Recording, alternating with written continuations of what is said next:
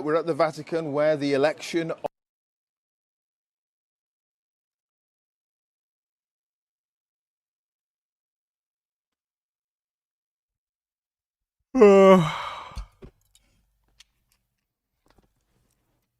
Should you train the bench press 3 to 4 times a week? If so, how should I set it up? You probably don't need to or want to or will get a benefit from benching that frequently. Most people get the majority of the benefit from only benching 2 times a week. Might want to do 3. Very rare circumstances, 4 will help.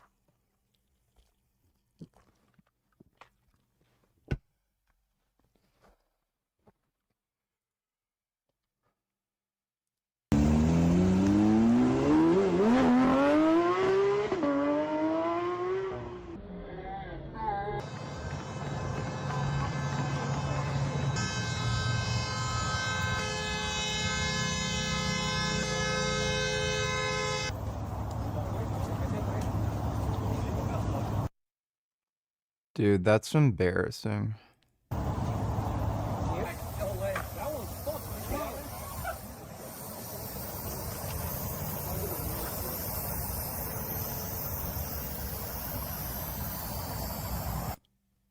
What a fucking idiot. of the first ever Pope from the United States has taken place today. Cardinal Robert Prevost is now Pope. That would have been Red Panda. Leo XIV, the leader of some 1.4 billion Catholics right around the world. Well, the white smoke emanating from a chimney high above the Sistine Chapel just after 6 o'clock local time. Thankfully, I did not see Kanye's new music video. You getting some clout on the H3 subreddit? No way. Oh my god, that's hilarious. This is getting brought up now? Hey VG. Hope all is well, thanks again for all you do. Going into my 9th year vegan and you were the man who made me realize I was a pos for just being vegetarian. Take care, man. Well, thank you, Training Tall. I appreciate that, and glad I could help you stop being a jackass.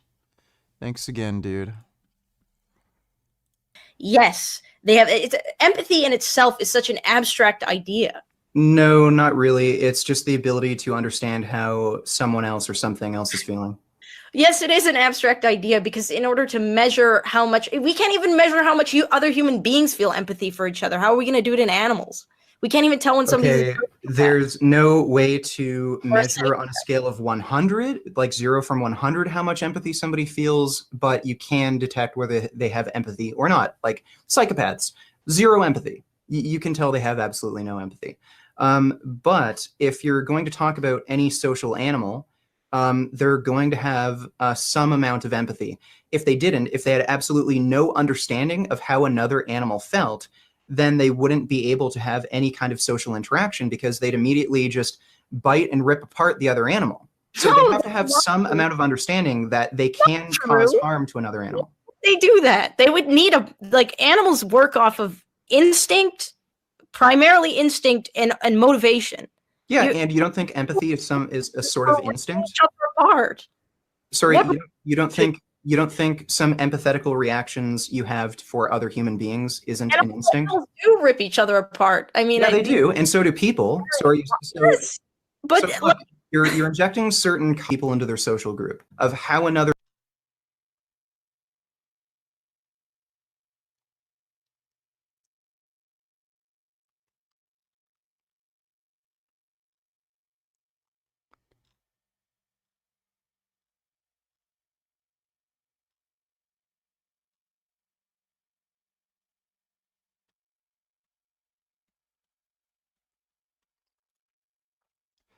Does the pump and burn matter for muscle growth? No.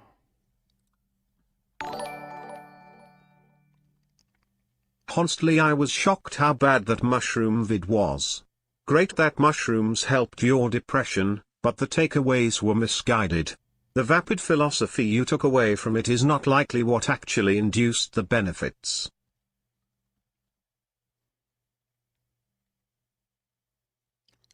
That's great. Thanks for the donation.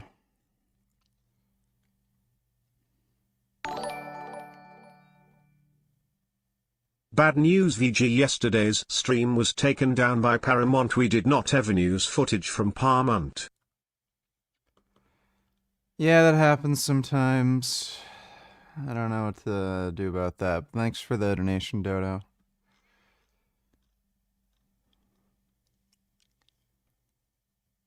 That's a good one. Vegan Games is a psychopath and he knows more about empathy than Anissa.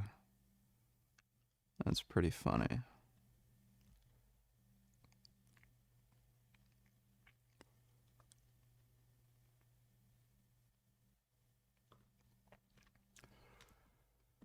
Yeah, they're all retarded.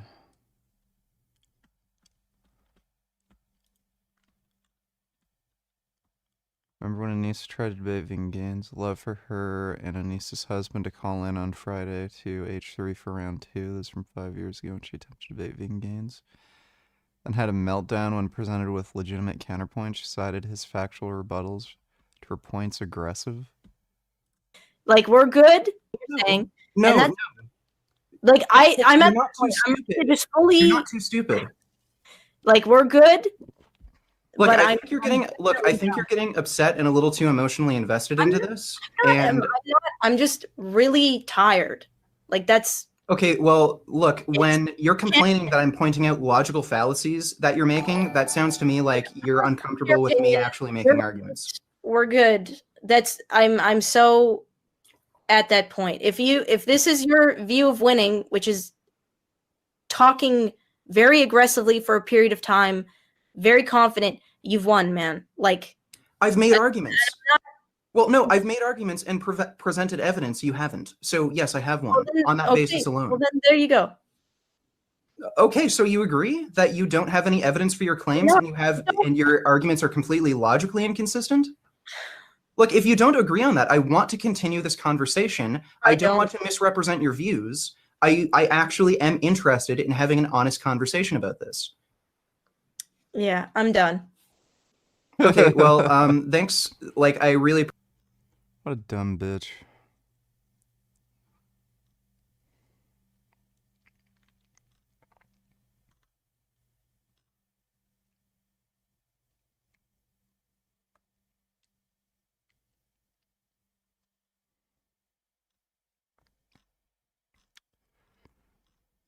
It's funny how I just keep getting, like, mentioned or involved in some of these things in some way.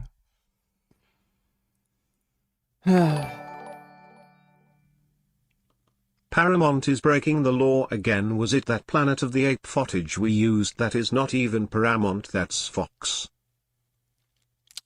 I have no idea. Wouldn't be able to tell you. Thanks for the donation though, Dodo. Grey Knight Donny Tiller's Low Conway used audio of Hitler's speech at the end of the music video. I literally don't care, dude. I couldn't care fucking less about anything Kanye does. Stop fucking watching his shit. Stop following him on social media. Stop listening to his music. Don't watch his fucking horse shit. Stop looking for news about him. He's a fucking loser who just wants attention, and you're giving him exactly what you want when you talk about him and do all this shit, so I don't give two fucking shits what Kanye does. Thanks for the donation though, Grey Knight. Should I focus on progressive overload and getting stronger instead of focusing on the pump and the burn? Yeah, no shit, dude. I don't think they're ready for this, though. Beast mode.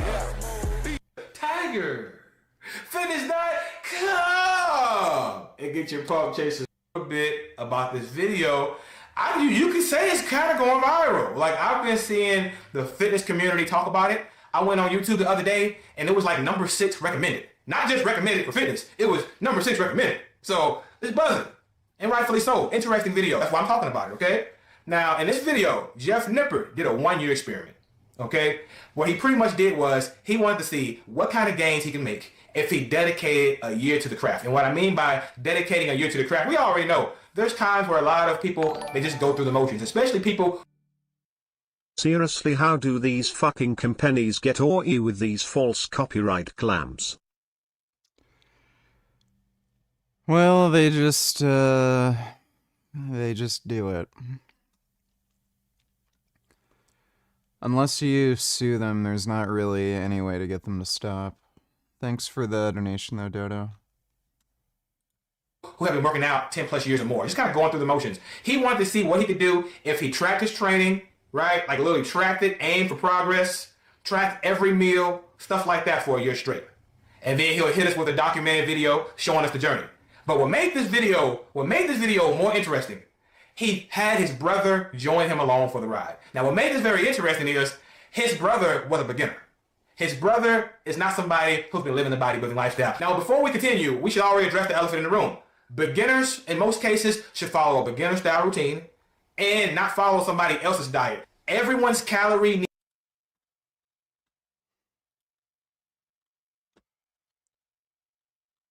Somebody emailed me this. Let's take a look. In any way, shape, or form. That's your formulation.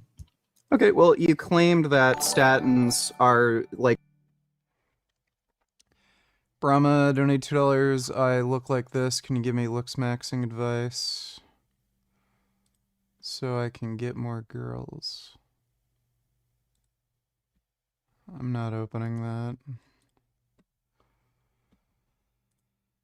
Thanks for the donation, Brahma. Like, it's just an association, so they're just bullshit.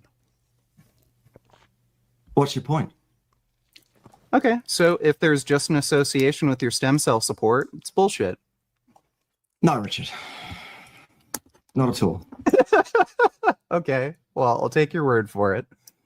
Well, that's good, because you probably should. Okay. In fact, it would probably help you a great deal if you'd actually take the stuff, Richard. Yeah?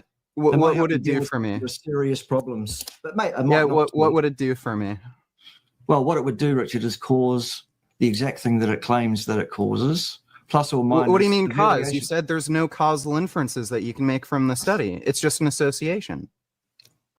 Yeah. Oops. That was great. Well, Uh-oh. if you like, the thing here is that when you take the stuff, like, Richard, shut the fuck up. Go ahead. If you want to hear what I've got to say, shut the fuck up and give me the respect to let me answer the question.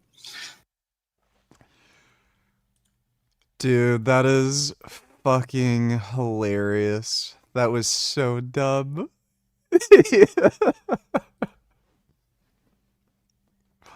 What a dumbass. Between cholesterol, LDL, or some subfraction of that, and heart disease, because that's the actual topic here, isn't it? Well, no, the topic was whether or not associations can be causal. That's really what I came here That's today. a different question. An association can be causal if the R-squared value is 1.0 or minus 1.0, but nowhere in between those two values. Okay, so no one has that standard for establishing causal inference, by the way. And two, it's impossible to have an R-squared value of minus 1.0. So because of that, you're unwilling to say the association between cigarette smoking and lung cancer is causal? It's not me. It's science that makes that assertion. It's ill-disciplined pseudoscientists that forget that discipline and break that rule and communicate. Yeah, he literally had to take the position that cigarette smoking has no causal relationship with lung cancer. Way with the lay public to make them think that these scientists are able to talk about cause and effect from their associations, which have values on the R-squared scale of other than 1.0 or minus 1.0. Those are the scientific facts still. Yeah. So where are you getting that standard from? That is the standard of science. Cause and effect will absolutely, necessarily, by definition, produce an R-squared value of either 1.0 or minus 1.0 and nowhere in between.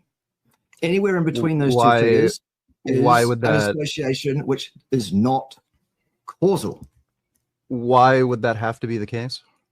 Because of uncontrolled degrees of freedom, collinearities, and covariates, Richard. Those are the statistical facts. And if you'd had any training in statistics, you wouldn't be asking me that question. No. You'd understand it. No, like I've literally never heard any statistician ever claim that before, that a link can't be causal if the R-squared value.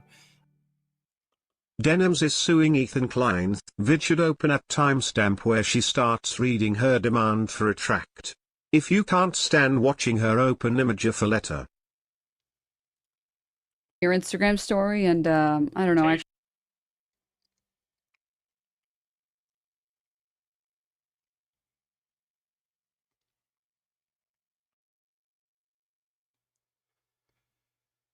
This is a... Oh my god, that's such a joke. He never fucking claimed she filed the CPS report. Like these people are just fucking like a waste of time and complete clowns, dude. Fucking ridiculous. Thanks for the donation, retard. You want to have a... whatchamacall...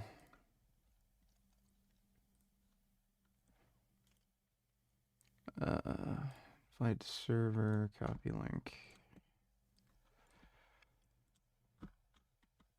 If you want to talk about switching to a vegan diet, there's the Discord link.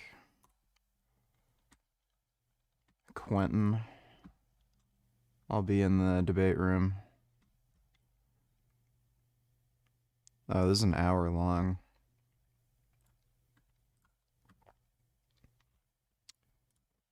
What happened with the Imgur?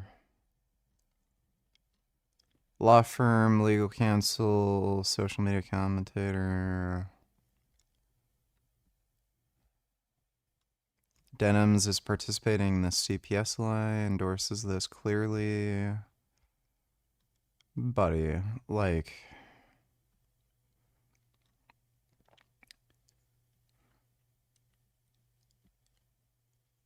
Terrorist sympathizers support CPS coming and taking my children away. Oh my god. Yeah, that's just all a waste of time, dude. Big announcement. Oh, I didn't even do that. We all deserve this. Demand for a public retract with these legal funds. I really wanted to talk about this, or wanted to watch this with you. She's begging for money for legal funds? Dude, who are the fucking simps who give these people money? Fucking losers. Thanks for the donation, retard. Is anything less than 1? Well, So what you that have from? heard, Richard, from your little band of theologues that follow you and enjoy what the nonsense that you put forward, I have no interest in what they have. Well, to say. where are you getting? Like, I'm just like, is this a standard you made up, or like, No, it where is isn't. this coming from? No, it isn't. The R squared is a thing what's the called the source? coefficient of the R squared is a thing called the coefficient of causality. Okay, The coefficient of no. causality, not 1 or minus. There honestly needs to be a law forbidding companies from claiming content that is not Therese. Well, there is a law. It's just that it's rarely ever enforced.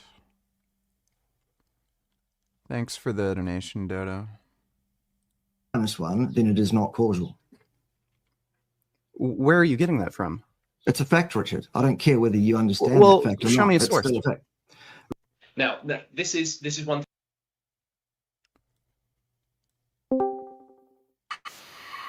Were you the guy who wanted to talk in chat? Yeah. Can you hear me? Yeah. Hey, so first off, I was actually streaming on Twitch, and I'm still streaming now. Do you want me to turn off my stream, or are you okay with me streaming? You can stream if you want. Just so you know, I'm banned on Cool. Twitch, so if you show my face, you might have problems. Oh, dang, I already did that on accident. That's fine. Oh, well. No, man, ideally, I do want to be transparent. Like, I've known of you now since I was like maybe 21, 20.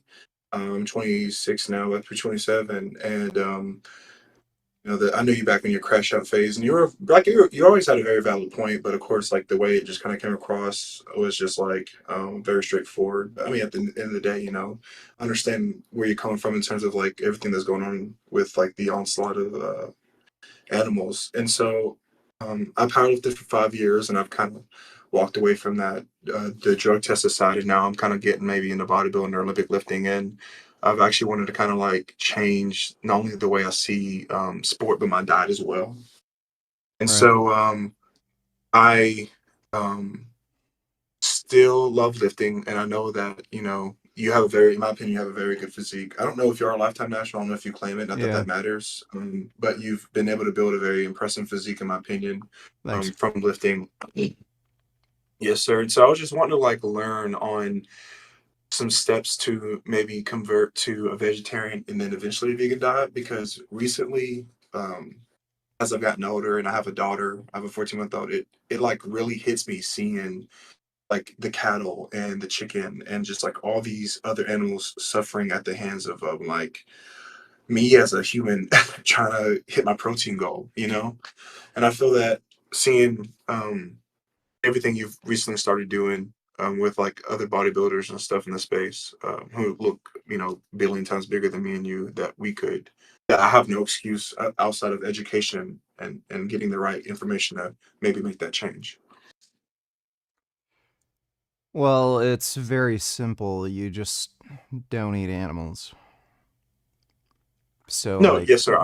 Yeah, I understand that. I'm just saying, like, what would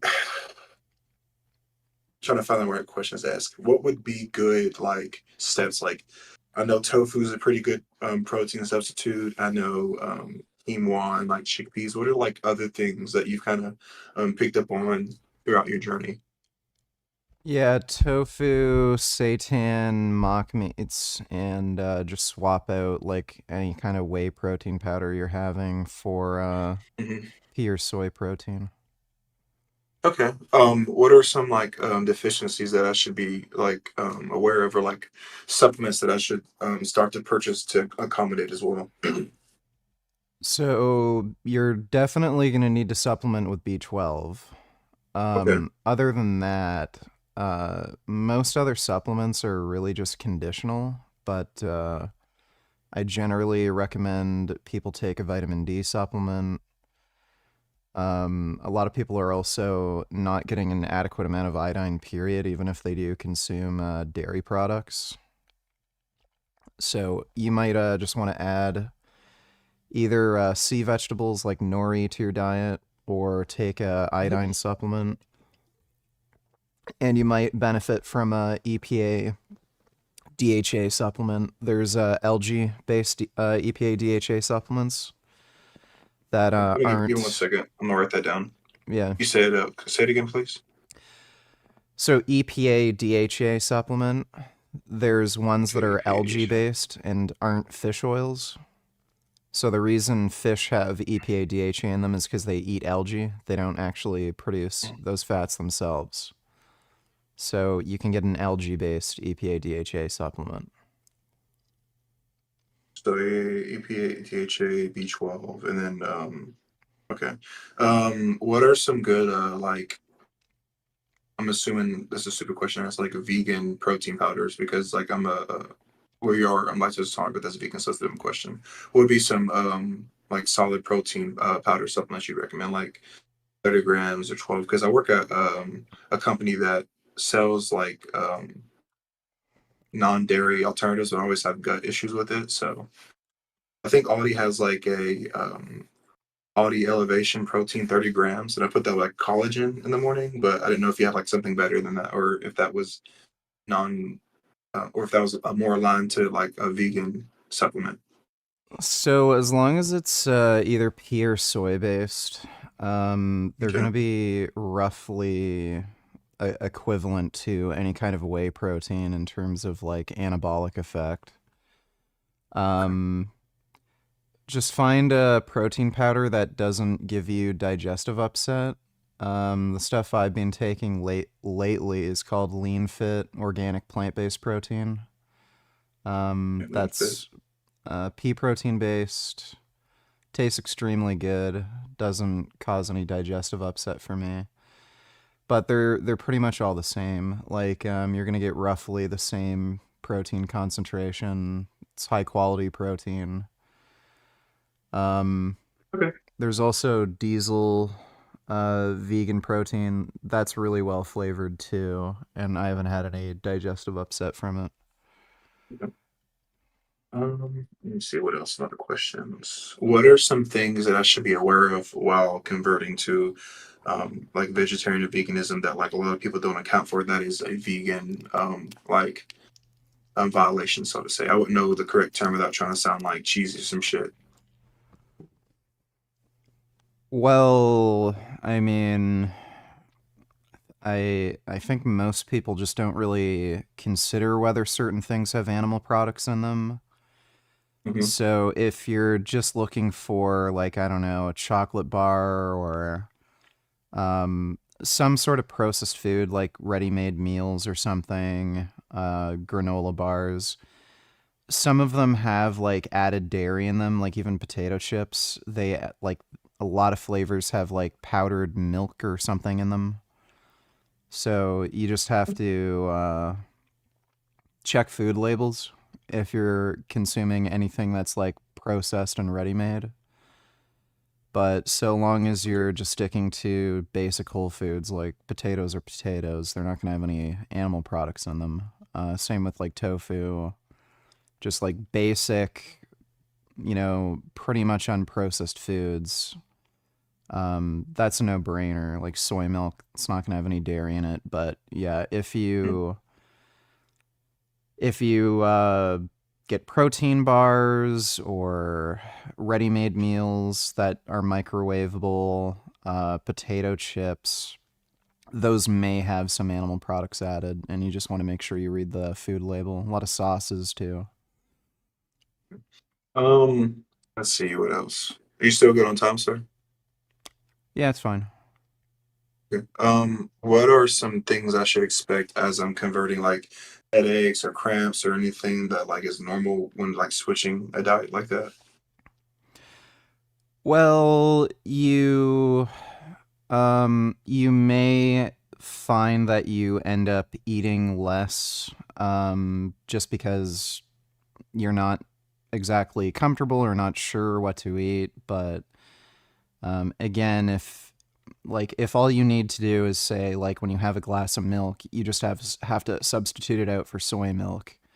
Or when you chop up like a chicken breast, all you have to do is substitute that out for either like Guardian chicken, like a mock meat, or just swap it out with tofu. It's pretty simple. Let's see. Okay, that's solid. I'm just gonna write that down.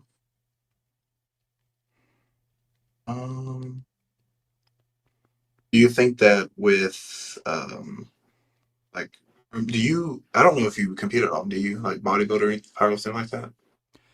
I did 2 bodybuilding shows a while back. The one I competed in, I was vegan. That was like way, way back when I was like 21, 22, something like that. I didn't have an interest in bodybuilding after that. Diet prep for a bodybuilding show is extraordinarily difficult for one thing, and judging criteria can be kind of fucked up and stupid. There's a bunch of dumb crap that ended up happening when I was prepping for that show. They had weight classes assigned for that show, and what ended up happening was there weren't enough competitors in each category, so they moved me up a weight class. And then I ended up competing with people that were above me in the weight class, and then on top of that, their judging was just fucking stupid. The guy who beat me in the lineup literally did not have visible abs. He was bigger than me. He had more muscle, but he did not diet. Like he might have been like around 15% body fat, where you could just start seeing a bit of his abdominal muscles if he was like in the right pose. But the guy, he wasn't fat by like normal people standards. He looked athletic, but like nowhere close to like bodybuilding stage. Like I dieted so fucking hard, had like no body fat. You could see striations in my ass. And then some dude who didn't even Damn, that's bother sweet. dieting fucking beat me in the lineup. So I was just fucking done after that. Okay. Do you think that is very like obtainable for someone to be vegan and bodybuild? Yeah. Yeah, it's easy. Okay. If I just anything, wanted to make it's sure. like, I think diet prep is probably easier as a vegan because vegan foods tend to be more filling. Okay. Okay. Would you say the same for powerlifting as well, or do you think that's kind of like, do you really like? I know I'm sorry I'm asking like super hyper specific That's questions. I'm fine. just looking at from the perspective of like actually trying to learn and like switch. And but if I wanted to go back to competing on either front, that I would make sure I'm fully aware of the different changes that I have and availability with the diet. So Yeah, so when you're comparing like somebody who wanted to compete as a power lifter as a vegan or a non-vegan, you may have some advantages with a vegan diet. Like again, if you just wanted to, if you have trouble like maintaining a leaner body mass, and you have to like cut down to make a certain weight class, you're probably going to find it easier to just maintain your weight on a vegan diet because again, generally the foods are more filling, more satiating. You're going to end up overeating less. Other than that, you're going to have the same ability to like build muscle and strength. okay. My apologies. Go ahead. Yeah, it's possible that like there are health benefits to a vegan diet. Like it does seem to be beneficial for blood pressure, blood flow, stuff like that. Mhm. So like if you feel healthier, then you just feel better. You may find that to be a benefit for your training. I know anecdotally some people say their recovery is better on a vegan I've heard diet. that. So Yeah, I've heard that. Yeah. Do you are so I know you're very big, in my opinion, in the fitness scene because I've, like I said, I've known you for a while now in terms of like parasocial dynamic. But do you think that like do you know anyone who's like successful in the USAPL, the IPF side of powerlifting that are drug tested and that are vegan, or like do you just kind of stay in your circle when it comes to fitness? yeah, um, what's his goddamn name? There's at least two people. One of them I actually know. There's a Yeah, I'm few. so watching your live. So as you pull it up, I can see who you're talking about. By the way, Twitch has not said anything to me yet about being on your stream. So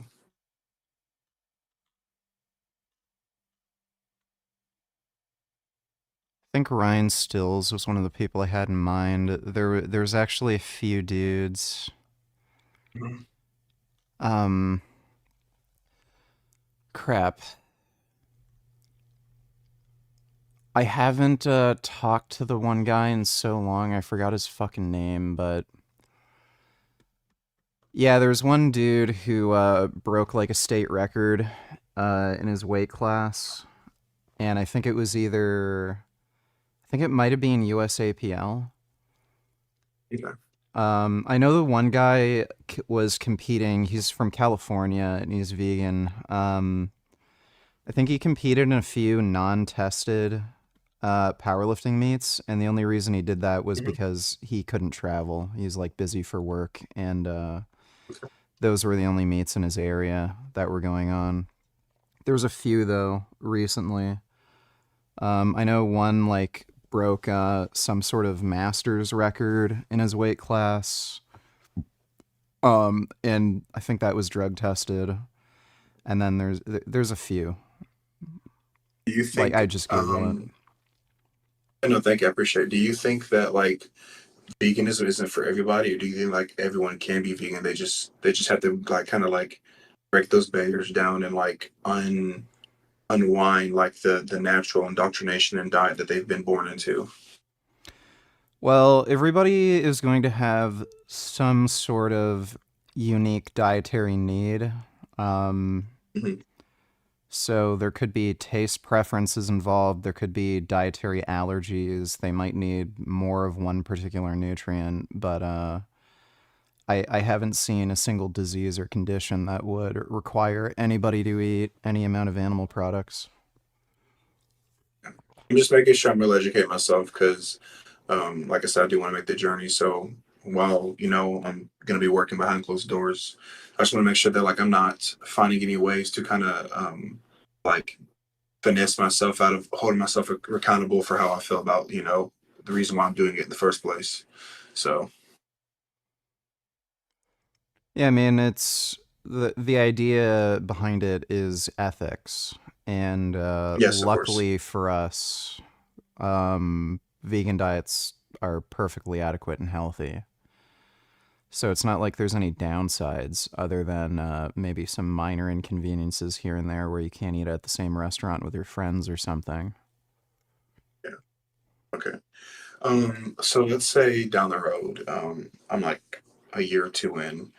Do you think like what age? So like, because I understand usually like if people convert to vegan, that it starts to like kind of um bleed into like no pun intended, but bleed into other aspects of the people's like family dynamics. So like for instance, how would I potentially convert my child into being vegetarian or vegan, right? If I wanted that. Like right now, with her being 14 months old, I would rather me kind of, subjugate myself to it and kind of create a library and a resource network intellectually of diets and recipes to give myself and my wife before I give it to my daughter. But like, do you think with her being young, 14, 15 months old, that I should maybe put that off? Or Well, it's I mean, most baby food is like vegan friendly, isn't it? I have no Or idea, it's at sir. I'm least not gonna lie. plant based. Like, I Yeah, don't. yeah, I have no idea. But yeah, you can talk to like a dietitian that maybe specializes in plant-based diets or a vegan dietitian if you're like really worried. But again, all you need to do is get enough nutrition. Yeah. Is it harder? I've heard it's like, and by the way, a lot of the preconceived notions I have about people who are like in the fitness community. So of course, it's very red pill, but a lot of people say that it's harder to get in your caloric daily surplus on a vegan diet. Is that true, or are there like secret um, carbohydrate hacks that have higher caloric value than others? Well, if all you're concerned with is calories, I mean, you can just eat Oreos and Oh, I think about that. it's easy to get in enough calories, especially when you just eat processed foods like potato chips, French Yeah. fries. So, if you're going to like eat some stupid fucking diet where you only eat like raw fruits and vegetables, like yeah, it's going to be pretty hard. But Mhm. with the kind of flexibility you have, assuming the only requirement is you can't eat animal products, like yeah, it's easy. Okay. Okay. I mean, that's really all I got at the moment, I guess. I really appreciate your time, sir. Yeah, no problem. So, you have a good day, man. Okay, you Or good too. night, wherever you're at. Yeah, take care.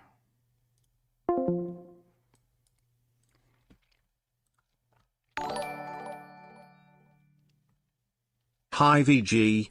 I hope that you are great tonight. So, remember that loser vegetarian I told you about? Well, he told me that I've gone 3 days without eating meat, and I told him and? That's like a child abuser telling me I've gone 3 days without abusing children. Well, he's probably lying to you for one thing, and two, he's only telling you that because he wants attention. I wouldn't bother giving an attention-seeking dipshit like that any attention. So again, the guy's just a loser. He just wants you to talk to him and waste your time. Thanks for the donation, though, Ben. Let's see, V donated $2.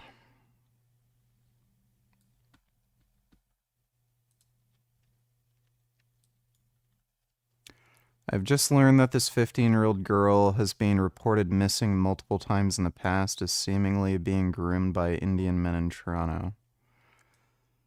I don't think that's true. The reliable car चाहिए in stock सड्डी को 2025 Honda.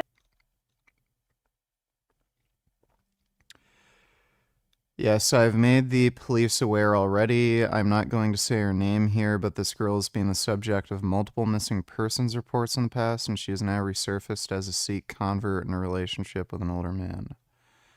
But wait, there's more. Police ask for public help to find missing 13-year-old girl. Is that the same person?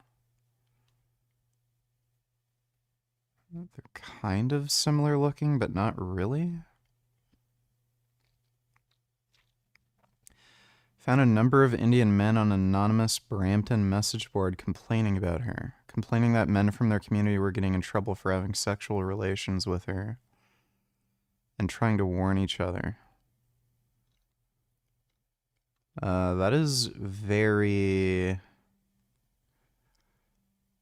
very strange.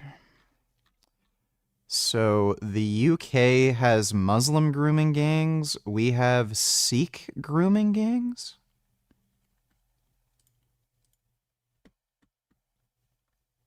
I don't know. I'm not going to take shit on Twitter at face value, but that's a weird story. Let's try the purest water in the world. It can only be found in Saudi Arabia, and it's called Zamzam water. It is naturally rich in magnesium, calcium, and all kinds of great minerals that are good for you. It's been known that the natural alkaline pH level that is better than the bottled water that you're paying for. And what does Zamzam? Alkaline water does not do anything. Zamzam means stop, stop. Our father Abraham recognized in Islam, Christianity, and Judaism, his wife Hajar, when she was here by herself and there was no water. Buddy, this guy's like morbidly obese, fat as shit, eats like crap, and then he's like, oh man, it's really important that I drink this water for my health. God sent an angel to bring this blessing that we're still drinking from today. And that's why when she was worried about it flowing away, she told it Zam, Zam, so it would stop, and it became a beautiful well, a miracle that's in front of our eyes today. The Prophet ﷺ, he told us that they probably piped that out of a fucking toilet. This Zamzam water is for whatever you drink. So whatever prayer you make while drinking it, that's what it's for. And wow, these people are fucking stupid.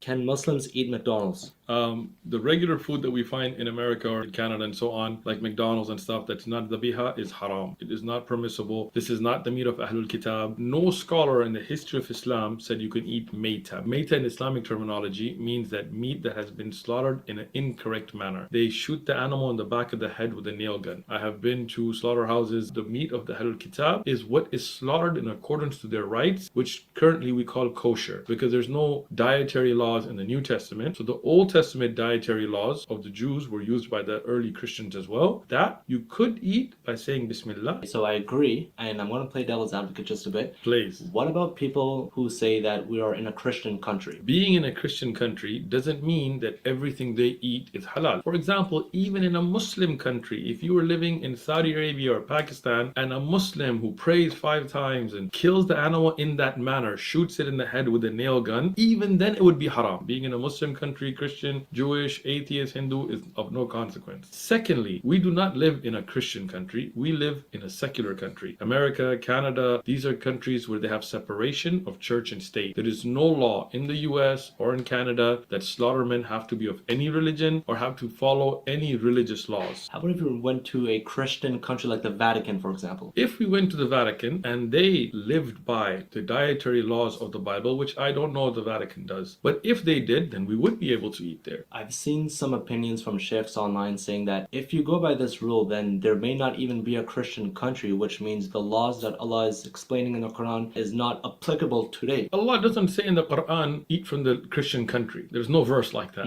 The food or the meat of the people. Boring. Play this. Alright, hello everyone, welcome back to my channel today. So much, this normally I'm do not that. gonna play Spyro. Thanks for the donation, V. Demon Cunt Soy Tits donates $2. Fat Soy Carboy wants to pretend like Islam has anything to do with Abraham. Fucking fat ass. Also, my power's cut off. What should I do even though I've made 20k in 20 days? Also, does soy give you big ass tits? Thanks for the donation, Demon Cunt.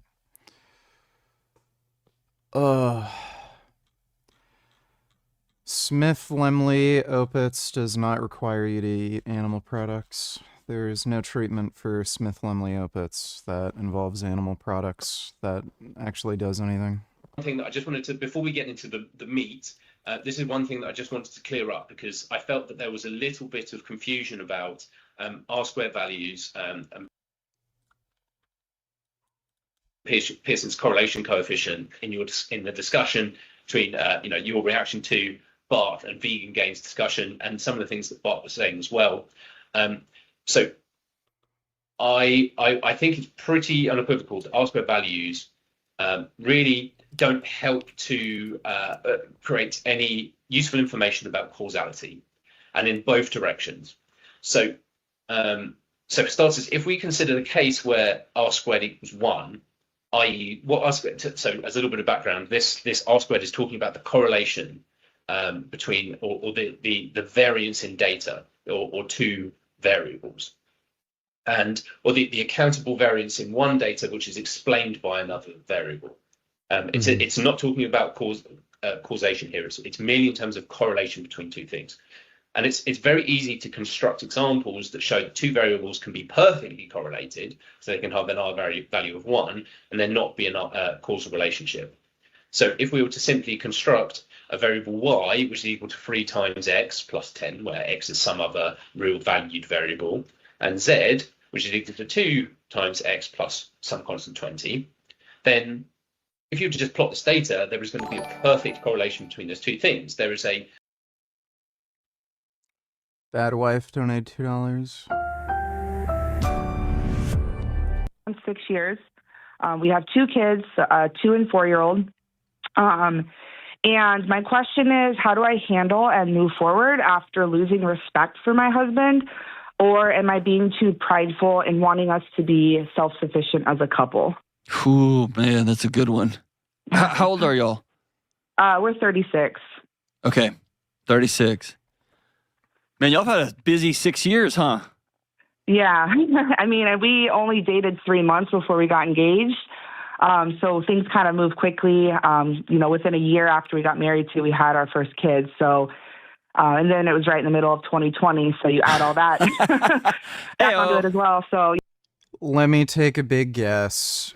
Her husband asked his parents for money a few times.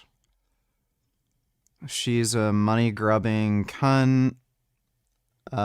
She wants him to make more money, and she's lost respect for him because he doesn't make enough money. Even though she could go out and work and make more money, but... Oh, I'm a woman. I shouldn't be expected to make money. Only men should be expected to make money. By the way, I think men and women should be treated equally, even though I think we should have different expectations for men and women. Uh-huh. yeah, we're, just right in the midst of it all. Basically, just the reason for my call is the financial aspect. They've bailed us out of several financial situations dating back to, like I said, 5-6 years ago. And I just felt like he and I should have at least talked about these situations and then worked through them together. Absolutely. Yes. So he called his mommy and said, "Mommy, I need some money for me and my new wife." Well, mostly it was, I think it was more his dad just kind of jumping in and saying, "Hey, we got this. Don't worry about it." And he has a really hard time, backing his parents off, to say the least. Okay, got and what? So, What did they, did they reach in 2020, they found out their son's married? Oh gosh, suddenly they're pregnant, they're having a baby, it's 2020. Hey guys, I'm gonna cover your rent for 6 months. Is that what happened? Not necessarily rent, but I do think that's kind of the context. And when it's been brought up, they're like, "Well, we just wanted to help you, and we just love giving. We want to give you a gift, and we don't want you to worry about." She's just a dumb bitch. I don't care. Don't want to listen to a dumb bitch. Hey everyone. At least Denims is fundraising for a LOL suit instead of Hamas. She has a crowdfunding goal of $150,000 and is closing in on $25,000, multiple simps contributing $1,000. Now thank your top 3 donators for their generous donations. Thanks for streaming VG my goat.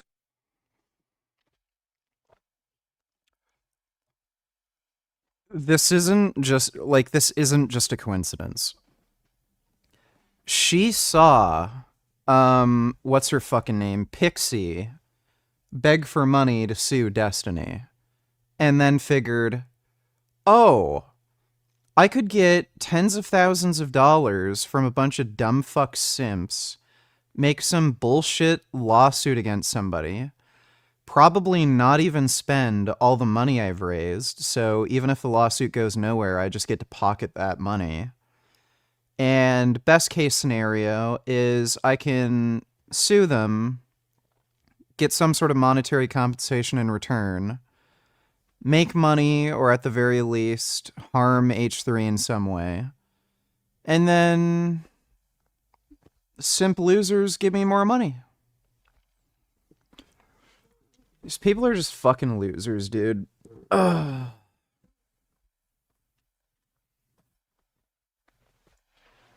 Well, simp's gonna simp. What can you do?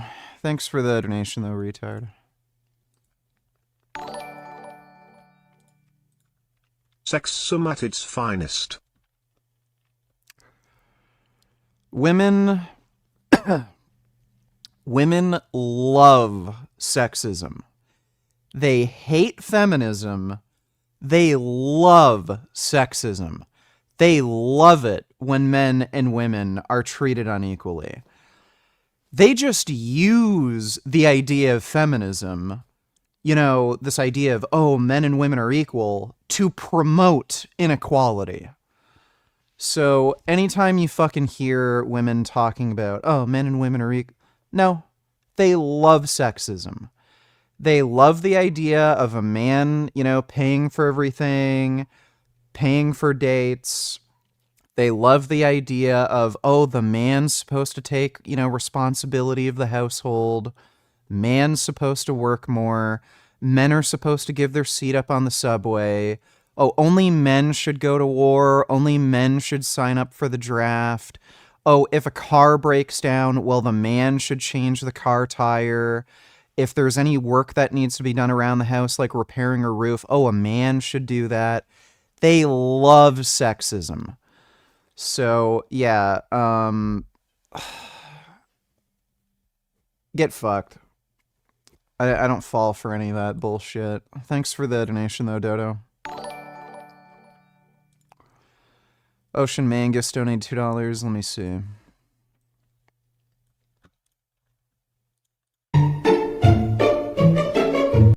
Oh my god. That is an Ocean Mangus. Wow. It's just relaxing and watching the water.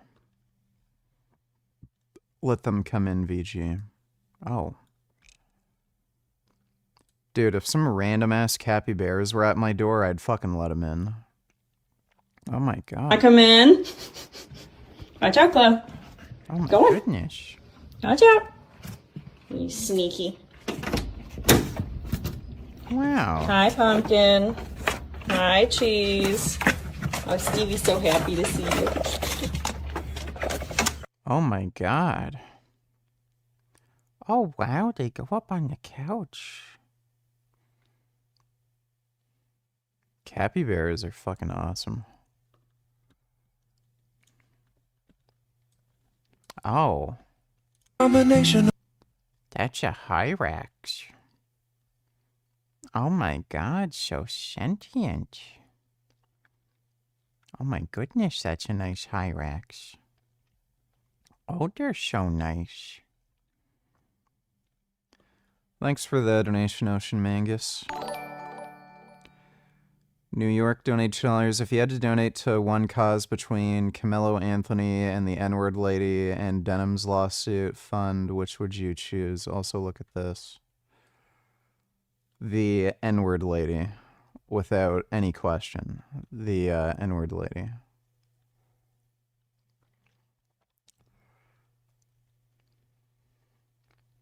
Is there a particular reason? Is there a particular person or just a statue of a random black woman for no apparent reason? Apparently, she has a big family. We have one of her cousins on speakerphone in Piazza della Signoria in Florence. This is intentional uglification, the normalization of our demoralization.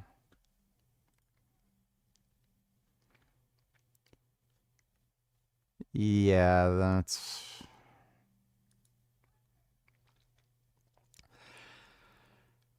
By the way, you'll notice, I was actually thinking about this earlier. They only do this with women. Like you'll notice anytime there's like statues like this of women, or like great example of this, look at the casting in the Last of Us TV show. Pedro Pascal, good looking dude. He looks like Joel from the video game. Like just everybody resembles, you know, the person they're playing in the video game. What's the, let me see. Last of Us Part 2 HBO cast. The fucking Asian guy they had. What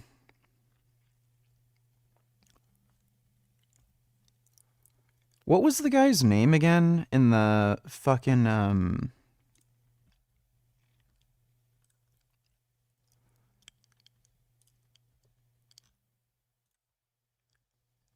So this is the guy who was playing Dina's ex-boyfriend. He help me out here. Who was the Asian guy in The Last of Us Part 2?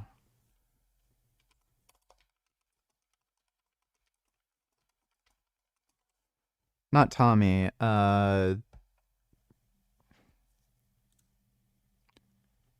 This guy, Jesse. So this is Jesse in Last of Us Part 2, the video game. This is his actor. Like, they look similar. Like even the face, they look similar. I guess all Asians look alike. You can make that excuse, but he's a fit guy. Pedro Pascal.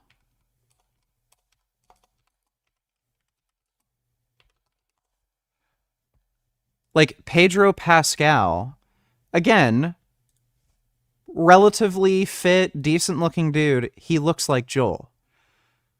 Ellie, on the other hand, again, fucking potato girl. Somebody sent me this hilarious fucking photo on Instagram. Yeah. So there's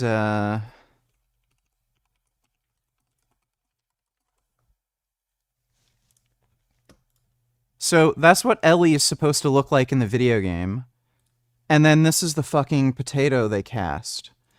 They only do this with women. Like look at any other fucking movie or TV show or something. Like they hired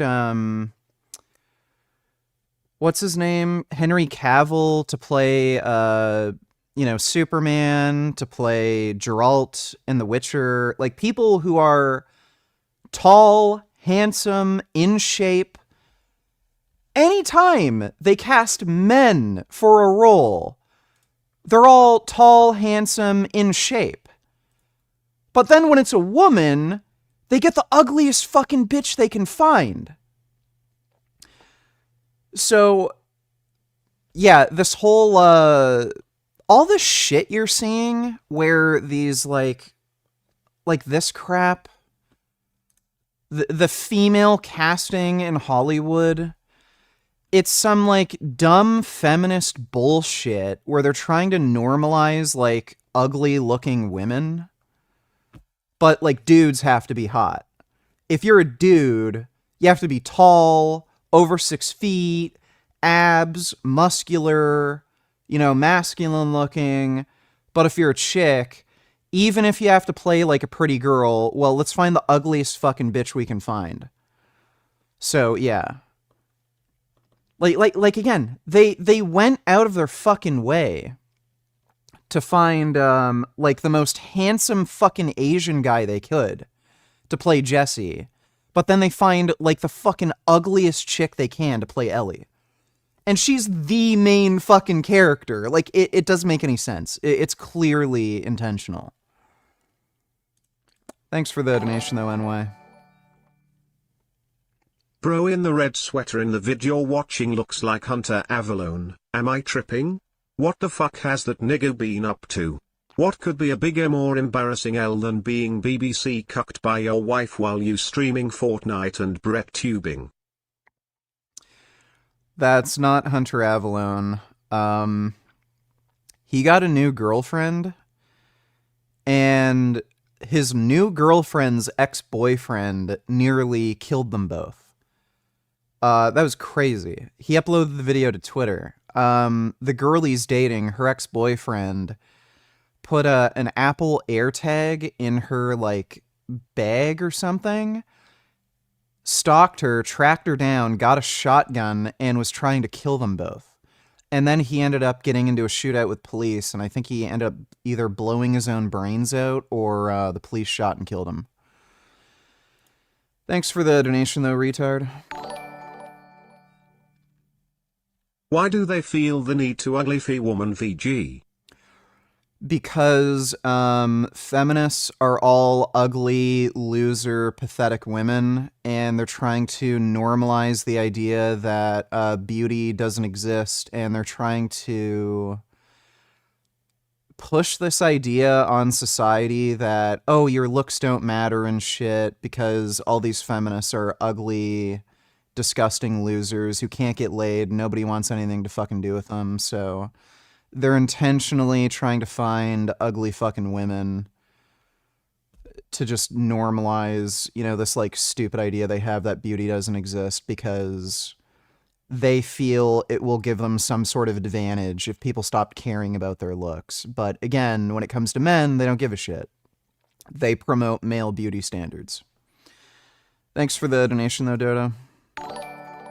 Cock ring, donate $2. Let's put our cocks in another pussy. This is a corporate division plan. Does Jasmine have a YouTuber OnlyFans? Do you plan on fucking anyone else? Take your cock ring and squeeze it tight. You're going to need to prevent a rape. Pakistan FTW. Alright, thanks for the donation, cock ring. Why would you donate to a self-admitted racist? Are you delusional? No wonder Jasmine wanted to leave. Yeah, I'd rather donate to that chick than fucking Denims, who's trying to promote, like, a second Holocaust. Or what was the other thing? The Carmelo Anthony thing? Yeah, fuck that. Thanks for the donation, Blur. What do you think Abby's chests are going to look like when she has that sex scene in the series? Lol. I can guarantee you with 100% certainty there's not going to be a topless scene. Guarantee you. So, I mean, in the game, the love scene between Abby and Dina, they didn't actually show any sex, but there was a scene where they were both in their underwear. That wasn't even in the show. And there's probably a few reasons why they left it out. One, that one chick who plays Ellie is fat and ugly, and her taking her clothes off would just look fucking ridiculous. And two, just bullshit about female body objectification, even though, again, they found some of the best looking guys they possibly could to play the male characters, so. Thanks for the donation, though, Vegan Irishman. You can perfectly express what the value of with knowledge of X, you can perfectly express what the value of Y and X and Z is going to be. You'd have perfect correlation, perfect zero variance in that relationship. There is no stochasticity, no randomness, but it's not causal. And that's by construction.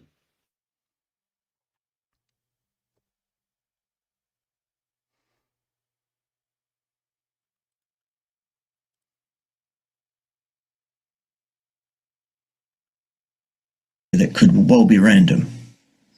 And when people say, well, this is statistically significant, that does not mean you're outside a signal-to-noise ratio problem.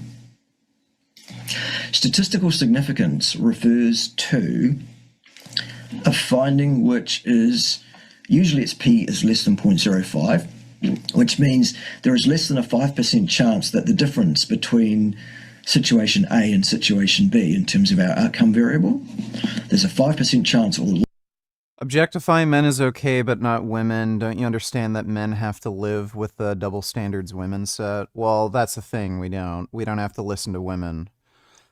Like, remember a long time ago, like, you know, back in the 80s probably, when no one gave a fuck what women thought? Like, that's more of a 90s and onwards kind of concept. Yeah, you just don't have to care what women think. That's all you have to fucking do. And then, for some reason, people started giving a shit what women think randomly. I don't know why. So, yeah, you don't have to do that. You don't have to listen to women. It's amazing. You can just shut it off. You can just one day wake up and decide, I'm not going to listen to their nonsense. Again, sexist double standards at their finest. Yeah, dude, it's... Again, they literally found...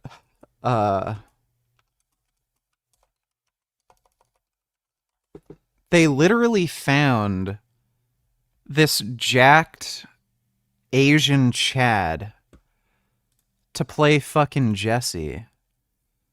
And he's like better looking than the Jesse Crazy in the how video feminists think, in terms of dating, what a lot of incels think, yet they're causing actual change. How? Is it because of violent incels?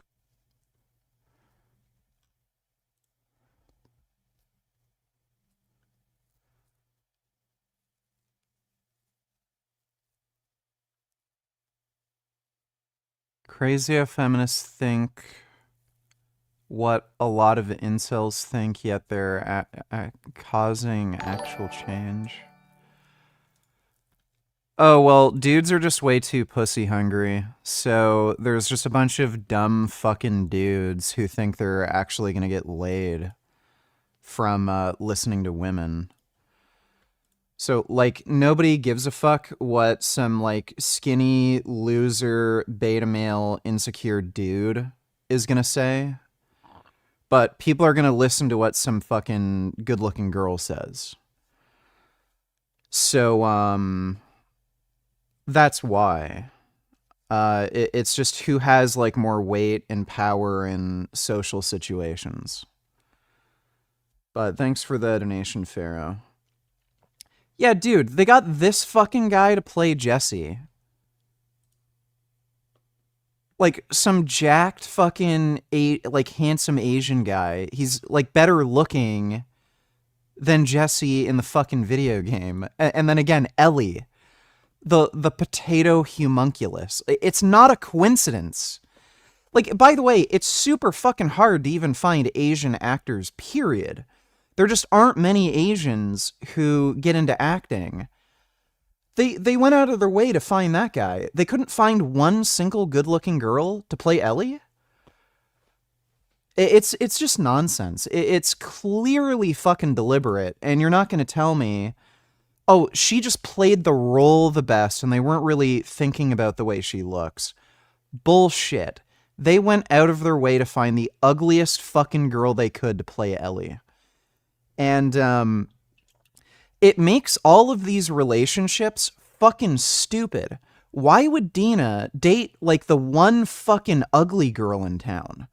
all these like dialogue scenes where, you know, they're talking about how good their kiss was. Why would Dina want to kiss an ugly girl? Why would an ugly girl play this game where she like rates a kiss? Oh, that was only like a 6 out of 10. Like an ugly chick who would have never gotten any attention from anybody is going to say something like that. Like it just makes everything stupid. And again, it's this like dumb feminist brain horseshit, like where, oh, the way you look doesn't alter the way people, you know, treat you or respect you, or it doesn't it doesn't change the way somebody might view themselves because of how other people, you know, react to them and how they react to situations. It just makes everything so fucking stupid. Like, yes, it's important. How you look is important, and it changes the types of relationships you'll have and how you react in those relationships. And they found the ugliest fucking girl they could, and it makes everything in the fucking show stupid.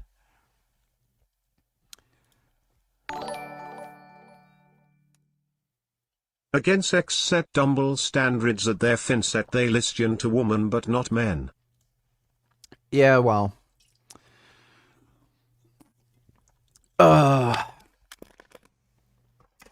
Men let it happen. I don't even understand how, like, it has to be, like, dumb beta male dudes who've, like, gone to college or something and got gaslit by, like, Marxist ideology, but men are the only ones who really do any work in, like, any kind of job. Like, I don't know where these fucking female Hollywood executives and casting directors are fucking coming from.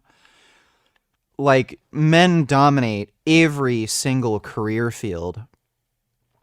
So, people are just letting them in. And then they just ruin fucking everything. Like, Kathleen Kennedy in Star Wars, like, you're telling me this fucking dumb bitch who ruined Star Wars, like got her fucking job because of, oh, she was just better at her job. She just worked harder. She just had more experience and knowledge. She fucked up Star Wars. Like these women who are involved in these fucking projects, they fuck everything up. They're terrible at their fucking jobs. Someone is just letting them in, and it has to be like a bunch of dumb beta males who were convinced by this feminist Marxist horseshit. Thanks for the donation though, Dodo. Rich victim donate $2. I've been getting bullied because I'm a rich kid. Kid assaults me. Teacher join in. They guilt trip me, which is dumb, and parents defend the bullies saying I instigate. What should I do? YJS this. My dad is also a foreigner from Ireland. You're getting bullied because you're a rich kid. Kid assaults me, teacher joins in. Yeah, don't play into anyone's fucking game, dude. People are just fucking jealous of you, and I can guarantee you, chances are your teachers are jealous of you too. There's no fucking particular reason why a teacher would side with the person who's bullying and attacking you, other than the teacher's jealous of you. So the teacher is probably some old fucking fat ugly cunt who can't get laid, shitty dead-end job, doesn't make a good fucking salary, and then she sees you, who's a rich kid, big life in front of him. I don't know what you look like, but I'm sure there's other things on top of it. Like, you might be good looking, you might be tall for your age or something. You have all these things going for you, and just the people around you are jealous of your wealth, who your family is, what you look like, all this crap, and just don't play into the fucking game. You're better than them, and fuck them. If they want to play this fucking game, let's pick on the kid that we don't like because we're jealous of him. Winners win, dude. So if somebody is attacking you, beat the ever-living fucking shit out of them and play dirty. Grab a fucking pair of scissors, grab a pencil. If they're stronger than you in some way, get the fucking upper hand. Because, again, the only reason they're picking on you anyway is because they're fucking pussies and they're probably not willing to push things as far as you will. So do what you need to do. Don't let anyone fuck with you. If people try to guilt you into feeling bad, oh, well, two wrongs don't make a right. Just because they hit you, that doesn't mean it's right to fight back. You should talk to the teacher. You know, the teacher who won't listen to you and sides with the bully every time? They're just trying to gaslight you into being a fucking loser. And it's the social game where they're just trying to keep you under control. Don't let anyone control you. Don't listen to any of their gaslighting fucking bullshit. Stand up for yourself, do what's fucking right, and just fight back against all the fucking horseshit that's against you. Next time a kid attacks you and tries to bully you, do whatever the fuck you can to just ruin that person's fucking health and well-being. Again, jam your thumb into their fucking eye if you have to, knee them in the face, kick them in the balls. Do whatever you can to fucking win so nobody ever fucks with you again. And if a teacher tries to fucking gaslight you and say, you did this, you did that, just spit in her fucking face, piss on her shoes, tell her to go fuck herself, you're a fat, ugly, dumb bitch, loser cunt who works some shitty dead-end job. Like, don't listen to any of these motherfuckers. They're just trying to get control over you, make you as miserable as they are, and don't let any of them fucking pull you down to their level. Just stand up for yourself, don't fucking take shit from anybody, and don't listen to any of their fucking gaslighting bullshit. I went through that when I was in school. I had some, like, dumb bitch, ugly fucking teacher who was probably racist.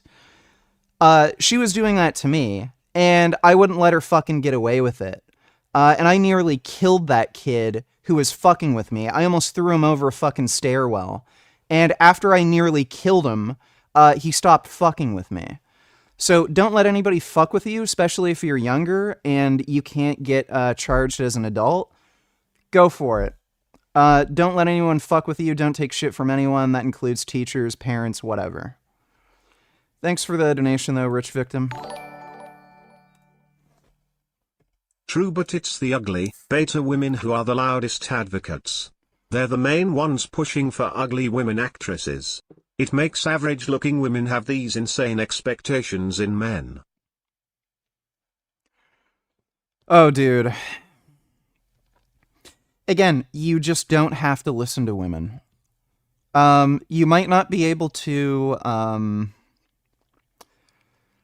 We have a limited amount of power and influence, but... like, at the end of the day, you just don't have to listen to anybody. You're in control of your own mind and your own actions.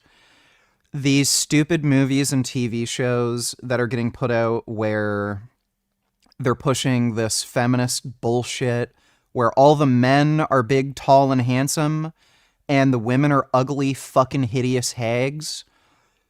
Don't watch it. Review bomb their shit. Post memes online about how all these women are ugly and you're not going to watch the show because it's stupid. Don't play into their fucking game. Just meme on them, don't listen to them, and don't watch their shit. Let them go broke and lose money on these fucking projects. These women who are trying to, like, gaslight you in your personal relationships about how women are equal to men and beauty is only skin deep. But then these women demand that the only men they'll date are over 6 feet tall, make over 6 figures. Don't listen to their fucking bullshit. Like, don't play into their fucking game. Just live your life, do whatever the fuck you want. It's that easy. So who cares? Thanks for the donation, though, Pharaoh. Oh my god, what is with this hatred of privileged people these days? Well, again, people are just fucking losers. People who are fucking losers who know they're never going to be able to get better because they're stupid, ugly, or they're not willing to work hard enough. They end up just feeling They end up coping for their insecurities and shit by just lashing out and trying to attack other people. But at the end of the day, winners win. Thanks for the donation, though, Dodo.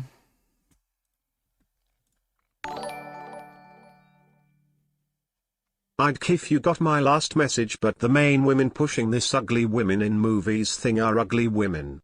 Are there really that many men going for these ugly women to where it's creating actual change, or are we missing something? Main women pushing this ugly women movies thing are ugly women. Are there really that many men going for these ugly women? No, dude, there's no men that are dating ugly women. That's just not happening.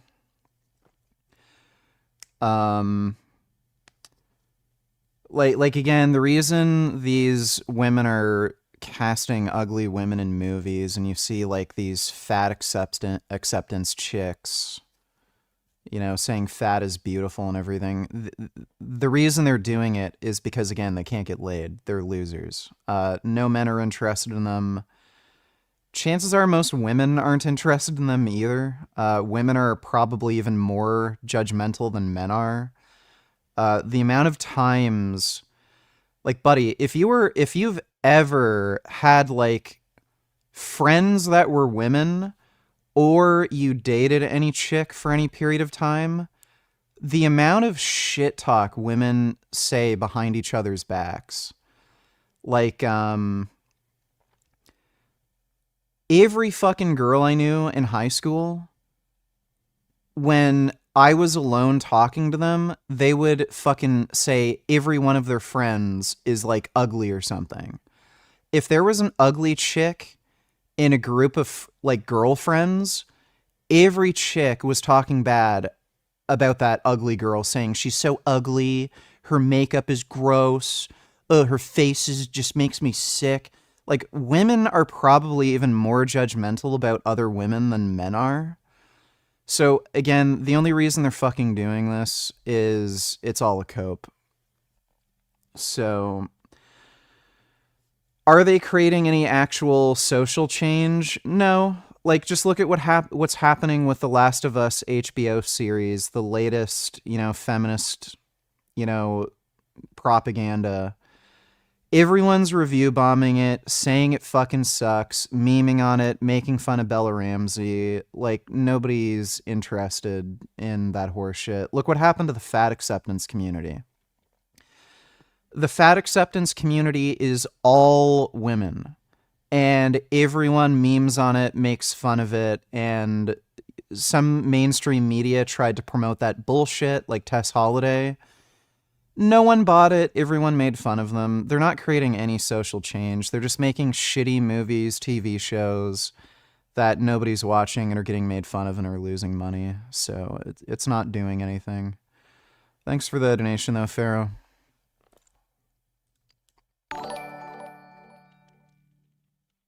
You fuck with me, you fuck with the best, Tony Montana. Watch Scarface, then push it to the limit. Scarface was an enjoyable movie. I did wish that chainsaw scene was more violent, and they actually showed the guy getting like chainsawed to pieces. But it was fun. Thanks for the donation, Grey Knight. Retard Potato Humunculus donated $2. Oh yeah.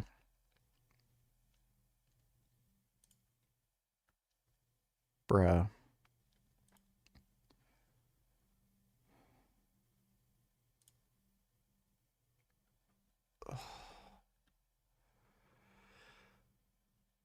Like again, and this is the same character who has to like recite lines where she kisses a pretty girl and says, "Oh, that kiss wasn't very good."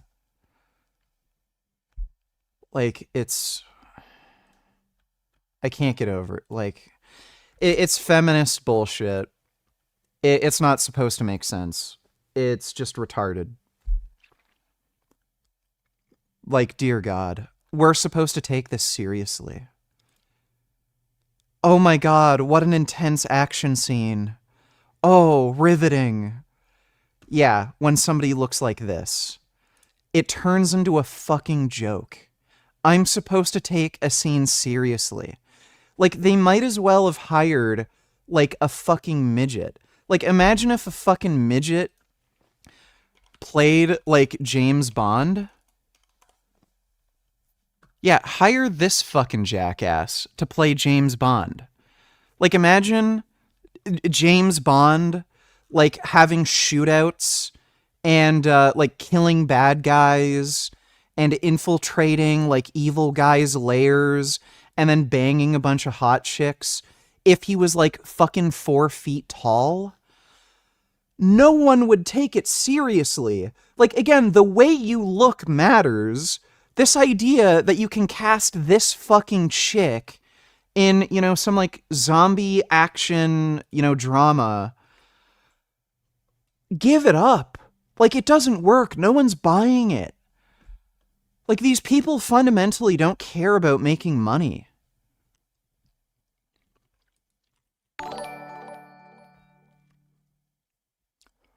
Dodo donate $2.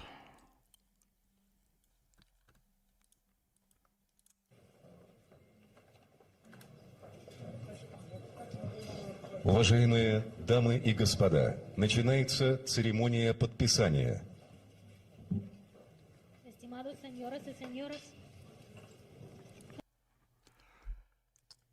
Dude, that's fucking insane too, because Trump is working with Venezuela to, like, ship like American citizens off to their fucking prisons, and then you have Venezuela working with fucking Russia. It's crazy.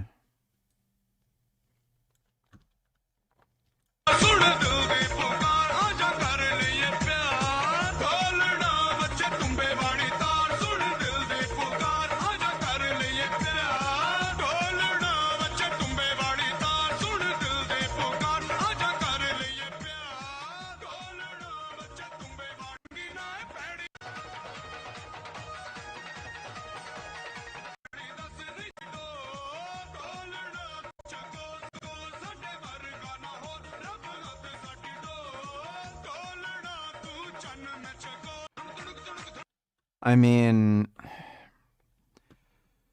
the U.S. Marine Corps does a similar thing with their dumb rifle flipping shit, so, like, who are we to judge? Where the hell is his security?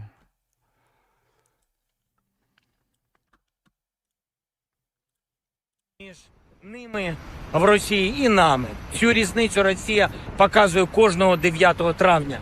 Різницю між життям на Майдані Незалежності і парадом страху на Красній площі. Колони з танків, маршируючі коробки вбивць, перевдягнута масовка, про звірства нацистів буде говорити організатор братських могил у пафосу. Yeah, Zelensky's based. He probably does have security with him. They're either just walking in the background where you can't really see them and they're blending in, or they're just right in front of him.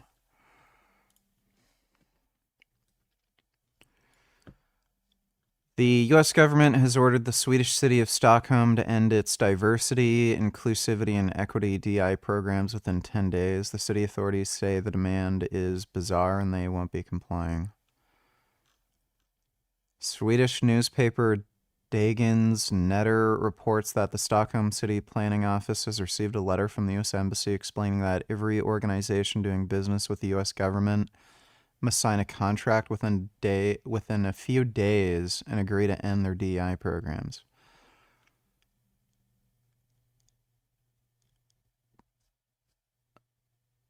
But Trump is fine with, like, lifting sanctions off of Russia. Like, it's just... U.S. embassies around the world have been sending letters to local contractors making similar demands. It seems to be the first time that it's being reported that a similar letter has been sent. This is just unhinged. Why?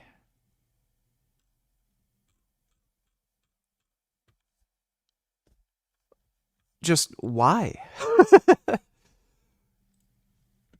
Like, that's, yeah, the Trump administration is just straight up fucking crazy. The last link he gave me is broken, but thanks for the donation, Dodo. Dodo, $22. Is this glorifying obesity? Only a woman can come up to put this meaningless statue in Times Square, right?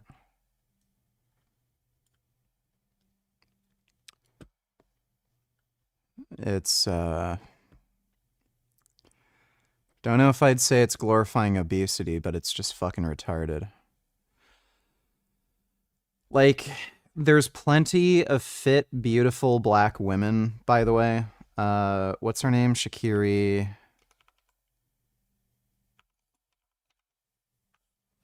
Yeah, Sha'Carri Richardson.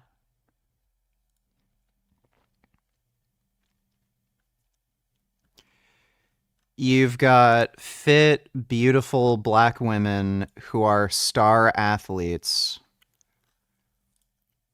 Like, you know, these are good-looking, fit, successful people who would make great role models.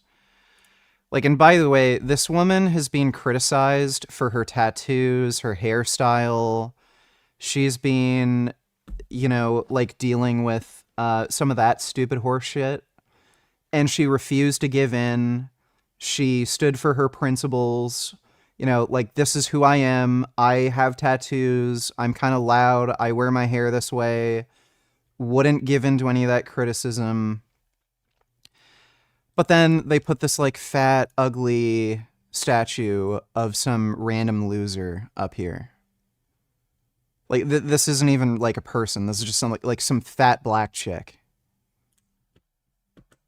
It's deliberate. Why wouldn't you, why wouldn't you at least have a model representing, you know, some good, positive black role model who's female, like Sha'Carri Richardson or something? It's deliberate. They just want to promote ugly losers. No true Scotsman.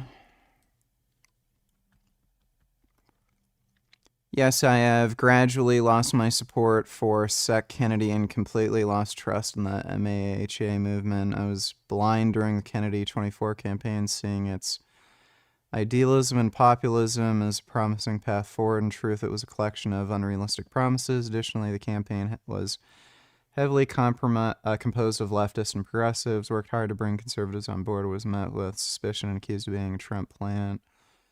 Progressivism and populism are foolish ideologies. Best thing to come from the campaign was Nicole Shanahan.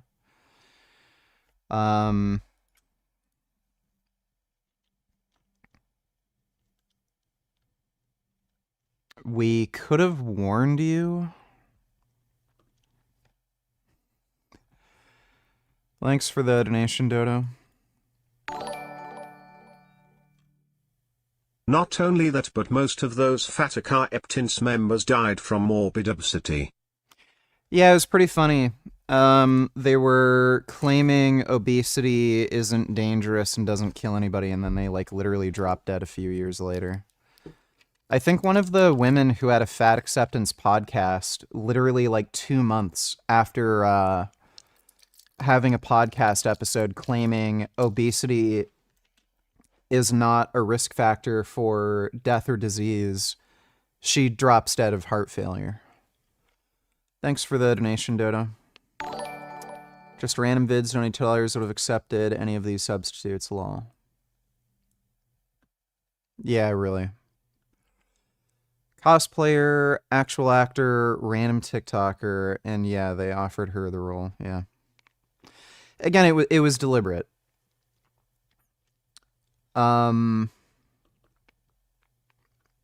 There's no other way to explain this other than let's find the ugliest girl to play Ellie because we want to get rid of gender stereotypes and, like, toxic femininity beauty standards. oh, the only reason why some women are considered ugly and some women are considered beautiful is because of toxic masculinity. Let's make a statement about how we're not going to allow men to tell us what's beautiful. Find the ugliest girl you fucking can. It doesn't make sense. They deliberately looked for somebody who's ugly to try to say, oh, beauty standards are toxic masculinity. If beauty standards are toxic masculinity, why did you go out of the way to find the ugly person? You would have just found somebody. Regardless of how they looked, it wouldn't matter. They're just liars. And then, for all the male characters, they got good-looking dudes.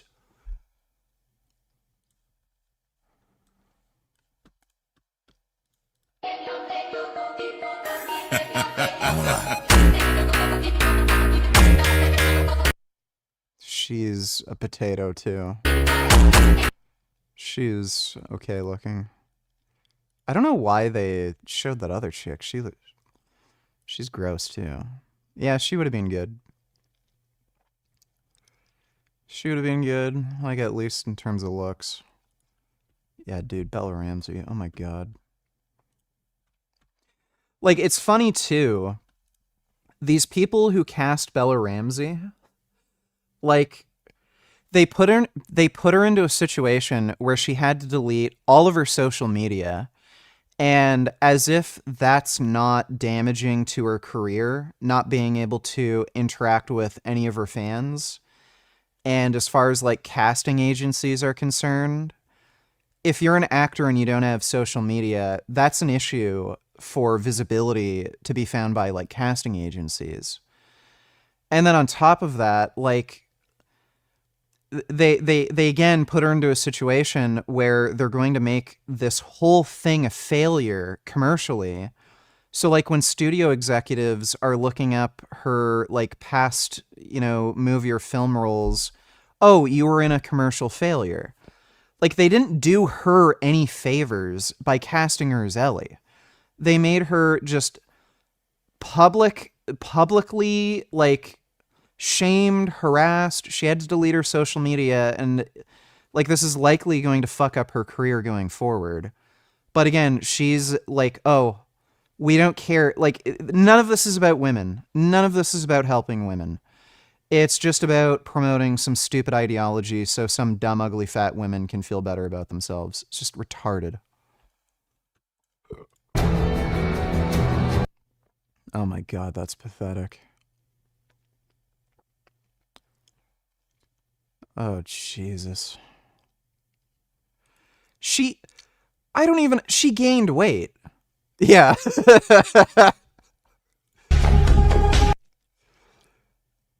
Yeah, really.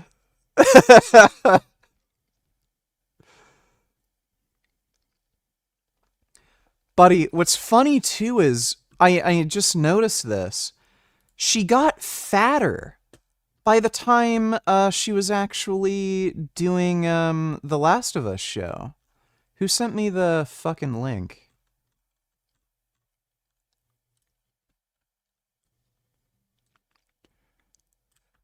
So look at her face when she's training here versus her fat, bloated face in the show. She started training and doing, like, boxing and stuff, and then she got fat when they started filming. Like, even she doesn't fucking care. Like, buddy, if I was gonna get paid good fucking money to play, like, some superhero or character from a video game that was, like, in shape or something, I would diet and train and make sure I look as good as fucking possible. This is a fucking lazy, entitled fucking cunt who's literally a DEI hire and put no effort into the fucking role. Like, again, training like a fucking pussy, and then she got fat when they started filming. It's unfucking believable, dude. Thanks for the donation, just random vids. Retard Crash Outs donated $3. Let me see. Spotted in Austin all-gender restroom on a recent trip to Texas. No, there are only 2.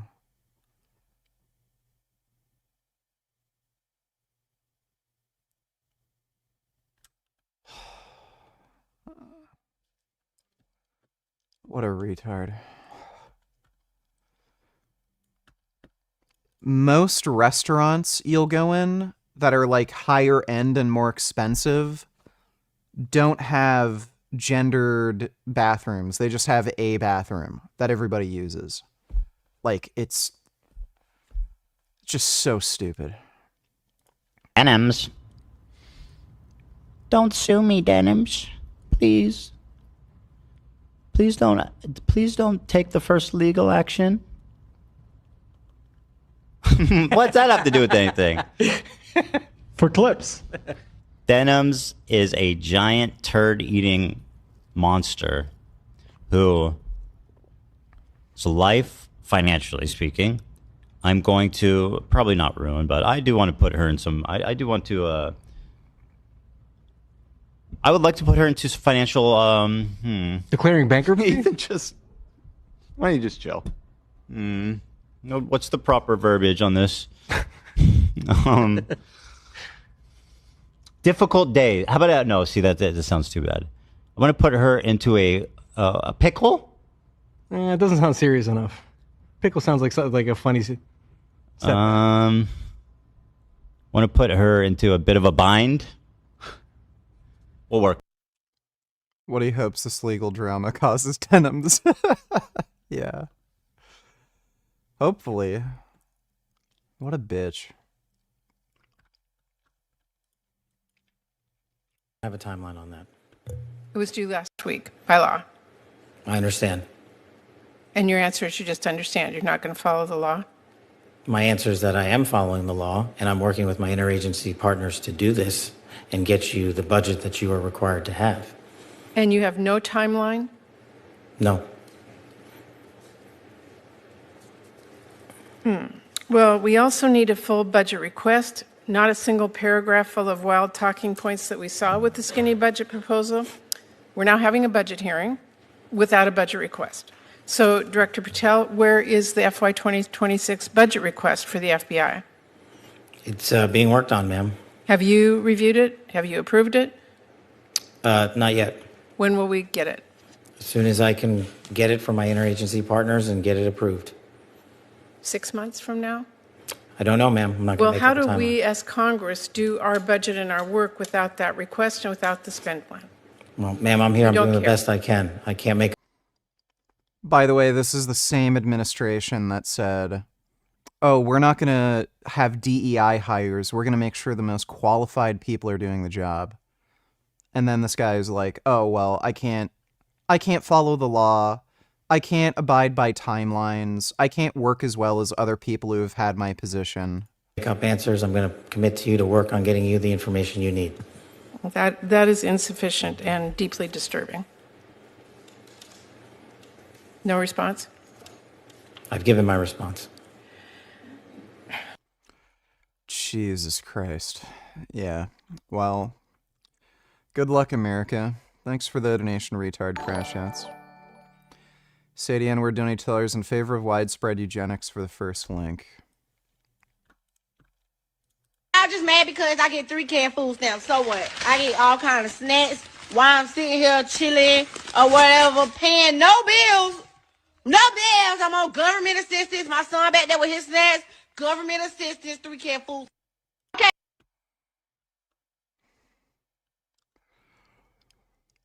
You know, yes, I support eugenics, but do you want these people to work?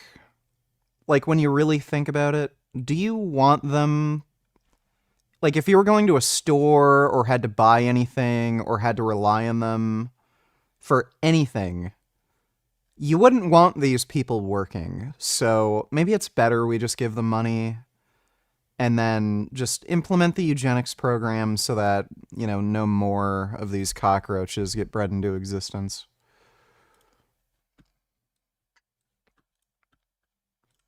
Eu vou acabar contigo. Oi!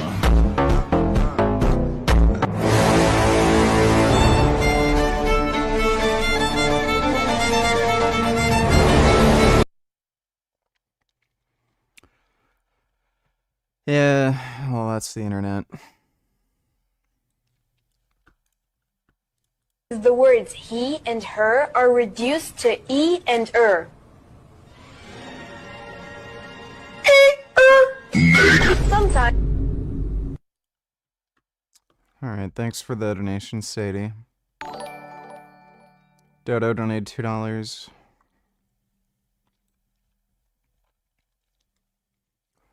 Yes, it's very strange. Doesn't make any sense. I was promised that if I support RFK Jr. in his Senate confirmation that neither of these siblings would be working under HHS or in an appointment. That people much more qualified would be. Don't know if RFK very clearly lied to me or what is going on. He obviously lied.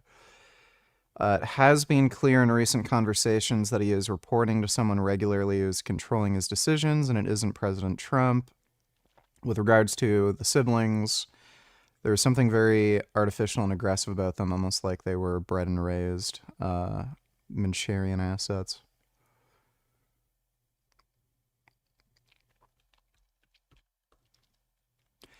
I don't understand why anybody would have ever supported RFK. Decline while serving in the nation's highest office. You are wrong. There's nothing to sustain that. The 82-year-old former president sitting with the host of The View for the entire hour, defending his time in the White House and handling of the 2024 election. The only reason I got out of the race was because I didn't want to have a divided Democratic Party. But it was his wife, former First Lady Jill Biden, who offered the most forceful pushback and denied shielding her husband from public view. I did not create a cocoon around him. I mean, you saw him in the Oval Office. You saw him making speeches. He wasn't hiding somewhere. Biden's round of interviews this week comes ahead of the release of several books expected to examine Biden's mental acuity and his decision to seek re-election. Everything we have to do with... Like, why is this even still being talked about? Just everyone... Americans are just stupid, dude. It's just a dumb country. Your dad is angry. Budget cuts to science agencies. I couldn't care less. Fuck Neil deGrasse Tyson. Thanks for the donation, though, Dodo. Dodo donate $2. You know, VG legend has it that there is a creature that is so ugly it's afraid of its own look. Even cryptozoological monsters know they're hideous. A squonk. I'm pretty sure squonks don't exist. Thanks for the donation, Dodo. Well, maybe one squonk exists. The Bella Ramsey, but who knows? We need to get a genomic test for Bella Ramsey to see if she's a squonk. Thanks for the donation, Dodo. VG so saying that take-home units Hollywood producers view actors and actresses as basically live-in walking commie blocks and they all want them to be homogeneous and average and boring. Is that part of their commucinist ideology?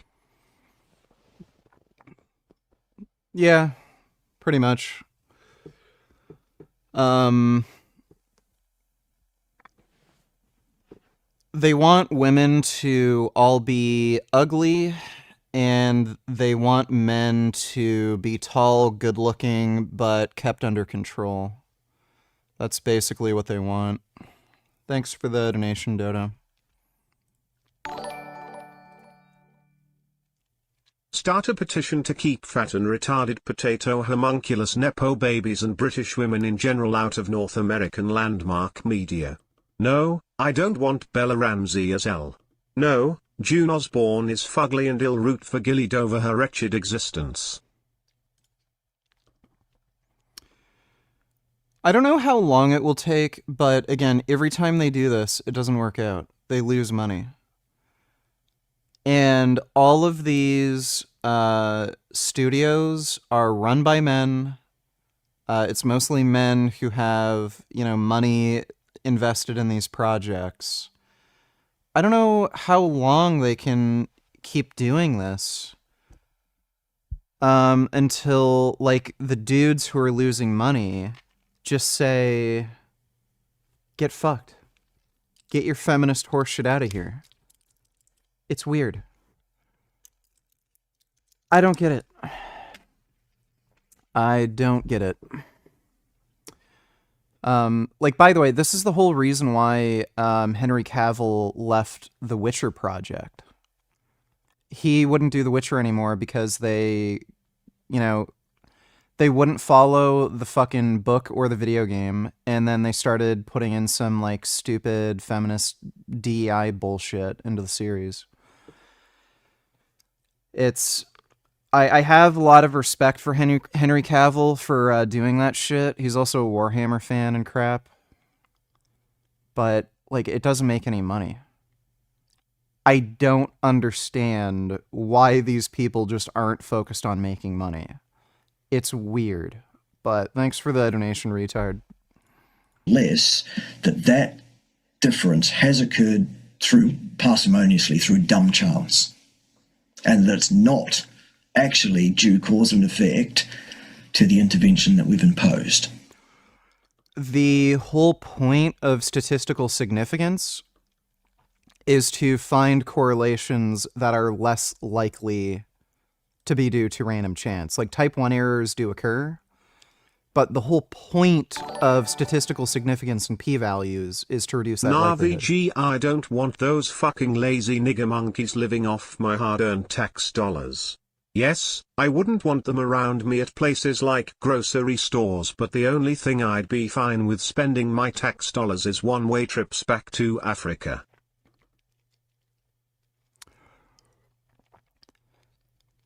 Like, I'd be fine with creating a retard island.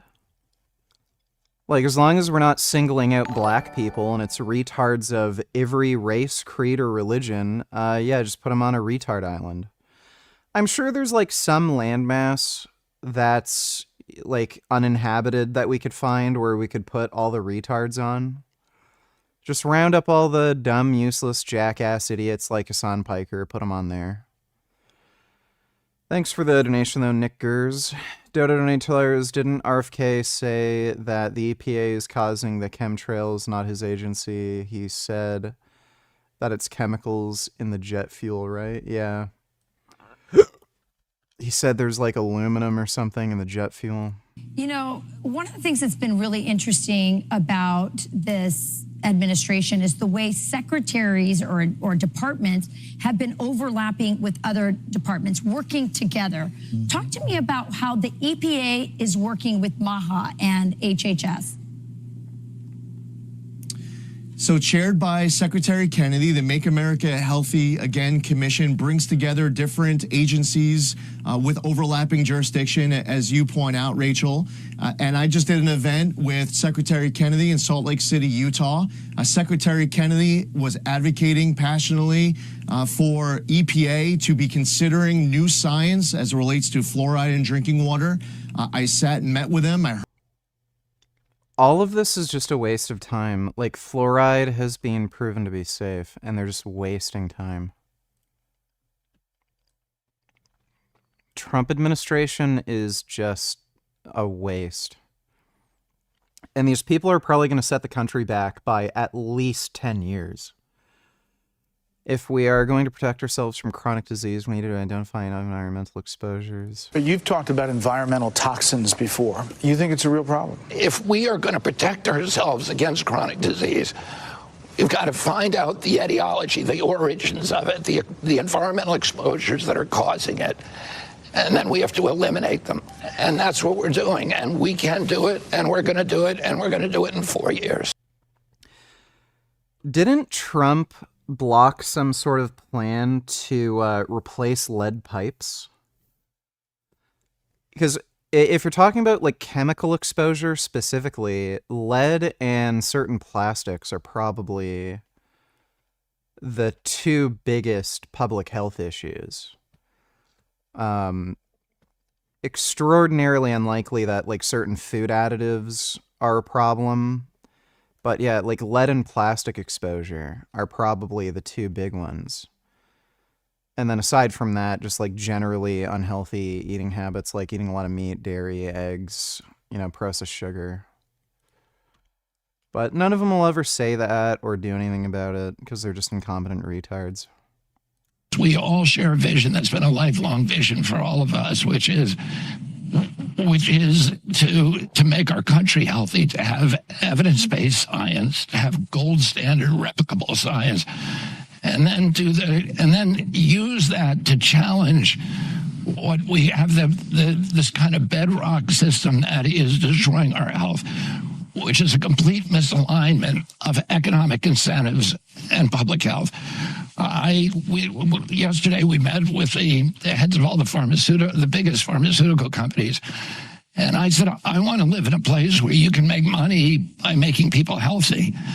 And right now we're all aligned against each other. The healthcare system in this country is a bundle of perverse incentives that force people to do the wrong thing. And they're never going to advocate for a socialized healthcare system. Never. They're just all bullshitting.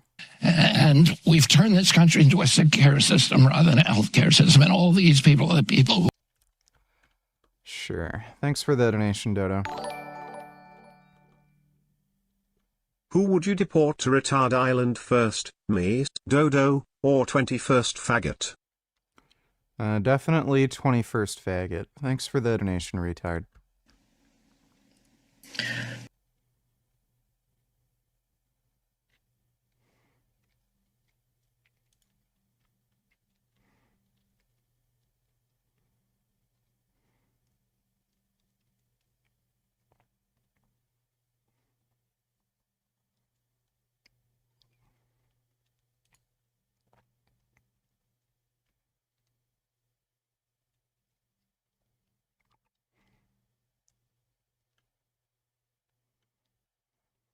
Yeah, Bart K literally is... He has to know this. There's just no way. He doesn't have a PhD degree, but he does have good knowledge of statistics, like he'd have to, because of his education. VG, do you remember in the first days of the Trump administration and right before he was sworn in, you were saying it actually looks like he might be good for Ukraine? RFK Jr. Kash Patel Tulsi Gabbard likely won't get sworn in, and the opposite couldn't be more true. Well, hope for the best, expect the worst. So, what are you gonna do? Thanks for the donation, Dodo. Yeah, so Bart K is likely just lying and gaslighting his audience.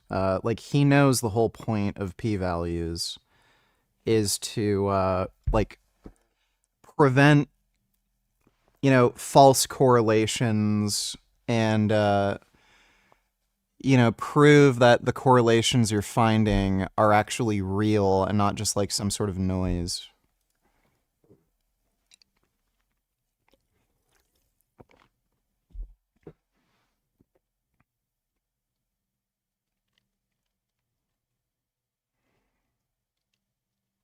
No, I said it's the Bradford Hill criteria. Do a wiki on it. It's a well-established process. We're doing a well-established discipline in science for those that actually follow science. And what it is it says if you have an association between factor A and factor B, and you want to assert that there is any chance whatsoever that those two factors are causally interactive with each other, then you meet all 9 criteria, or you dismiss that hypothesis. Yeah, that's not even true. It is important to note that satisfying these criteria may lend support for causality, but failing to meet some criteria does not necessarily provide evidence against causality. Hill's causal criteria should be viewed as a guideline, not as a checklist that must be satisfied for a causal relationship to exist.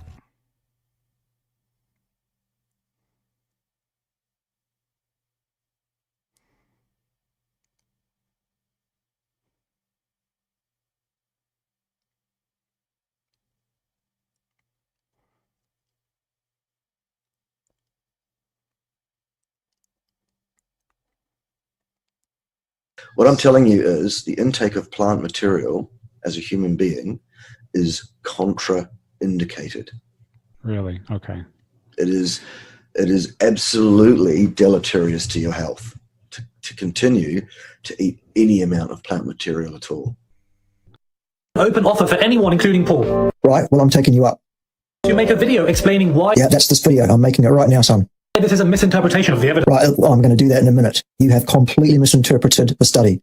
Absolutely. You are absolutely incompetent to interpret so-called scientific studies. This one isn't a scientific study at all.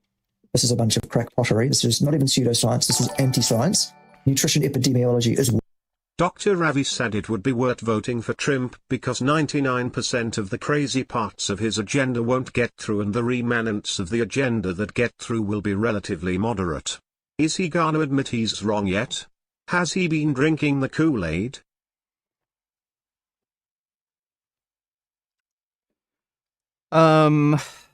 Yeah. I don't think he's going to admit he's wrong anytime soon, but, you know, we'll have to wait and see. We got 4 more years. We'll see what happens. Thanks for the donation, Dodo. Worthless, son. It can't inform us on anything of utility, and I will show you how that is so in spades in just a minute, if you'll just wait around while I finish dealing with your, immediate responses to your video, and then we'll get into the actual study that you've completely miscited here.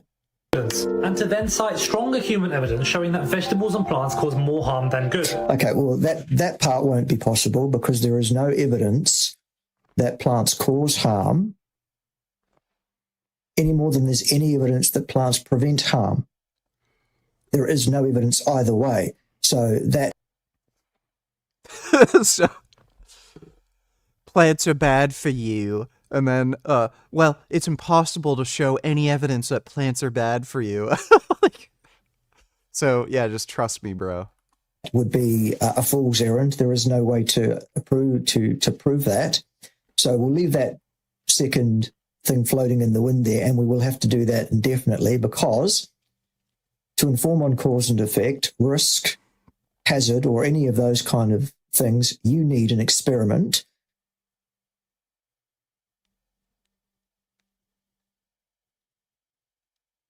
Okie dokie, right, so what are the results? Over 5,400,981 person years of follow-up, we documented 22,761 type 2 diabetes cases. Total. The entire number of diagnoses of type 2 diabetes that were made over that number of person years of follow-up in this study. That equates to 41 per 100. I believe these niggers need to be deported to Africa.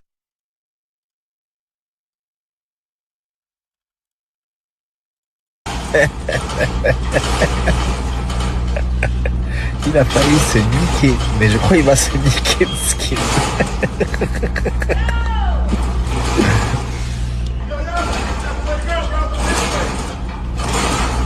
Il est en train de se niquer le skin.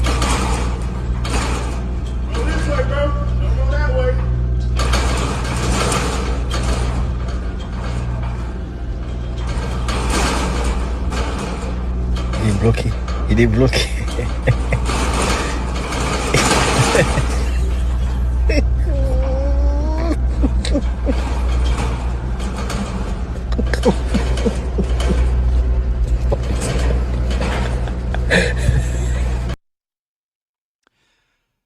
Well, what do you know? Security fences work. Oh my god, what a retard. That's great. That's great.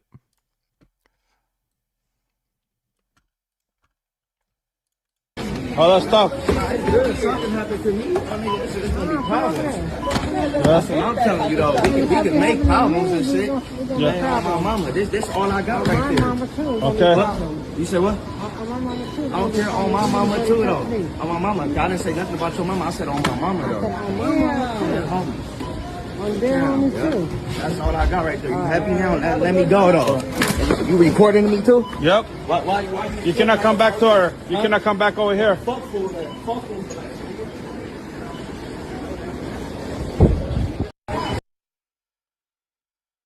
Yeah, yep. Degenerates. You're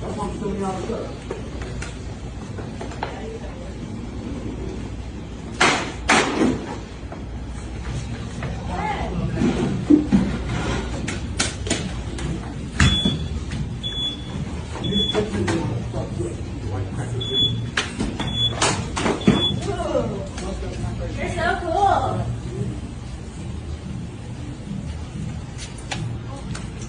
Oh, she got aim. Come on. What? What? Just go. Just leave, man.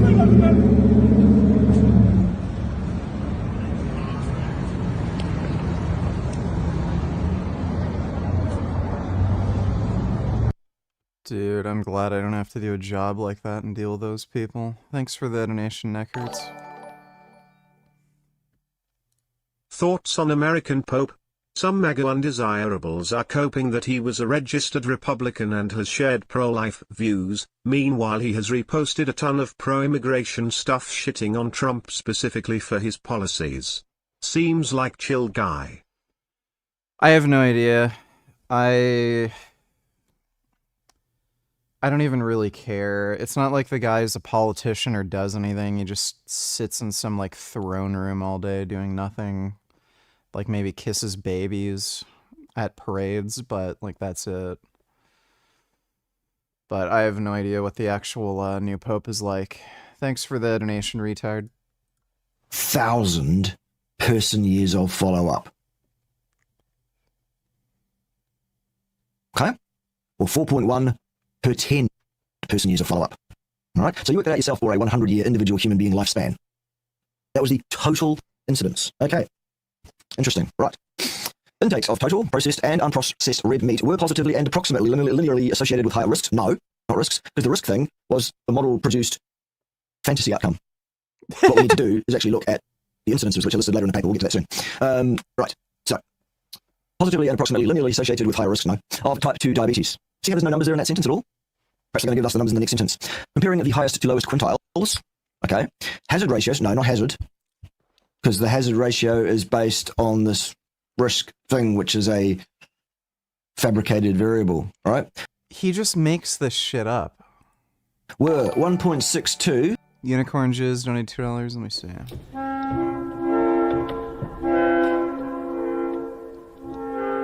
Oh, geez. Is that a new Porsche? Damn, that sucks. Oh, wait. Or is that a bug? This camera's really distorted. I can't tell if that's a Porsche or a Volkswagen.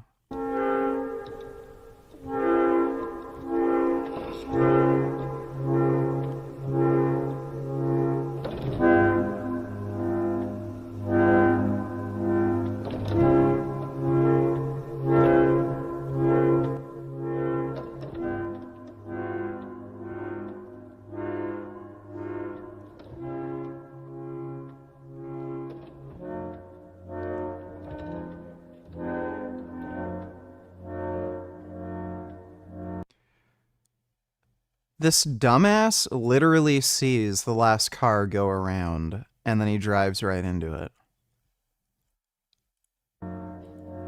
Well, that's UK roads. Thanks for the donation, Unicorn Jizz. With a 95% confidence interval of 1.53 to 1.71 for total red meat. All right. So we're talking about maybe around about 2/3 increase over baseline in the fifth quartile of meat consumption. So what is 2/3 of 41?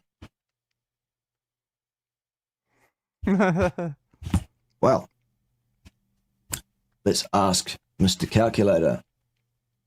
So we'll actually use the correct numbers because we've got the calculator up. 0.62.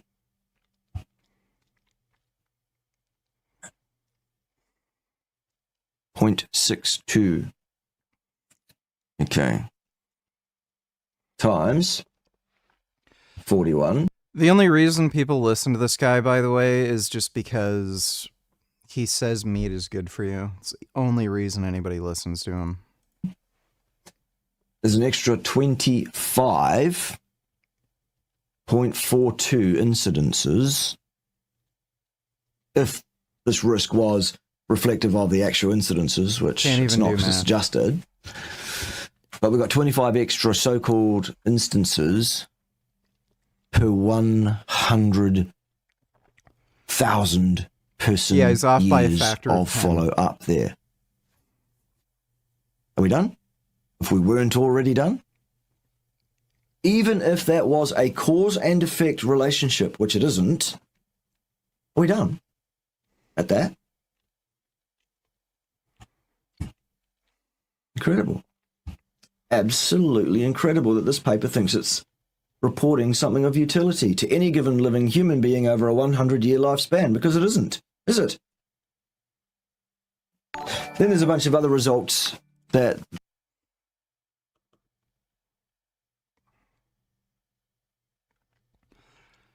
Knucking Figures donated $2. Let me see.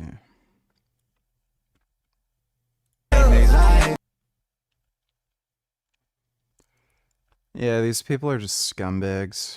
How the fuck did they even get into Japan?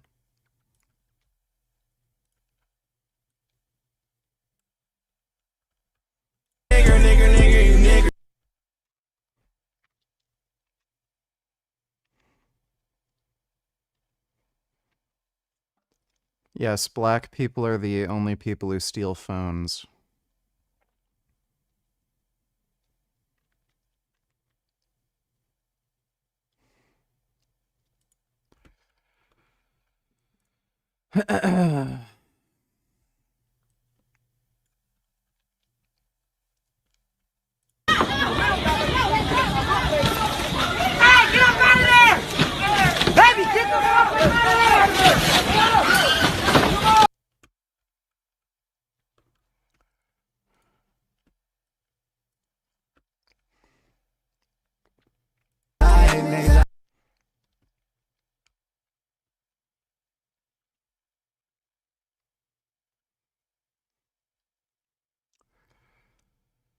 Well, I'm glad I don't live in those areas. Thanks for the donation, Knucking Figures.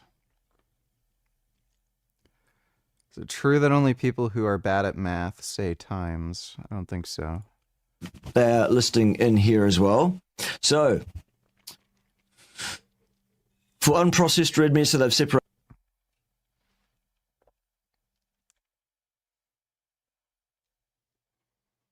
Or are you just looking at people's faces and being like, oh, haha? Well, 5 years and 90% of those people stating catastrophic health failure born of nutrient deficiency was my God damn it. And being like, oh, haha. Well, how robust is 84% of people quitting the vegan diet within 5 years and 90% of those people stating catastrophic health failure born of nutrient deficiency was my cause for quitting? Is that pretty robust or? No, 84%? because that could be the case, and it could. What people told the researchers about how many eggs they had been eating. See how that's very different from how many eggs people actually had been eating? Write this down. People tell lies. Right, so, according to a survey, vegan diet bad. Oh, well, people lie on surveys, right? So as long as it fits your bias, surveys are fine. When you look at any aspect of nutritional epidemiology, you get something like 10, 11, 12, sometimes 20 and 30% for really big differences, all of which, by the way, have been adjusted and as such are invalid anyway. But let's just say they were valid for fun. That is not the same thing. That does not have... Have you checked up on Bobby's perspective recently? Successfully farming a Muslim bot army these days. Alhamdulillah. I haven't watched his content in a while. Everything he's uploading is pretty fucking boring, but he's just an attention-seeking retard, and I think he has a lot of anxiety and shit. And a lot of the stupid nonsense he's doing is just, like, delusional, anxiety-driven nonsense. Unicorn Jizz, $20. Peterson should be executed for this take. What the fuck is this shit right here? Because the leftists should have been the ones that were most skeptical about... Alright, let me see. Because the leftists should have been the ones that were most skeptical about the bloody pharmaceutical companies. And they jumped on the vaccine bandwagon in exactly the same way that you're doing right now. Yeah, and they also had a lower risk of dying from COVID because of that. Like... I just love that this whiny entitled fucking nigger believes calling him a nigger is the equivalent to murder. Jesus fucking Christ, the entitlement is off the charts and the fatigue is real. I'll take a look at that in a minute. Thanks for the donation, dude. Companies have helped us tremendously throughout the... Right, there we go. Fine. No. So, by the way, Jordan Peterson's wife got a very aggressive form of kidney cancer. And guess what? She was on a bunch of meds. She also had to get surgery to get the cancer removed. So this guy is saying pharmaceutical companies are evil, you can't trust them, but then when his wife gets sick, oh, please help me, modern science. Give her all the medication and chemotherapy and whatever she needs.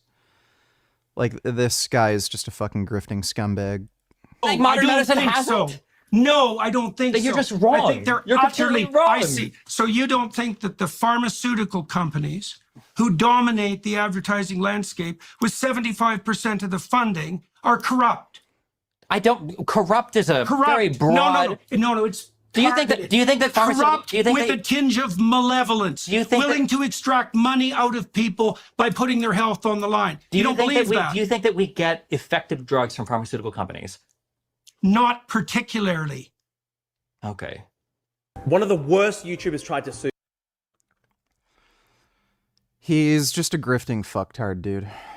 Like, just a liar. Thanks for the donation, Unicorn Jizz. I'm the victim of it. So please don't invite her for ratings to call me the N-word, because that's basically what it's going to be. There's a bunch of white people up here, you and one Uncle Tom on the left here, and to ask her to say the N-word while I'm here is ridiculous. You would not sit here with a Jewish person and say, please use a Jewish slur in front of this Jewish. It's ridiculous. I understand you don't have any bad intent, Pierce. I understand what you're trying to do, but we already know she's racist, and I don't want to invite a racial harm to me. I hear you, and I accept that, and we'll leave it there. Thank you all very much. Yeah, Myron's a fan of Gypsy Crusader. That's why he did that. He's like a racist. Like, Uncle Tom doesn't even describe it. He's Uncle Ruckus. Thanks for the donation, Knucking Figures. The same utility. One of the other things that you find also, it's ubiquitous, it's everywhere in these meta-analytical studies, is you'll find multivariate adjustment. So what's that? That is, we found this is highly correlated with that when we adjusted for... Okay, what do you mean when you adjusted, for God's sake? The data you... Can we watch this 2-year-old video analyzing the downfall of iDubbbz and Anissa being a huge raging bitch? You are featured in it, haven't watched but it look minty in my opinion. Thanks either way VG my goat. I don't know, it's 2 years old. I might have even already reacted to this a while ago. I might have reacted to it already. We'll give it a watch next, after we're finished with Bart K, and we might go through it. Thanks for the donation, retard. You got is the data you got. Okay? If this is correlated with that, report that it's correlated with this or that. Don't piss about with it. How did you piss about with it? I'll tell you what you did.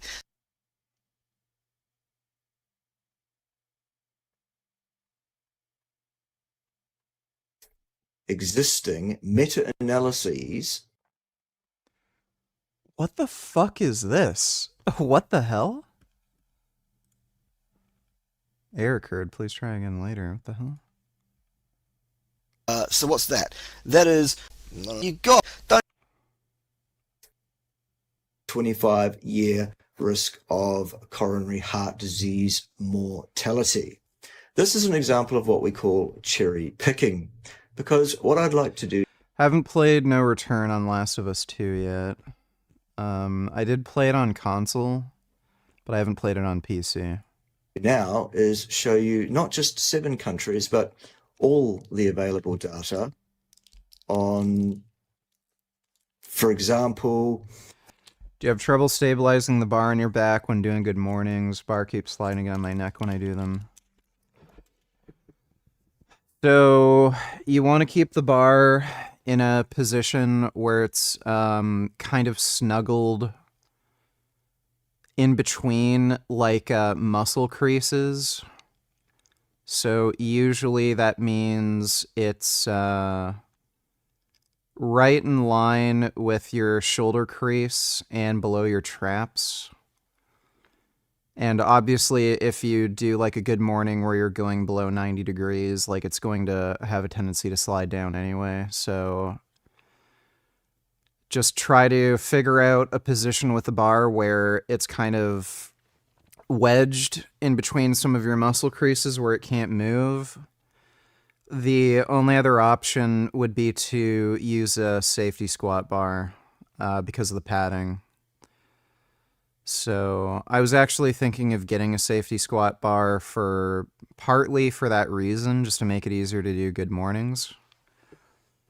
But yeah, it can be tricky to do good mornings. It does have a tendency to slide down. If you put the bar in a like low bar squat position, it's easier. But if you're still having trouble, then you might want to just use a safety squat bar. The relationship between saturated fat and heart disease deaths, etc. Let's look at the top 5 existing meta-analyses of the relationship between saturated fat intake and coronary.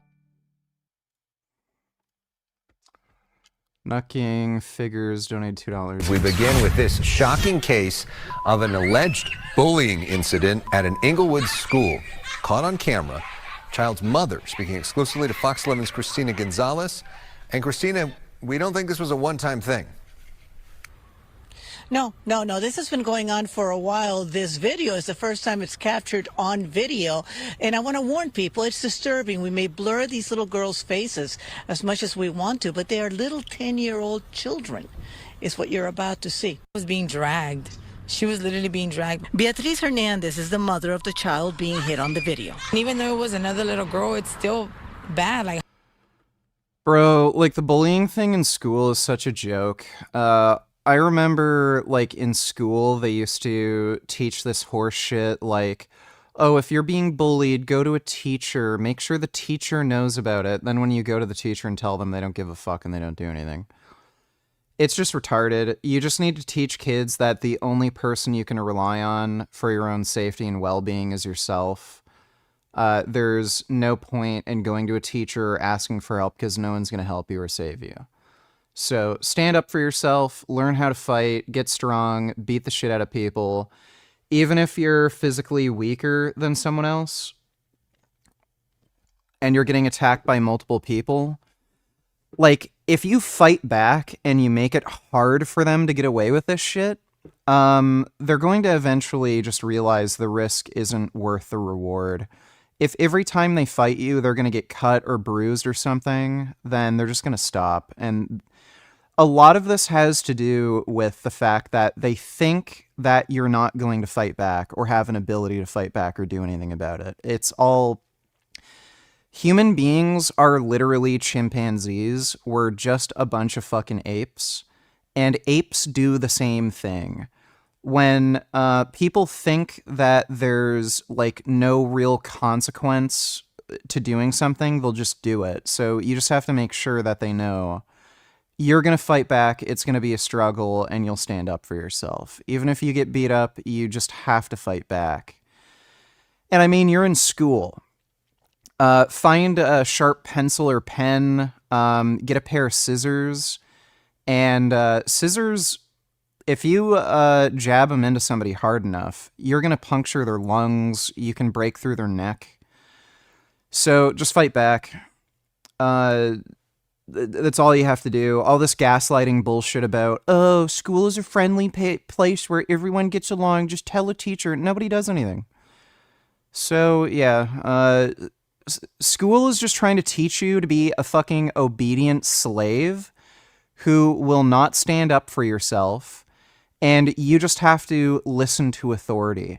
That's what school is designed for, and don't fucking listen to them. They're just teaching you to be a fucking loser.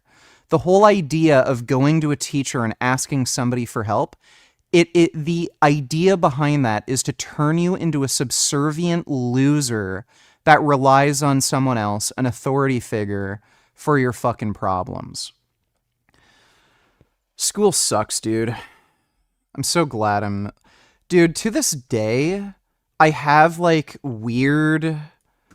I don't know if I could call them nightmares, but, I have these dreams where I'm dealing with bullshit in school, and then one day I just say, fuck it, I'm not going to school anymore. And then I get this huge, like, relief, and I just quit, and, like, school is just such a bad experience. I fucking hated it. I should have been homeschooled. What would you do in these two? Get graphic. Yeah, since this is World Star, I'm not gonna show it on stream right now. Student bully special needs kid calling him crippled. Yo, get the fuck out of here. I'm trying to play with geometry then. Answer the question. Yo, nigga, I'm at like 40%. Yo, get the fuck off me. I'm playing a game. Stop touching me, you fucking nigga. Yo, stop touching me. I'm about to beat the shit out of you after I win. Yo, fuck you, Will. Yo, go bother some other nigga. Get out of here. No! What the fuck do you want? Brendan, chill. I don't know. A month ago? Yo, shut the actual fuck up. Leave. I'm playing geometry. Yeah, fuck out of here with your black ass little cripple. Yeah? September 3rd. You fucking cripple. You are a cripple. Don't ever speak back to me. I'm gonna put you in an electric chair. March 15th. Yo, I'm actually gonna put this kid in an electric chair. I said I'm gonna put you in an electric chair and shove dynamite up your ass. Well, yeah, those are kids. Again, we're just chimpanzees. People are pieces of shit. And you just have to put the pieces of shit in their place. Like, the only thing that solves this is just beating their ass. Thanks for the donation, Knucking Figures. Animal Liberation donated $2. I want to ask you a question about debating veganism and doing outreach. Can I hop on Discord real quick? Yeah, sure. Just let me get through some of these donos first, and then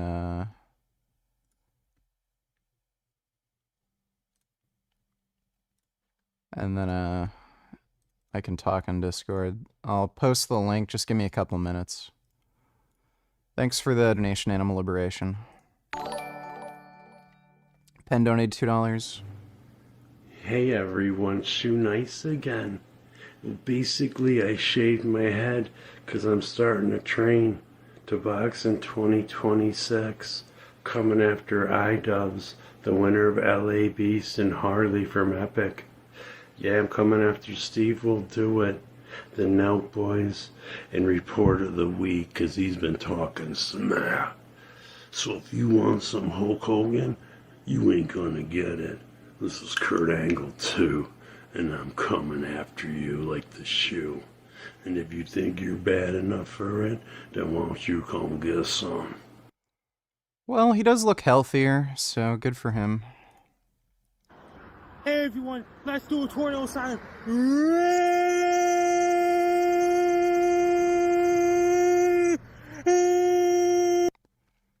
Okay. So, my inspiration behind this haircut, I wanted it to look like Arnold Schwarzenegger got struck by lightning, just like Albert Einstein. So,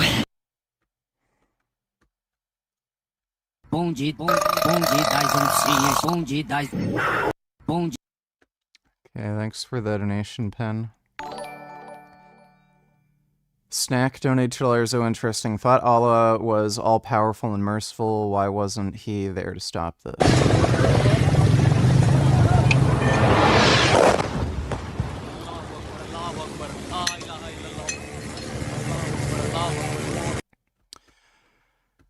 Yeah, it's funny how We have finally... Allah never actually helps the Muslims. Weird, huh? managed to reach the small village of Salamabad. All we can see is ghost town. There are no civilians, no human beings around. These two houses still burning. We didn't know what happened to them. We had to call few locals who are living in different shelters, who told us that this morning, after India said that it has attacked militant sites inside Pakistan administered Kashmir and Pakistan. Yeah, Pakistan's just a bunch of shitheads.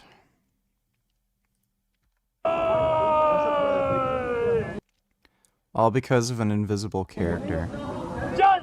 Funerals have been held for 31 people killed by what Pakistan is calling unprovoked Indian aggression against civilians. Even as people were being buried, more attacks were reported. It's just what Muslims do. They commit terror attacks, then when anybody retaliates, they act like victims. Fuck Pakistan. Thanks for the donation, Snack. Wait, you're telling me Michaela Peterson is pregnant? I didn't know that. I'm hearing about it for the first time. Is this recent? She's having another kid? Yeah, seriously. What a retard. Dude, the plastic surgeries she keeps getting are making her look like fucking Frank Defano. She's literally looking more and more like Frank Defano with all these plastic surgeries. Thanks for the donation, retard. Yeah, what up, dude?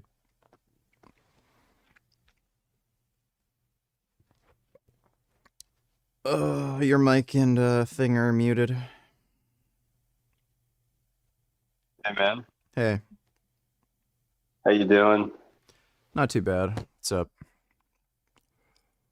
Yeah, so I just wanted to say also, because I was hearing what you were saying about high school, you're absolutely right, and it's really funny because the teachers almost, I don't know how to explain it. I was in the special ed program, like with a lot of the kids with behavioral issues. And it was like almost like if you could get away with it without a teacher seeing, then that was acceptable, right? But I got in so many fights in school, dude. It was crazy. I got my nose broken.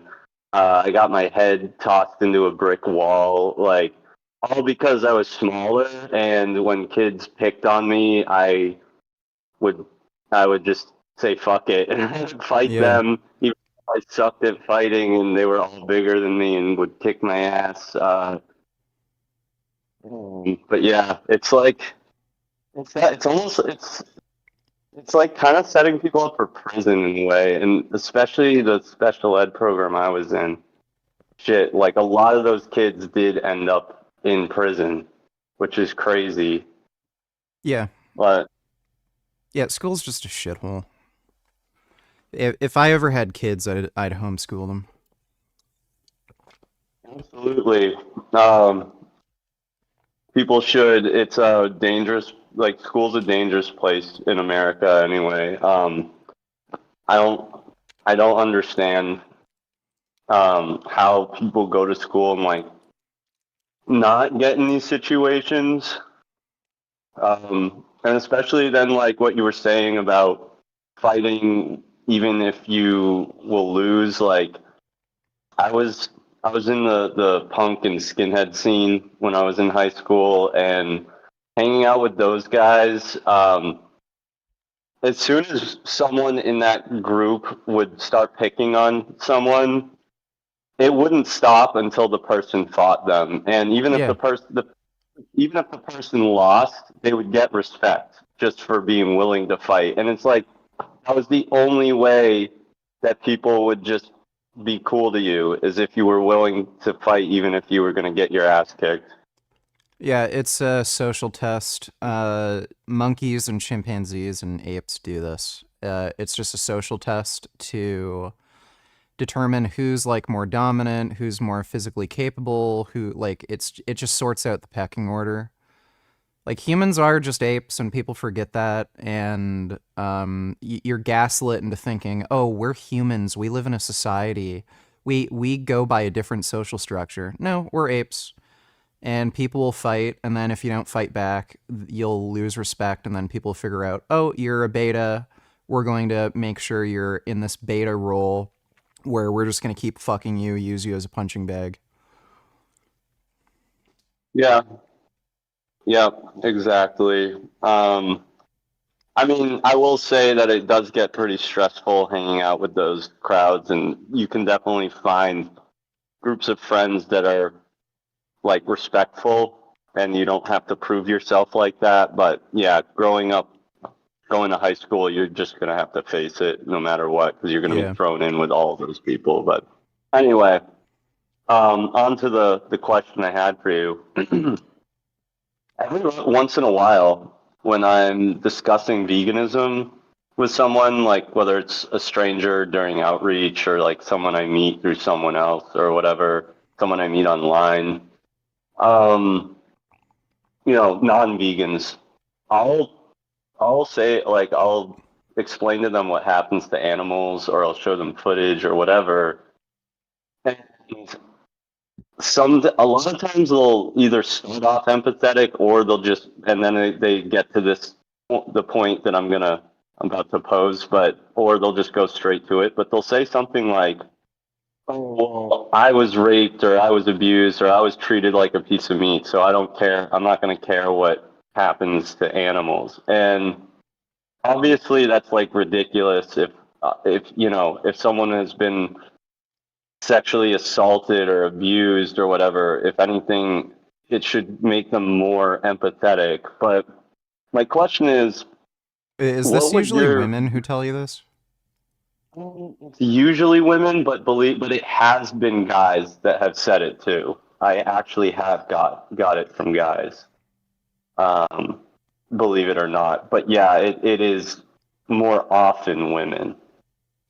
Because when I like Mike, hearing that, like it doesn't make any sense. If somebody says I've been raped, so I don't care if other people get raped, like it doesn't make any sense. Obviously, logically, you don't want to create a social standard where rape is bad and you shouldn't rape, so that not only does it protect other people, but it also protects you from that sort of behavior. So it makes me question if they ever actually went through that, and then they're just stupid and then coming up with the dumbest excuse possible to justify their bad behavior. Well, I think that's probably what it is, but I was wondering what your go-to response would be, like, immediately once you hear that from someone. Well, I would just basically run and name the trait reductio. Like, okay, so because you were raped, you don't care if animals get raped. So, well, we could use that in reverse. Animals get raped, therefore I don't care if you get raped. And then they say, oh, but I'm a human. Then just, okay, well, name the trait that's lacking in humans that if lacking in animals would justify raping a human, you know? So you could use that same rationalization in reverse. Well, animals get killed. I don't care if people get killed. Right. No, no, that makes sense. I'll try and keep that in my back pocket for when I run into that again. It's weird. It doesn't happen too often, but it happens more often than you'd think, and it's always like, Yeah, wait, this I've again? never even come across that one. Yeah, it's really strange. And another question I had for you was, so when I watch Destiny, I'll hear him I'll hear him use the word soy in place of like the word beta, or I think he's saying it to mean beta or Yeah. whatever. And I know he's like, it's short for soy boy or whatever, but like, do you think you would ever convince him to use different language? Because I don't know, he's got like a pretty big following, and I feel like, tell me if I'm being too like neurotic about it, but I feel like that's like a bad look for soy. I don't think anybody at this point, especially within his community, actually thinks soy is like feminizing or anything. It's just a colloquial term. The right wing were kind of using it for a while, soy boy, and then it's just kind of gotten into it's just a pejorative term for like beta or, feminine man or something. I don't think anybody is actually hearing that and thinking soy is feminizing. It's annoying because it comes from the idea that it is, right?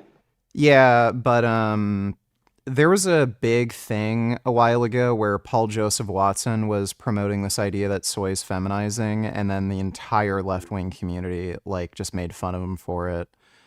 There was a guy who I can't remember his name. He's the guy who made the meme about Ben Shapiro selling his house to Aquaman. Can't remember the fucking guy's name, but he's a lefty. He literally did a personal experiment where he ate nothing but soy and his testosterone didn't change or it went up.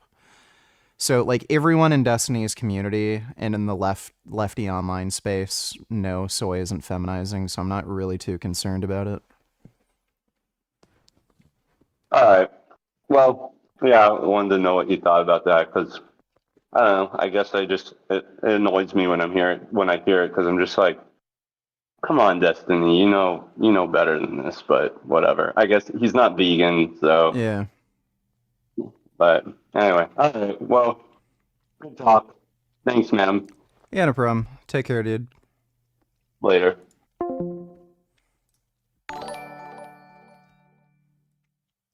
Man, Professor Dave explains must have a really hot, tight, wet pussy to simp over in order to keep hating on Jews lol. In the intro of this video he hates Bill Maher because Zionism colonialism lol. Hey everyone, many of you saw my recent video The top comment, I heard the store is going through renovations. Lamau. Gaza Hitler 2 clothing store puts Palestinian knife-wielding mannequin on display.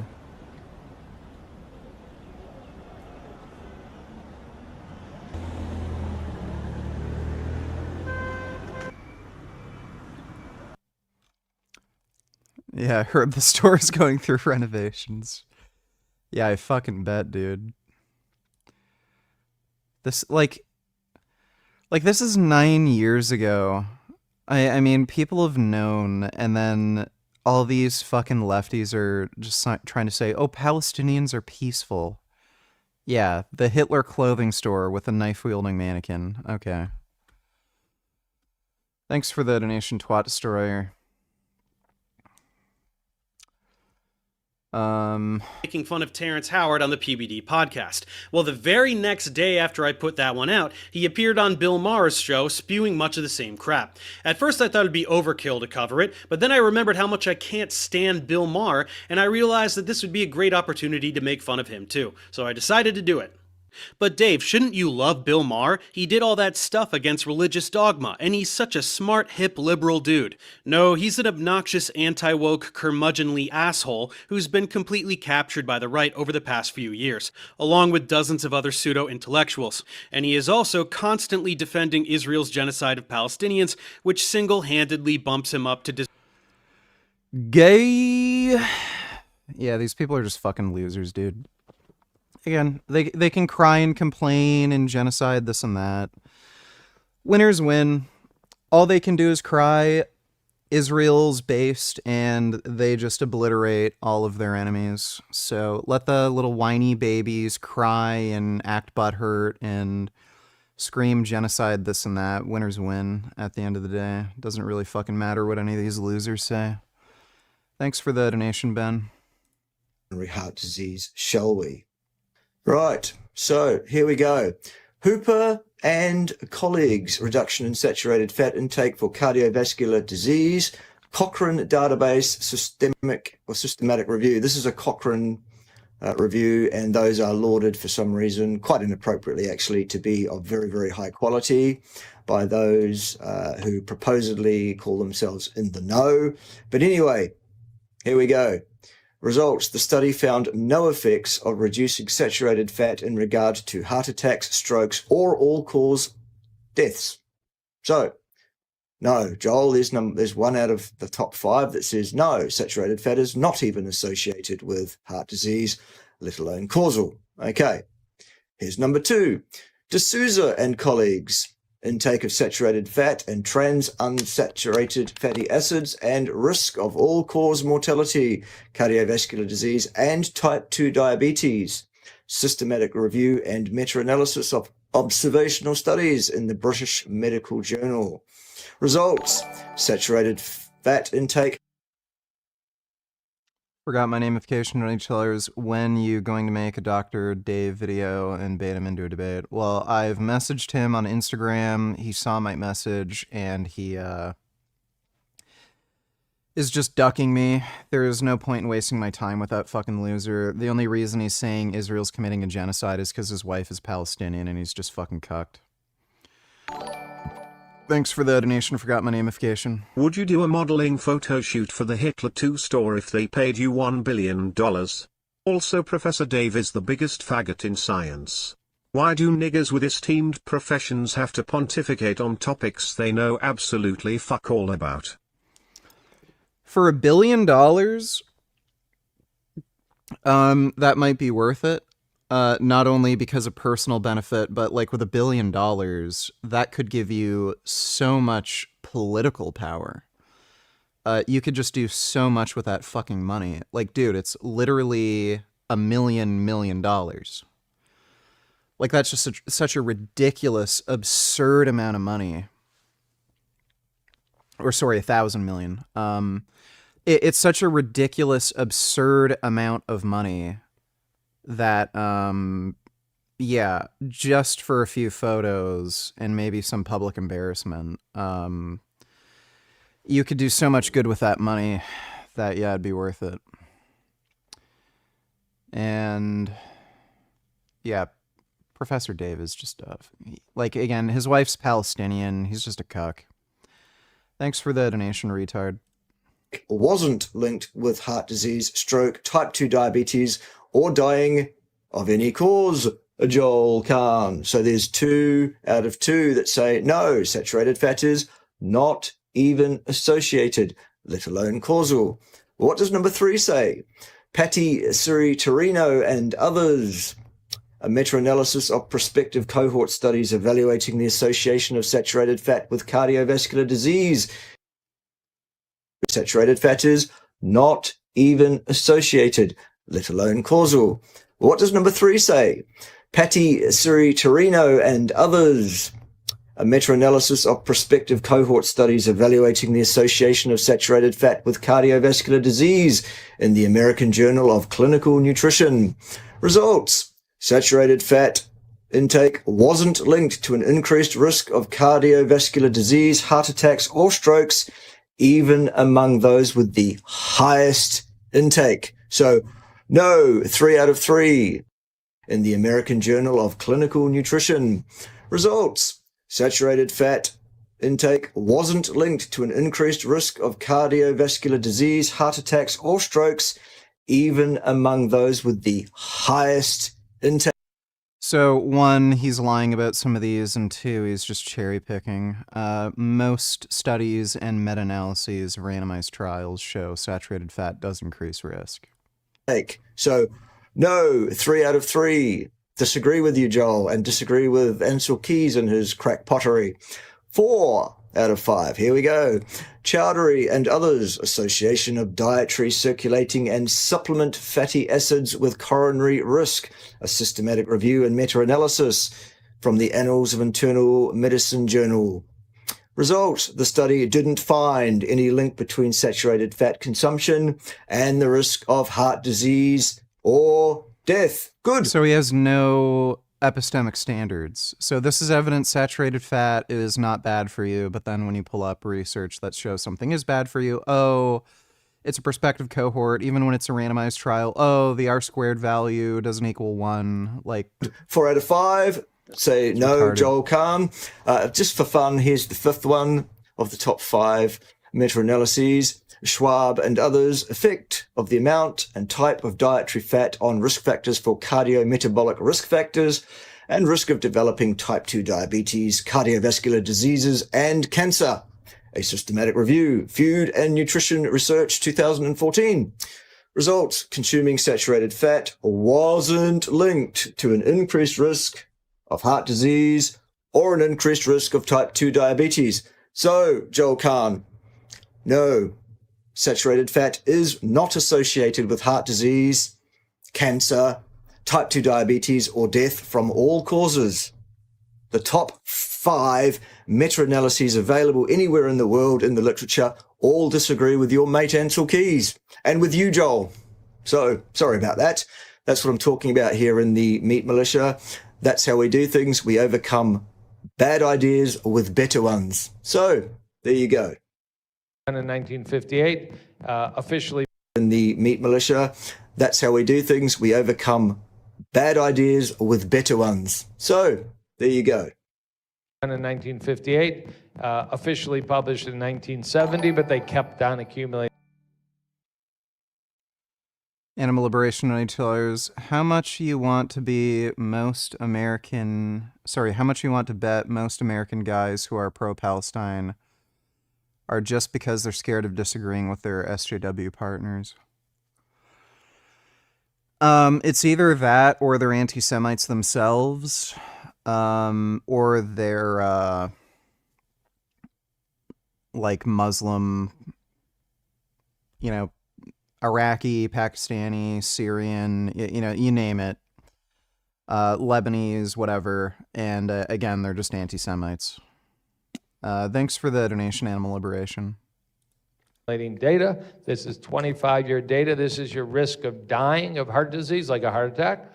And it's the... No, it isn't. That's some cherry-picked stuff from the late 50s, which has been supplanted well and truly by those 5 major meta-analyses I've just outlined. So no, Joel. Amount of saturated fat in your diet. Now, you and I just had a bowl of delicious breakfast. It didn't tell us saturated fat, but you didn't see butter on it. So that's good. You didn't see... No, it isn't. Because you're probably talking about cereal, Joel, which is completely and utterly contraindicated in the human diet. See cheese on it. That's good. You didn't see red meat on it. That's good. No, none of those things are good, Joel. Human beings are absolutely evolved and designed metabolically, biologically, organ system-wise, and in every sense to consume animal-based nutrition, not plant-based nutrition. N14, N15 isotope data, slam dunk, end of discussion. The science is now settled. We're done here. And your ridiculous insistence on saturated fat as a risk factor has just been completely debunked, hasn't it, son? Yeah, he has no epistemic standards. Yes, let's move on.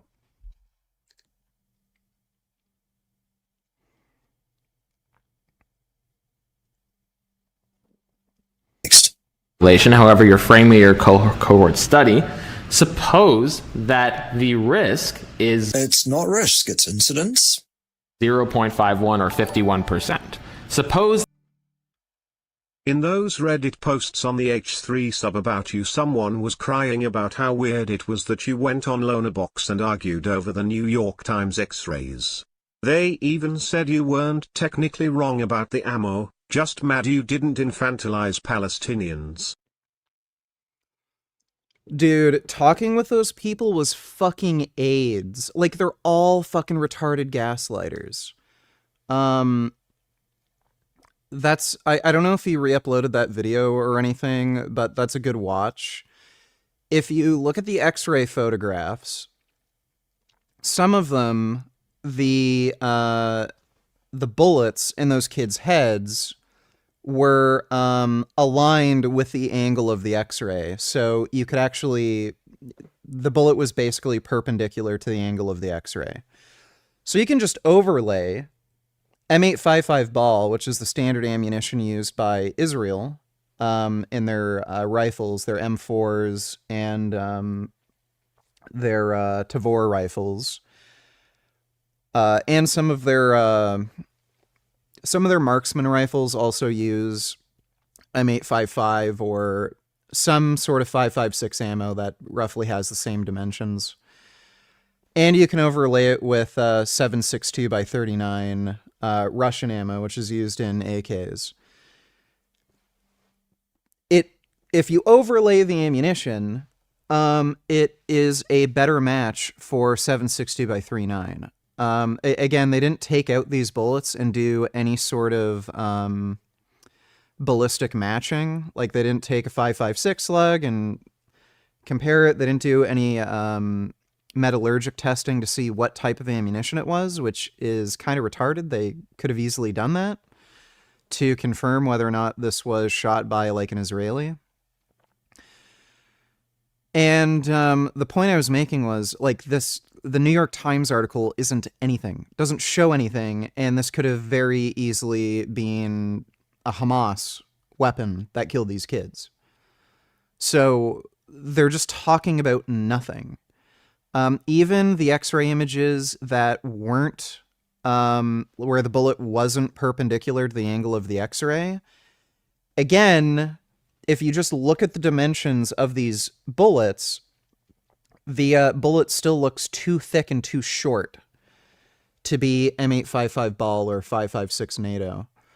So, and they kept trying to gaslight me, like, oh, you're not a ballistics expert. Oh, well, all you're doing is using Photoshop. Like, it's just all nonsense, and they all have to lie and make stupid excuses, not listen to anything you're saying. And yeah, all they want you to do is infantilize Palestinians and just treat them all as victims. And Israel always bad. They're just pathetic losers. Thanks for the donation, retard. That's the absolute risk. So we're dealing with... That's not absolute. Yeah, that is relative. Risk. Goodness me, this isn't hard to understand. He literally doesn't understand the difference between relative and absolute risk. What an idiot. Really isn't. A high prevalence or high incidence disease. So that would mean that in the non-exposed group, that the disease prevalence or the incidence or the number of the ratio of people to the total amount of people who are exposed to the total amount of people would be 51%. Now, if that's the case... Bag donated $2. What's going on, everybody? Vince Goodrum here. It is Thursday evening. Reason for the video is we got to talk about Tosh Peterson. Now, most people would normally think I'm just going to talk about her stupid vegan activism and everything, but not today, folks. Not today. Because regardless as to what I say to this woman, she's still going to hold her belief. She's still going to... Do you think people judging men or getting up in arms over age gaps is cringe? I personally never understood it. Imagine worrying about what another man does with his pipe, pathetic existence. But what are your thoughts? As long as they're 18 or over, legal age, I don't fucking care. Women prefer dating older men, and it's pretty much only just dumb, ugly, older women who complain about that sort of shit because they're over the hill, they can't date the men that they want. The men their age aren't interested in them, and they all want to date younger women. So, that's where all that comes from. It's just dumb, ugly, old women who are fucking losers, can't date men that they're interested in, and then they just talk shit and complain about older men dating younger girls because those are the men they want to date and they can't. Thanks for the donation, Cock. Rough donated $2. Shocking video out of Washington State. It shows a 13-year-old boy being bullied by students. The teacher seems to be in on it all. And this morning, the boy's parents are speaking out, demanding action. ABC's Neil Karlinski joins us. The video taken by fellow students on their cell phones of a 13-year-old boy being dragged around the room, even having a sock stuffed in his mouth, is so disturbing, it's hard to imagine a fellow student didn't jump in to stop it. But what really outrages the boy's parents is that a teacher was there too, and they say he joined in. When I drop my kids off, I'm dropping them off as a parent, handing my kids to a school that's going to take care of them. The incident happened in a middle school near Tacoma, Washington in February, but is just now coming to light following a district investigation. At times in the video, which goes on for at least 15 minutes, it seems as if the boy is playing along. Yeah, do that! Anybody? 15-year veteran John Rossi seemingly mugs for the phone cameras. Hey, and by the way, I'm feeling kind of gassy. Just said he wanted to kill himself, and the kids had blamed him for this popular teacher and the suspension that he received. Rossi, who told ABC News he's not allowed to comment, wrote in a letter to investigators, "I can honestly say that at the time I did not believe that any of the children were at risk of harm during their interaction." Yeah, people are monkeys. If you send your kid to public school is just designed to teach them to be weak, fucking retarded betas. That's it. And the teacher joined in on it. Again, don't expect just because somebody's a teacher and adult them to actually do anything. They're going to join in. The teachers are monkeys too. Stupid. Disrupt the population. Thanks for the donation. But the great one has made some observations. And I have noticed over the course of 6 months, that is 6 months, folks, Tosh, Vegan Booty, is using a lot more makeup. She's covering up, in other words. I mean, she freaking looks like a Puerto Rican whore. She's got more makeup on than Ronald fucking McDonald. So Tosh, I'm just going to make this video quick. You're wearing too much makeup, okay? Way too much makeup. You're killing the petroleum industry. I don't care if it's cruelty-free makeup. You're wearing too much makeup, okay? Way too much. Way too much. You shouldn't be concerned. It's all the makeup you're wearing. I mean, if you're hoeing yourself out on the street, I can understand, you know. Way too much mascara. Cut down. Makeup set is transition. I don't care. Fucking cares. I did watch that video. Loner Box was actually surprisingly fair about it considering his super lefty Discord kittens. The whole problem with pro-poly is their infantilization of Palestinians and acting like barbaric terror and jihad is their only option. Yeah, Lonerbox was being fairly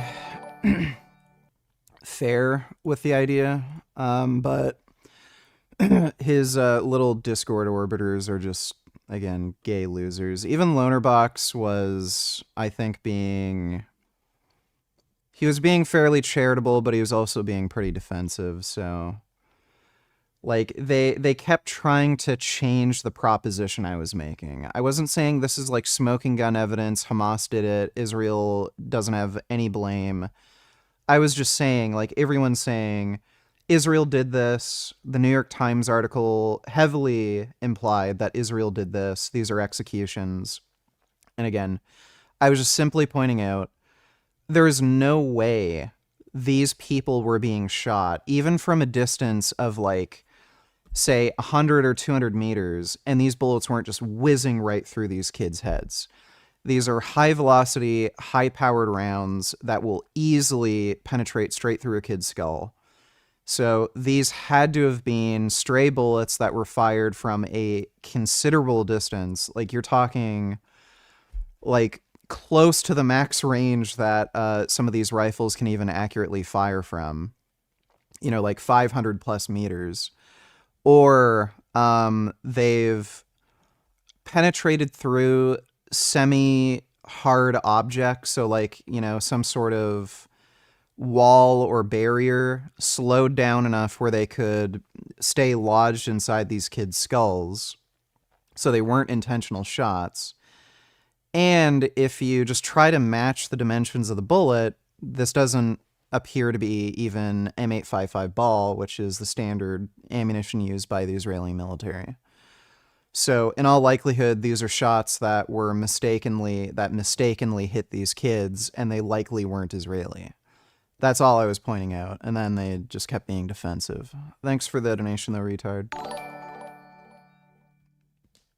Fun fact: Leonardo DiCaprio hasn't ever been even accused of rape or sexual assault, and none of his exes have a problem with him, but he gets a ton of shit for the age gap difference when Terry's literally people like Diddy that exist and Russell Brand.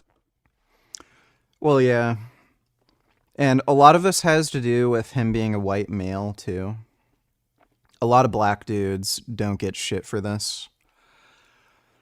But yeah, white males are particularly targeted, and again, it's all ugly, fat feminists who are complaining about this shit. Women want to date older men, like that's no secret, so it's just stupid. Yeah, women complaining about their own dating preferences, nothing new. Thanks for the donation, Cock. How could you possibly ever get a relative risk of 2? That is how stupid this boy is. Wow.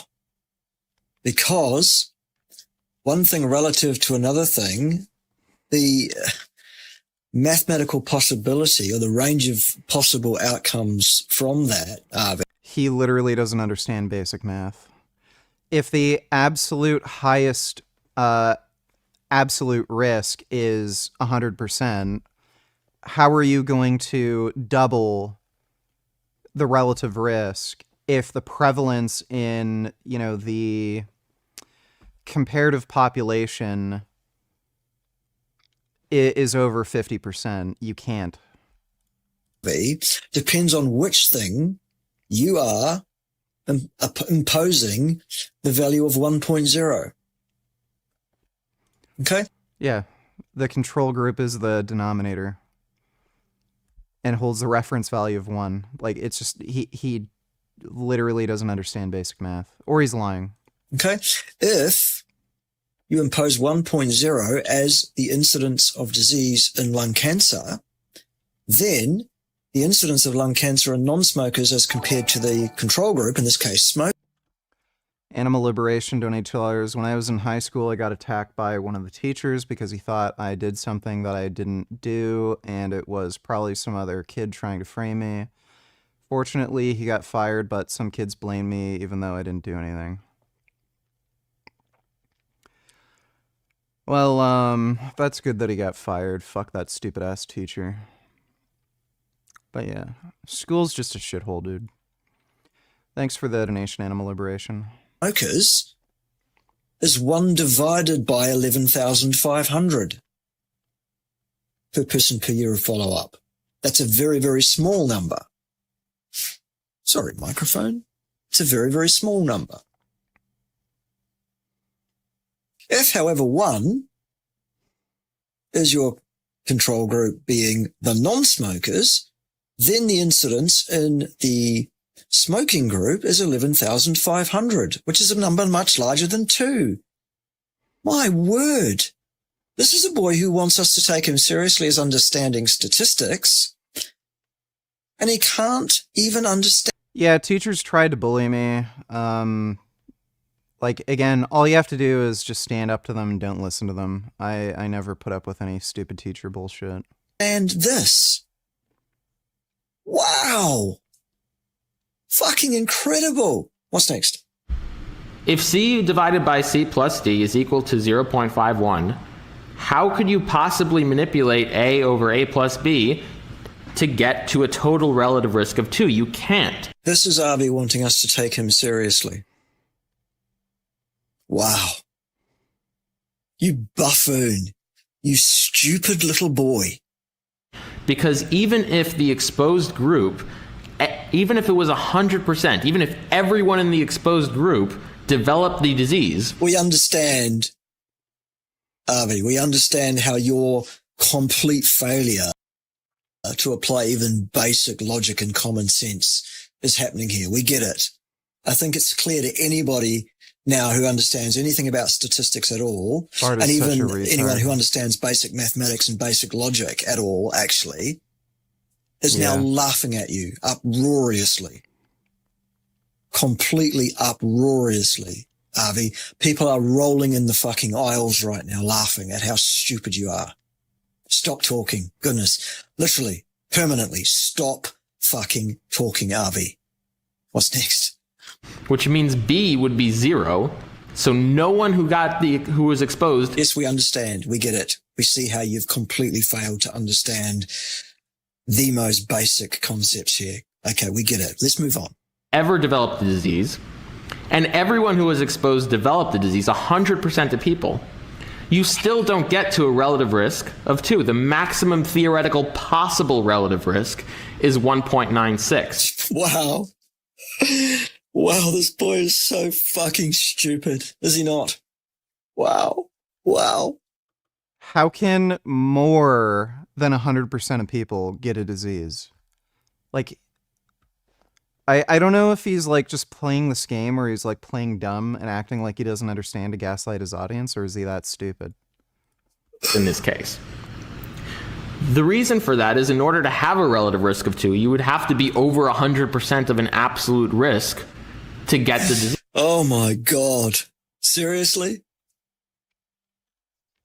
Why has nobody pointed this out to Avi, and why has he not been so embarrassed that he hasn't already taken this video down? It's been up for 4 years, by the way, and got all of less than 5,000 views in 4 fucking years, Avi. Good work, son. Wow. Anyway, it'll get a lot more views now via my channel, and there'll be a lot more people now who know absolutely without question how totally, utterly ill-equipped you are to deal with even the most basic logical constructs. Avi, and they're all laughing their fucking heads off. Thank you for making my day, son. Thank you. Relative risks have caps. They have ceilings. They have theoretical possible maximums for... No, they don't.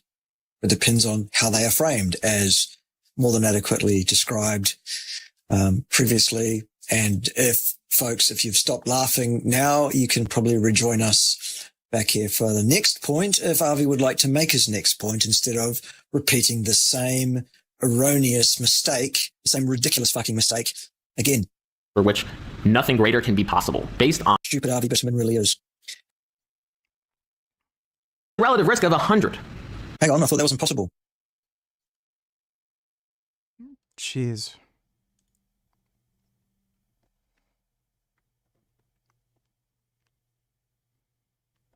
Use the upper bound. I lost, up to 22 pounds, 10 kilos or so, on the basis that that is the upper range of the error around that measurement. And here is where Bart really starts to lose it and starts grasping at straws, because for somebody who claims to be a professor and an expert researcher, the best there ever is, apparently, he doesn't really know what a confidence interval is. Because the thing that he says, he keeps saying that the numbers on his experiment were within 95% confidence, but that is not what a confidence interval is. Now, if you were to take a look behind me, out of all of those Weetabix certificates, a couple of them are actually diplomas, and for one of those diplomas, I did need to take a research course in college in order to graduate, so I do have a little bit of a functional knowledge of how to interpret research papers. Granted, it is not my area of expertise, and there are people who are far far better than I am when it comes to analyzing research papers, but I do have a general sense of how to interpret one. With regard to an actual confidence interval, it doesn't mean that if I were to lose 5 pounds, I can go around and tell people within 95% of that number. No, the 5 pounds is the 5 pounds. What a confidence interval is, it is reproducibility. So if you were to perform the same experiment over a long enough period of time, a 95% confidence interval means that you would get the same result 95% of the time. And the way that you determine a confidence interval is the first thing, you need to have a set of data points. Not just one data point, but you need a set.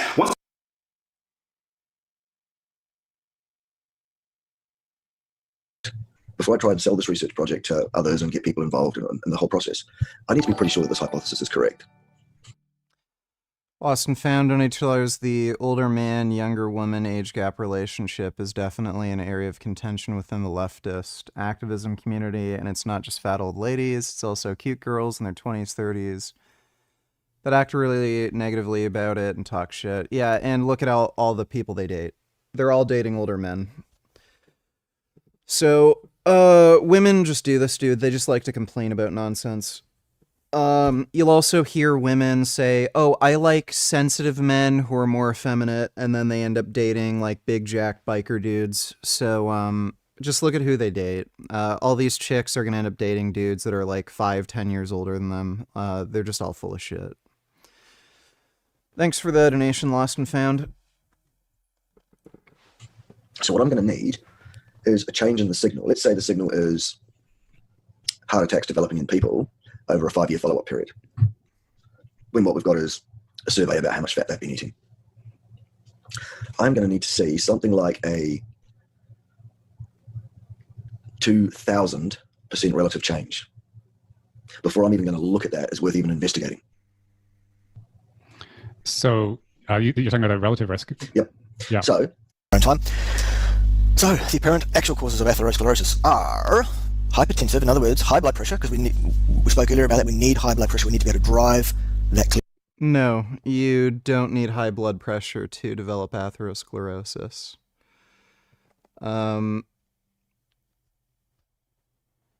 Lipid particles passively transfer through the endothelium via transcytosis. Hypertension might increase the likelihood of transcytosis, but you don't need hypertension for that.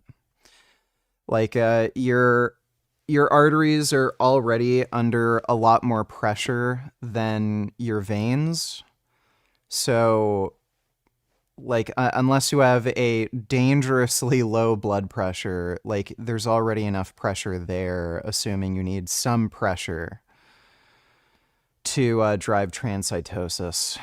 What he's saying is just retarded. Cholesterol into those gap junctions, so hypertensive and other damage. Oh, that's funny. He doesn't even understand that transcytosis is a thing. He's positing the theory that lipoproteins can only travel through the endothelium through like gaps in the endothelium. Like there's endothelial cells and there's like small gaps in between those cells, and then the lipoproteins go through those gaps. No, just look up transcytosis. And inflammation to the epithelial cells. Okay, so examples I've just been talking about: too much carbohydrate, too much healthy heart oil, not enough healthy saturated fats, smoking, either insufficient or too much exercise or inappropriate exercise modality, smoking, drinking, you name it, all those kind of things that can have an effect on our level of systemic inflammation. Hey, even environmental toxins and poisons that float around. What a dumbass. That's hilarious. So he lied. So he literally he said smoking is a cause of atherosclerosis. But then when I debated him, he denied that smoking causes atherosclerosis. Before I try inflammation, hey, inflammation.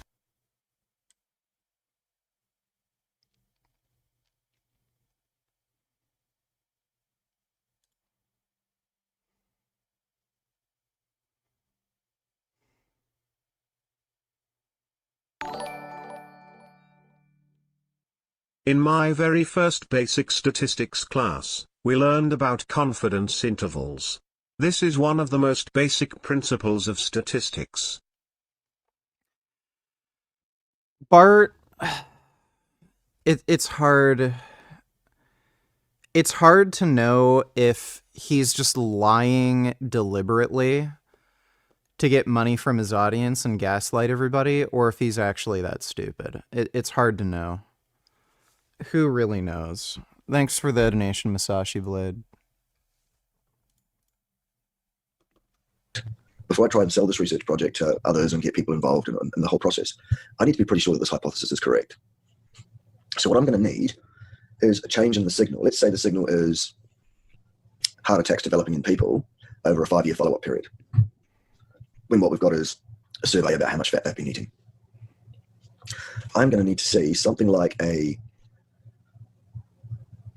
2,000% relative change before I'm even going to look at that as worth even investigating. So you're talking about a relative risk? Yep. Yeah. So, time. So, the apparent actual causes of atherosclerosis are... He has no epistemic standards, and he's a complete liar.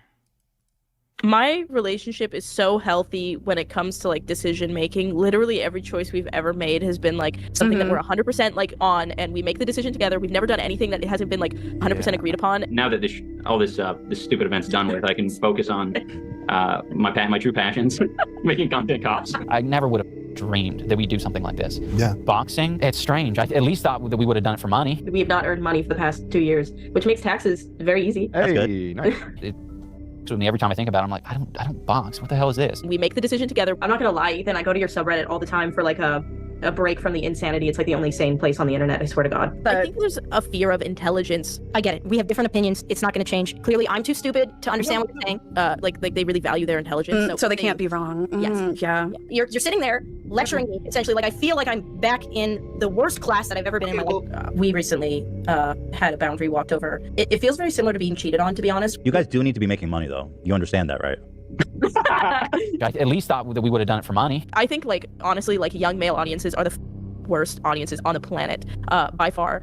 I don't know. I've been doing a lot of growing over my career on YouTube. So it's been, it's been... Some men definitely, like, I mean, Ian is definitely one of those men where, like, you can tell he just, like, literally does not give a shit at all. I try to get him to give a shit. So for Ian, for example, like, I would say Trashy or Trailer Park would be one.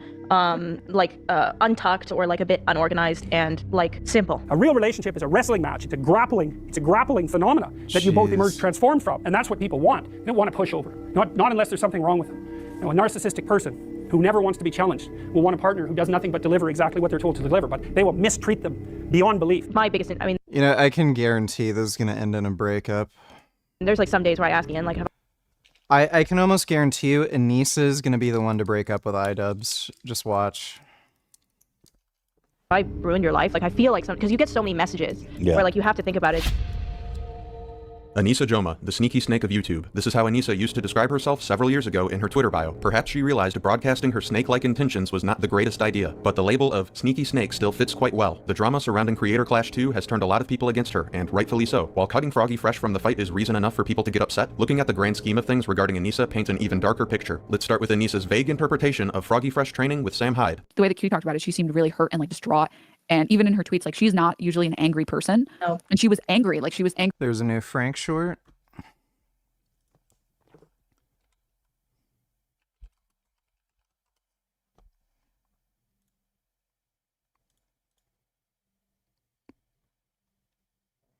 The fuck? So I just got back from my orbital reconstruction surgery, which is the 5th procedure I've had in attempts to correct my eyes and vision.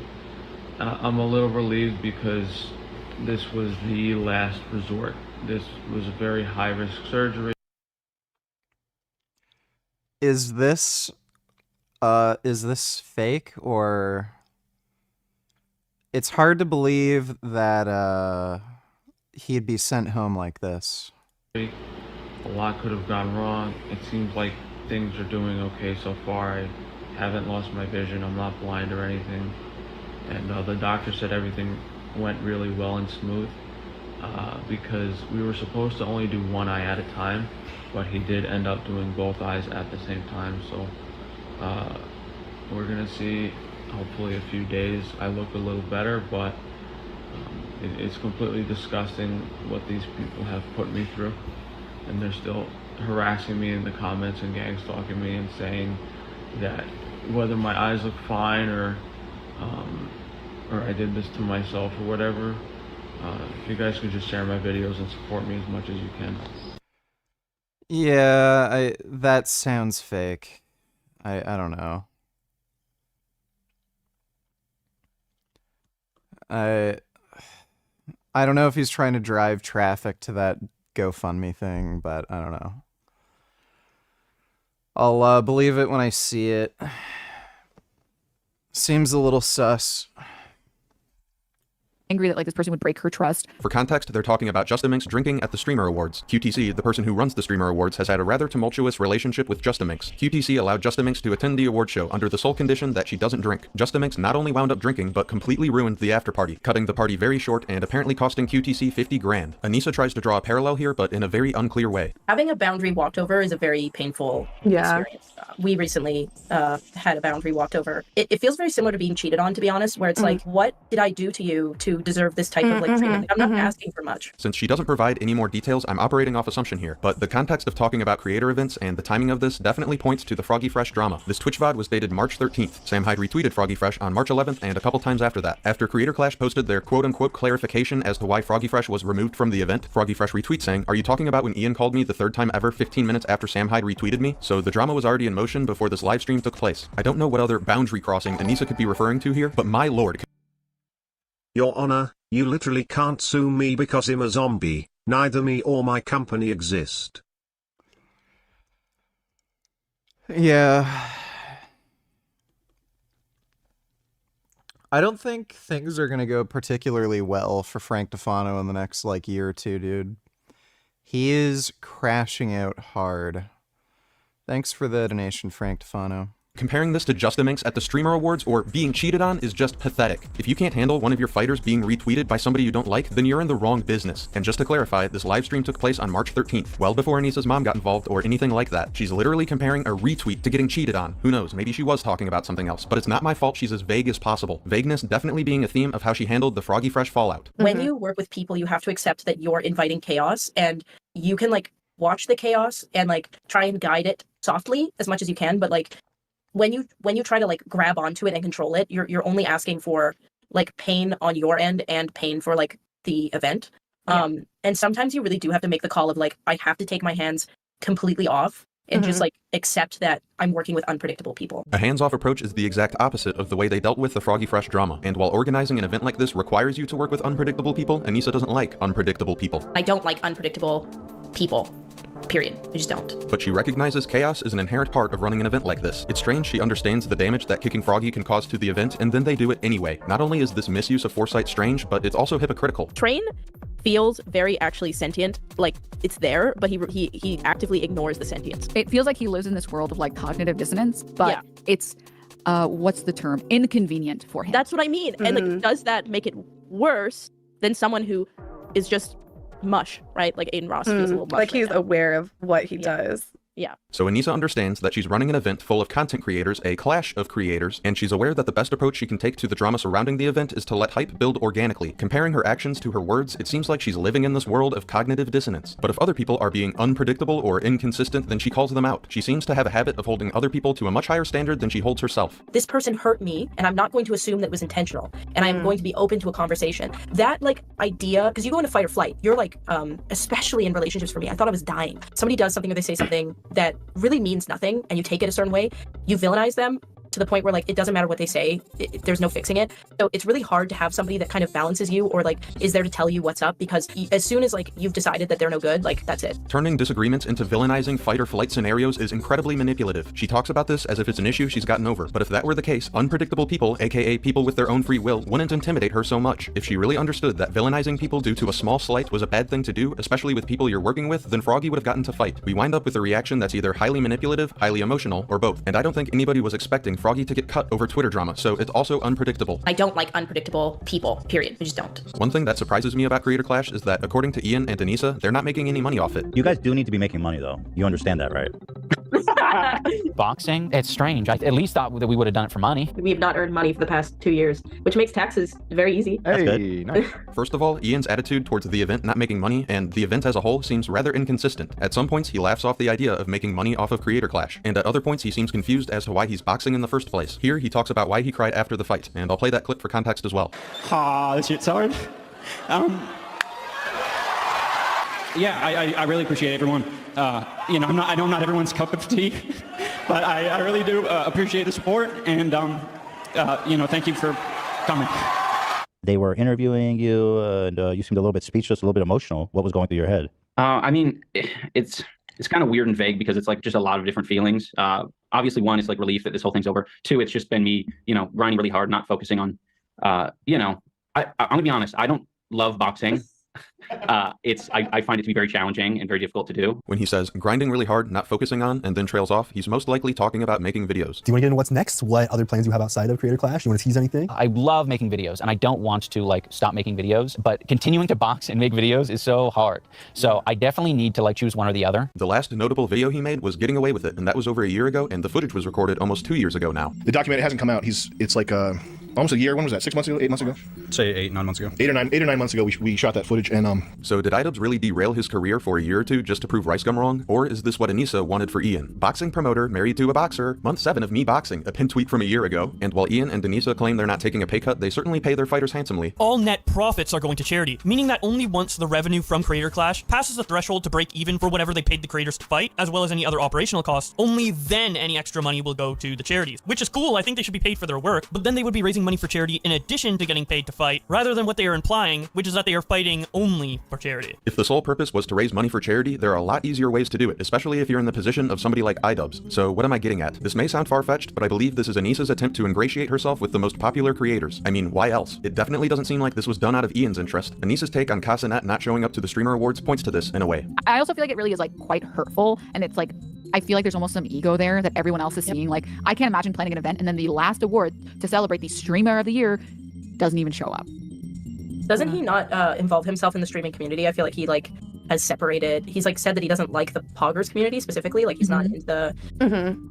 Yeah. See, that's what. The Poggers community is a loose and informal creator clique of English-speaking Twitch streamers and YouTube streamers who regularly collaborate on each other's live streams and videos and heavily share audiences and communities. The most popular streamers in the clique are XQC, Asmongold, Jschlat, Hassan, Ludwig, Mizkif, Moist Critical, Soda Poppin', Pokimane, and Austin Show. So the largest friendship nepotism clique on the internet. I think Casanet is pretty smart for not wanting to associate with them. I mean, how much longer can the Poggers community keep up the being creatively bankrupt is so quirky shtick? Every year we see innovation from just chatting streamers as they push boundaries and ask the question, how can we do even less? So you can look forward to a bright 2023 of me watching YouTube videos, reading Reddit posts, and then also reading YouTube comments after I watch the YouTube video. I'll be honest, 95% of my streams, I look at what someone else did, I had a small little twist, and then I steal that shit. It makes sense to me as to why Anissa would want to get chummy with this group and why she would roll her eyes at Casanet for not wanting to associate with them. Out of all of Anissa's content that I've seen, I've never been impressed once. If she can get in with a group where association is more important than creativity, that would be a great boon to her career. And if you can't get into the Poggers community through talent, then just buy your way in. Just throw money at some of the most popular creators to get involved with your event without regard of profit. And if it doesn't work, what does Anissa care? It's Ian's money after all. Well, yeah, we just know that we're very aware that we're fine and we can do this for a few years. Sam Hyde said he would kill Hassan in that famous clip in 2022. Then Anissa drops one of her fighters in Creator Clash 2023 because they were being trained by Sam and were retweeted by Sam. Would Anissa having a lady boner for Hassan explain everything? Likely. So it's kind of funny you bring that up because that's sort of how Anissa got with iDubbbz. She was dating some dude who was a small-time streamer. She ended up meeting iDubbbz at some streamer convention with her boyfriend she was dating at the time. And then apparently she ditched her boyfriend, was hanging out with iDubbbz for a while, then broke up with him like at that event thing, and then she's been with iDubbbz since then. So it wouldn't surprise me if she's doing this to get closer to Hassan or some other streamer or some shit. Thanks for the donation, retard. years without taking any sort of salary. But so don't. Why would you do that? I want you guys to Just take care of because yourselves. Yeah. Well, we are taken care of. We're good. We're smart. We're adults. Yeah, but why are you so. going to dig into your whatever? Okay. This raises the question, how and why is Ian okay with this? Why would he abandon his passion of making videos to do something he doesn't really seem to care about? Why does he show such a lack of pushback and spine? Well, to answer these questions, we're going to have to psychoanalyze Ian and Denise's marriage. You don't see that as... It's not gonna get settled, man. You know what? Well, you're not actually... Well, no, look, you're not coming up with any counter arguments, and you're just saying I'm not making any sense. So I want an explanation for why I'm not making any sense. Feels like you're projecting. I didn't say you're not making any sense. I said that you're twisting a lot of what I'm saying. Then correct me. I'm interested in having an honest conversation about this, but you're not correcting me. That is the second biggest lie you've said. So prove I'm lying. How am I lying? So again, prove that I'm actually twisting around what you're saying, and you're not giving examples. You're just claiming that I'm doing this. The word fallacy has been brought up a million times. That's because you've made appeal to popularity fallacies and appeal to nature fallacies. That's why. I get it. We have different opinions. It's not going to change. Clearly, I'm too stupid to understand what you're saying. No. This is from a debate with Vegan Gains from November of 2018. I know that's from a while ago, but I think this is an important jumping off point. She seems incapable of hashing out this argument without resorting to emotional manipulation, and this is how... That's how Destiny got his now divorced wife, yeah. Yeah, it's a bad sign when some chick, like, gets with you because she ditched her boyfriend. Like, I would not ever do that. How she conducts herself publicly. If this is how vile she was with public disagreements, I can't imagine how she handled private disagreements. It makes sense that iDubbbz would learn how to outright avoid this behavior instead of ever actually confronting her. Discord screenshots from 2017 show her dissatisfaction with the relationship. What sticks out the most to me is when she said, "I didn't want to fix him," showing her desire to change iDubbbz. In a normal relationship, if things aren't working out due to differences, you either reconcile, compromise, or break up. Manipulating your partner into becoming the person you want them to be isn't a proper option. The person that you can completely map and who only does positive things for you, it's like A, you don't know that person. B, they're not communicating with you, nor you with them. Maybe they're just subordinating themselves to you or you to them. You want a partner who you can openly and honestly hash out your disagreements with, not a partner who starts throwing a hissy fit at the slightest sign of a disagreement. So it's really hard to have somebody that kind of balances you or like is there to tell you what's up, because as soon as like you've decided that they're no good, like that's it. My biggest, I mean, there's like some days where I ask Ian, like, have I ruined your life? Like, I feel like because you get so many messages where like you have to think about it. Because you go into fight or flight. You're like, especially in relationships for me, I thought I was dying. Anissa going into fight or flight over disagreements would explain Ian's spinelessness. Being in a relationship with Anissa probably feels like the longest game of walking on eggshells ever. What does the optimal relationship look like in terms of positive and negative emotion? You might say, well, utopia, nothing but positive interactions. It's like, no, I don't want to push over. Not unless there's something wrong with them. You know, a narcissistic person who never wants to be challenged will want a partner who does nothing but deliver exactly what they're told to deliver, but they will mistreat them beyond belief. My relationship is so healthy when it comes to like decision making. Literally every choice we've ever made has been like something that we're 100% like on, and we make the decision together. We've never done anything that it hasn't been like 100% agreed upon, and I mean that's just the way to live life. Anissa's behavior would also explain Ian's dissociation habits. You know, that's what some people would call meditation. Yeah. When you're in that kind of state of overexertion while clearing your mind. Oh, no, not overexertion. I love to just check out just randomly. Maybe like when I'm driving. Oh yeah, she's a gaslighting manipulator for sure. Yeah. Oh, that's called dissociation. That's a different thing. Yeah. That's not meditation. Yeah, I love doing that. For those who think I'm getting too personal or too invasive, I must ask, how is what I'm doing any different from the way people are treating the Steven Crowder divorce? Steve got a divorce. Now, you might wonder, to what extent is this political news? The answer to this is, it's very funny. How is this any different from the way people treated the Johnny Depp Amber Heard trial? Okay, here we go. Taunting Amber Heard that she has a borderline personality disorder? I was made aware of that in the Johnny's States, a smart guy. Actually, not necessarily it's taunting, true. but I do recall. Good, you hearing called that it, man. Mr. Depp Yeah, you called it. I am merely following the precedent set by groups like the Poggers community. Now on to Anissa's naive take on gambling and adult content. I just assume like they don't have like a lot of money to spend on, I don't know. That's the saddest part though, is like it's just getting people into debt, and a lot of them like online gambling is such a problem. I agree that gambling definitely has its problems, but her take on gambling is followed by her take on adult entertainment, and it's incredibly inconsistent. It's the same with like fans, like people being mad about fans but not Hub, right? Like I mean now they've moved the goalposts like bad. I've seen a lot of like these like radicalized. You're right though, they are starting with this whole like it's bad, just like Aiden was on about, because it's some Andrew Tate shit, isn't it? Yes. No, it's not an Andrew Tate thing. Jesus Christ. The accessibility of adult content to minors has skyrocketed. Since this is a rather recent trend, we're only just starting to understand the negative impacts. And for someone like Anissa, who is concerned about how young men and boys treat women, and as a creator of adult content herself, this is something she should definitely look into. But there's an increase in in young people. Really? I haven't heard that. That's I haven't noticed at all. 24% increase, and that was before Roe v. Wade. So these numbers are coming in before that happened. Young women are more depressed. So clearly the system is not working for anyone. Some of the common damaging effects of adult content for users can include addiction, isolation, increased aggression, distorted beliefs and perceptions about relationships and intimacy, negative feelings about themselves, and neglecting other areas of their lives. Both user and partner experience lower relationship satisfaction and stability, less positive communication, and more psychological aggression between partners. What are the effects on teen psychology? A warped view of relationships and intimacy, distorted body image, desensitization to violence, angry outbursts, the kinds of things that would lead to the problems that Anissa was talking about. But no, people aren't concerned about that. This is just an Andrew Tate thing. I do have to agree though, this system isn't working for anyone. The system of convincing young women to sell themselves online as a consumer product under the guise of empowerment isn't working. And it's like, we all know here that like those girls like don't have like a 12-year-old audience. Like I'm sure there's like some curious like boys that go in there every once in a while. Canadian researcher Simon Lajeunesse found that most boys seek by age 10, driven by a brain that is suddenly fascinated by. But hey, I guess this is just my bigoted attempt at reverting back to purity culture. They're going back to purity culture. Like we're reverting further and further back into like this, like, I think they're trying to get back to this time period where they felt like they were in more control overall, right? Which is like this purity Christian, like saving yourself for your partner or whatever the, like, rots your brain or whatever the argument is. If she was against reverting back to purity culture, then what's her problem with gambling? Oh, the people who are concerned about gambling are just Christians trying to revert back to purity culture back when they had more power. Who knows? I'm probably just concern trolling. The worst is like concern trolling. Oh God. Oh my God. It's so pathetic. It's Plus, if Anissa was really concerned with her body dysmorphia and how her mental health and hypochondria affects her husband, then she wouldn't be constantly flaunting herself online. Yeah. That's one of the worst things you can do for your mental health if you genuinely have body dysmorphia. But instead, she imposes her distorted beauty standards onto Ian, and in a very disrespectful way. Here she's using 3 key words to describe Ian's fashion. Do you agree with the quote, men are in love, women are in business? Yeah, I would fundamentally agree with that. One, when you look at women's dating preferences, that is highly suggestive that, yeah, they're in business. They seek out men who are wealthier than them. Men do not seek out women that are wealthier than them. On top of that, like, look at, like, how divorces are structured.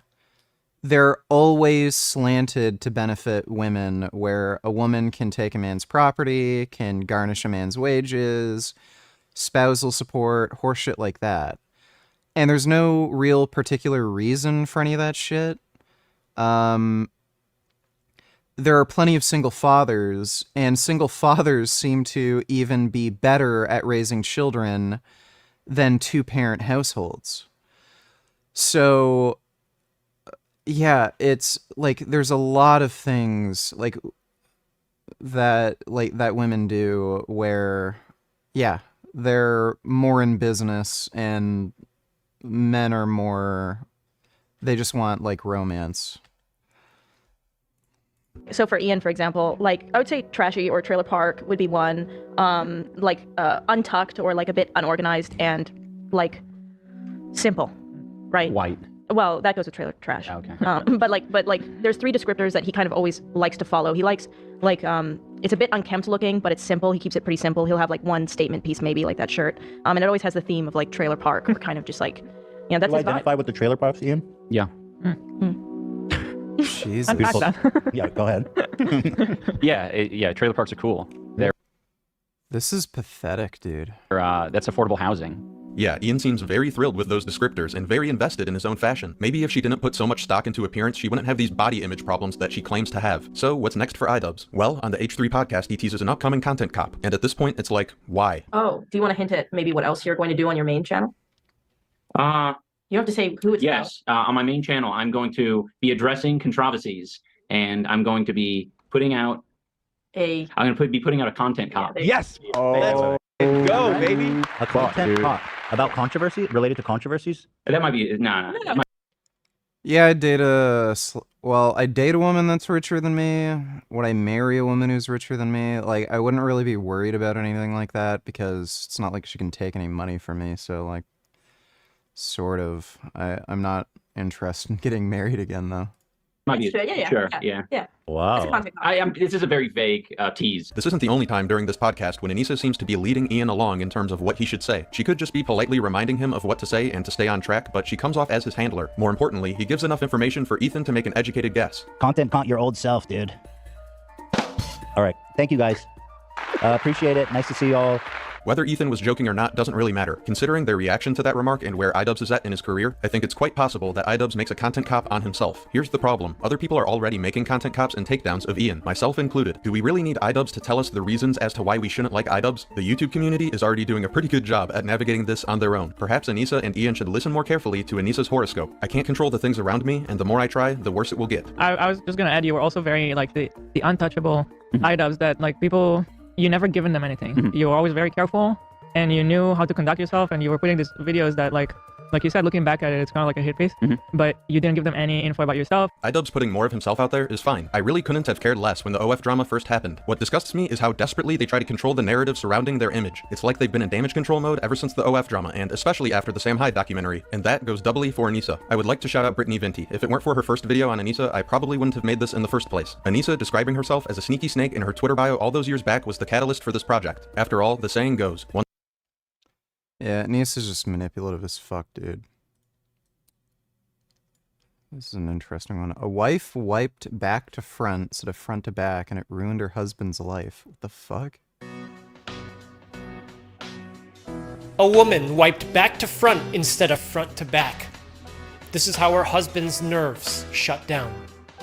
Oh Ian is a 44-year-old man presenting to the emergency room with diarrhea and severe muscle weakness. He tells the admitting nurse that he hasn't slept well for more than a month, and he's been so thirsty, but he can't even grab on to a glass of water. Ian's wife, Cupcake, was recently on vacation on an equatorial island. Her trip seemed to just have problems nonstop, starting from the time when she arrived at the airport, and when she was at the hotel after lunch. Faggot pussy, don't need to tell her it's insane Fonovid. Yeah, we already saw that. It looks like he faked all this horseshit. I think he got some fake blood, dropped it around his eye. There's no way you're gonna go into a surgery and leave looking like that. He's just full of shit. Thanks for the donation, faggot pussy. One afternoon, she started having diarrhea like no other, and it just wouldn't go away. It ruined her trip because after that day, she had trouble eating and drinking anything. When she got home, her diarrhea didn't go away. Every day, she would feel crampy abdominal pain squeeze into her stomach, followed by a terrible movement out. She really thought that maybe her stomach just didn't agree well with the food that she ate on her trip, but at home with her husband, they would prepare some food together. Since she came home from this trip, she would often release air into the room that was so foul to Ian that he just couldn't handle it. For some meals, she would feel okay afterwards, but other times, there would be massive problems. One evening, Cupcake went to the bathroom. Typically, she'd wipe front to back, but because she had gone so many times that day, she wiped back to front instead. The area was so sore, but when she looked back at the toilet paper, she thought she saw something horrible. She wasn't sure what it was. It was like there might have been some small, darkly colored dots inside. It kind of looked like big bits of pepper, except she hadn't eaten any pepper recently. Later that night, Cupcake was with her husband. She hadn't showered, but neither of them had thought that anything was different from how they would normally do it. When they were done, they both went to sleep, and something terrible was going to happen. In the early morning, Ian woke up. He had to use the bathroom, and it was here where he had the worst movement of his life. He couldn't understand what was happening because he could feel his stomach quake and shake inside his abdomen. As the days passed, Ian would just have nonstop diarrhea just like Cupcake did when she came home from the trip. He couldn't keep anything down, but then things started to get worse. A couple weeks after having dealt with this, Ian hadn't eaten well for a very long time. He had trouble sleeping, he couldn't think straight, he just didn't feel like himself, and things started to get worse. One day, while driving to work, and after having his now normal morning diarrhea, Ian had to stop on the side of the road. He had trouble grabbing onto the steering wheel because his hands felt weak. When he would walk around, he would feel like his legs were shaking. Every time he tried to stand up, it would get harder and harder, and when he was finally up, he'd feel dizzy. After several sleepless nights, Ian couldn't take it anymore as he brings himself to the hospital where we are now. At examination, Ian looked okay. When doctors looked at his mouth, they thought it appeared a little dry. His skin was giving some indications that he was dehydrated, and when they took a blood test, it did in fact confirm that Ian was dehydrated. But not only that, they found out that he has hypokalemia. Hypo meaning low. Kali, referring to potassium, or more formally kalium, is shown by its symbol on the periodic table of elements, and emia, meaning presence in blood. low potassium presence in blood. Ian told the medical team about his nonstop diarrhea lasting several weeks by this point. He told them that he didn't know why it was happening because he hadn't traveled anywhere recently, and he hadn't eaten anything out of the ordinary. When the body has diarrhea, nutrients that should have been reabsorbed are wasted. That's why it's watery instead of the solid fecal matter that's supposed to be formed. A persistent, chronic diarrhea will incur a great amount of loss because every day the amount of potassium out of the body outpaces the amount of potassium in. But why was Ian having this diarrhea? In the hospital, the medical team waited for Ian's next movement. They collected a sample, and when they were able to look at it, they found Giardia duodenalis, a protozoan parasite that causes persistent infectious diarrhea. This isn't very common in the United States, so where did this come from? Infectious Giardia cysts come from contaminated food or water. In the United States, if someone has this from either of these routes, it's likely because they had traveled to another country. Doctors know that Ian hadn't been traveling, but when they asked if anyone in his household had been, suddenly everything made sense to him. Ian called Cupcake. She still had been sick all these weeks that Ian was sick. This didn't seem like a coincidence to them anymore. He told doctors about the trip that she had had and about her sickness during that trip that persisted all the way until today. It didn't seem like she could eat anything, and after a few days, it appeared that whatever it was, she had spread it to him.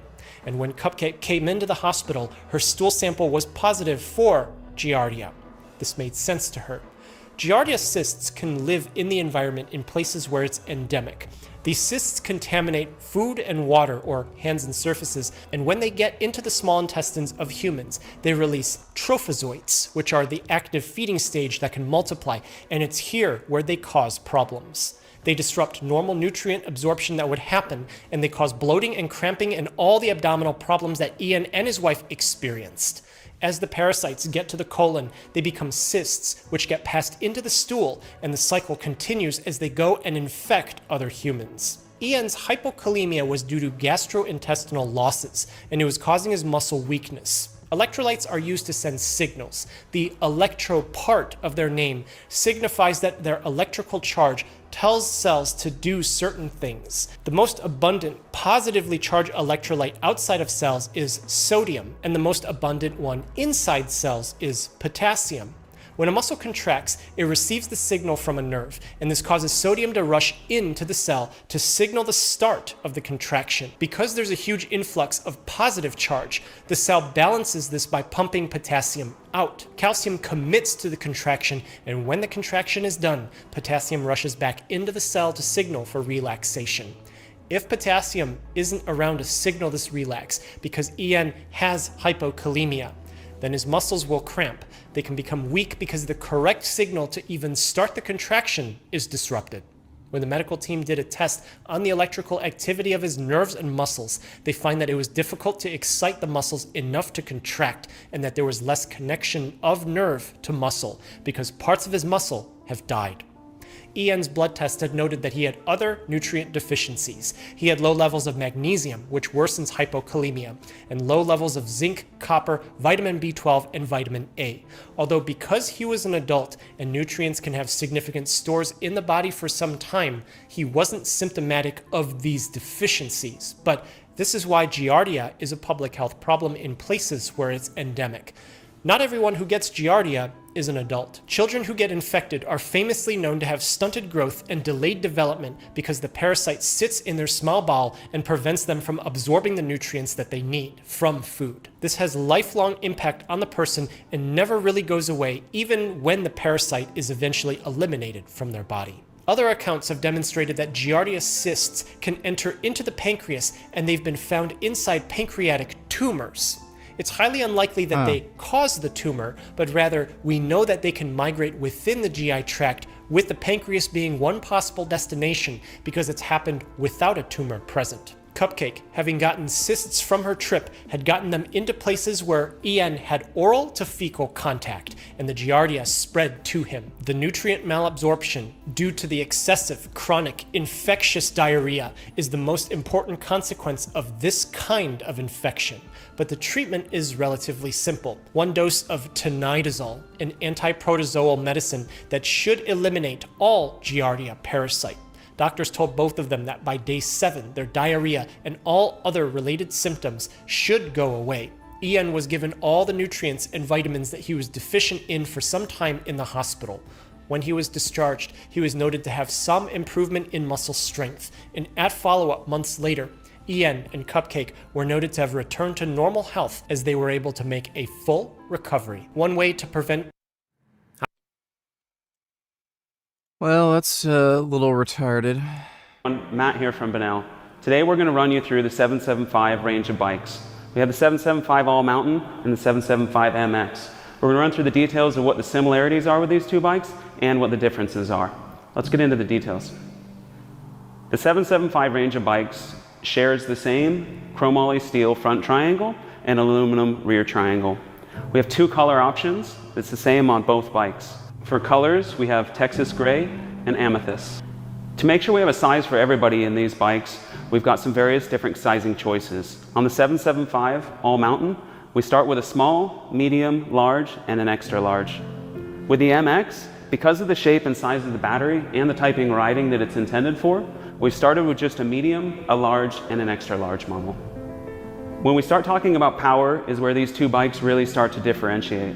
On the 775 All Mountain, we have a CYC Photon motor that has a max of 1200 watts of peak power and 110 Newton meters of torque.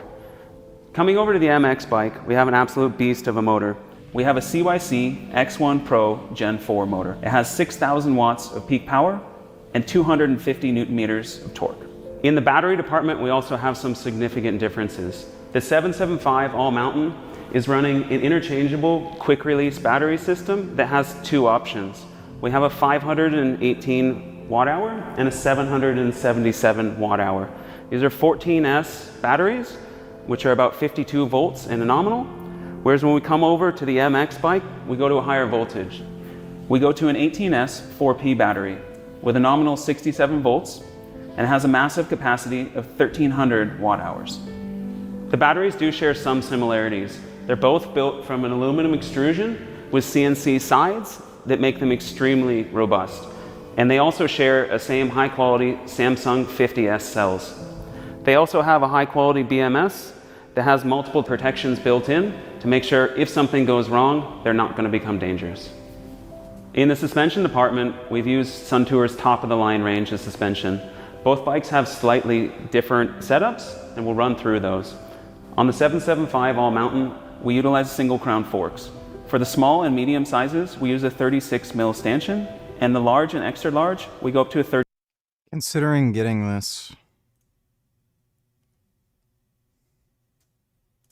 So by now, you guys have probably already seen, but now mountain bikes are pretty cool too. They've got a complete twist throttle and they're kind of like dirt bikes. So we had the opportunity to go ride the electric. So it's 6 kilowatts. It's roughly 8 horsepower, but it's in a 75-pound bike. Like, that's pretty fucking powerful. That's about the same. No, it's only 5.5 grand. It's about the same. It's about the same horsepower as stock Suron, but the Suron's like 150 pounds. So yeah, 5.5 grand for a 6 kilowatt, 75-pound bike with a twist throttle. That sounds like a lot of fucking fun, and it looks like a mountain bike. So you could like shred around pretty fucking hard. It's basically like motorcycle, and you can get away with it because it's not like an actual motorcycle. Bad Empanada donated $2. Denim's initial reaction to the CPS call. Oh, jeez. He wanted to look at everything. Well, the house is spotless. He was checking the house and like, where do the dogs go potty? Because we heard that there's poop on the floor. The house is spotless. Our house is so clean. What a fucking bitch, dude.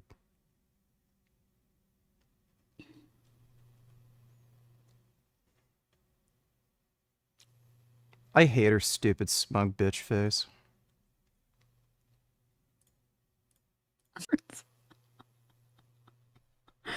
I have no words, dude. Nothing to say. Nothing to say. Fucking loser. And then people give her money. Yeah, really. Thanks for the donation, Bad Empanada. Mountain bikes for the first time because those are the bikes that are available now. And yeah, let's go see what those things are all about.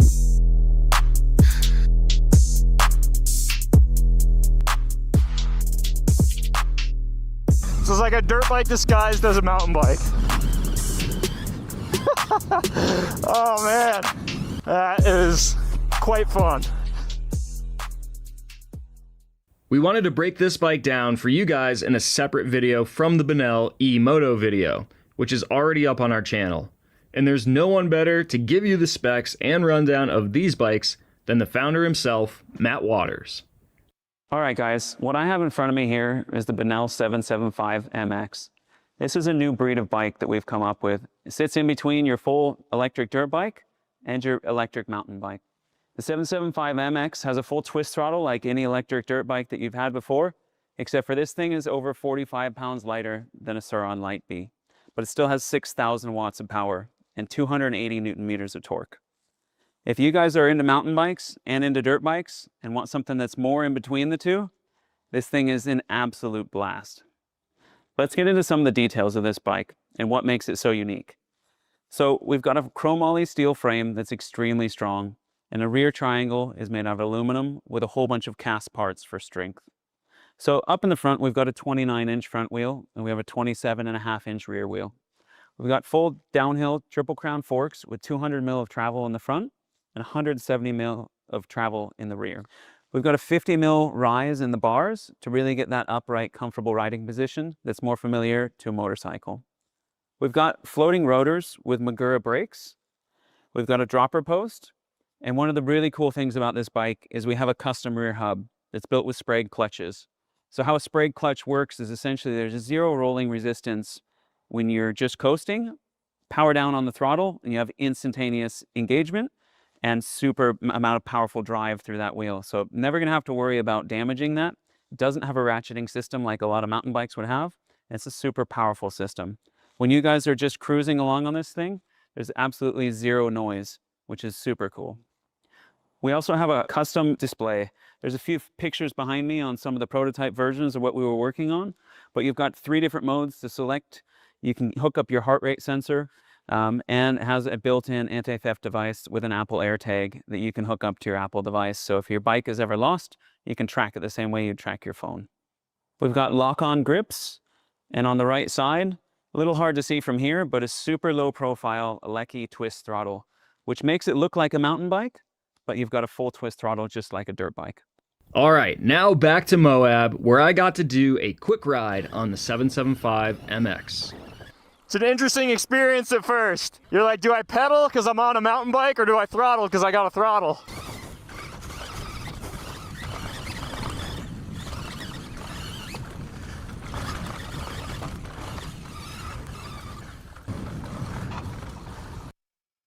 Oh, by the way, if any of you have any fucking recommendations for, elbow pads, I would really fucking appreciate it. Because, holy mother of a fuck, dude. It's impossible to find anything. All of this shit is made for tiny-ass fucking twinks.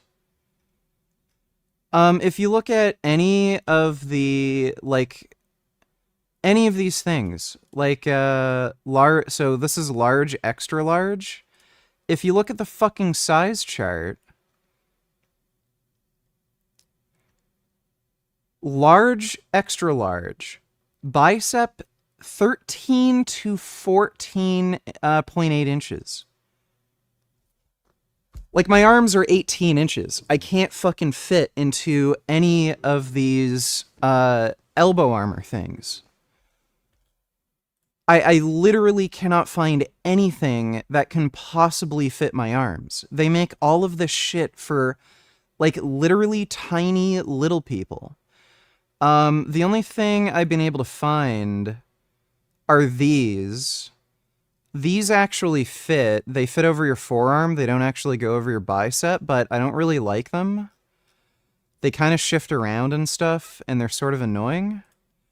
These looked good. I have the EVS knee protectors, but I don't think the large extra large would even fit. And for some fucking reason, they don't have, oh no, elbow guards. They only go by height and like weight in pounds. And for the burly elbow guards, I don't know what the fuck that even means, but again, 5'8", 173 pounds. They don't even give you arm measurement recommendations. So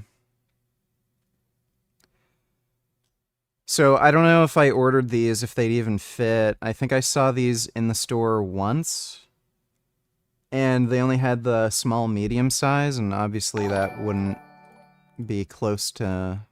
Bro, did you see Frank's new surgery? If this doesn't work, I think he will kill himself. He's unhinged. I don't think he actually got surgery. I think he was lying. I think he got some fake blood, dropped it in his eyes, and then shot a video. You're just not gonna look like that after surgery. Let me see.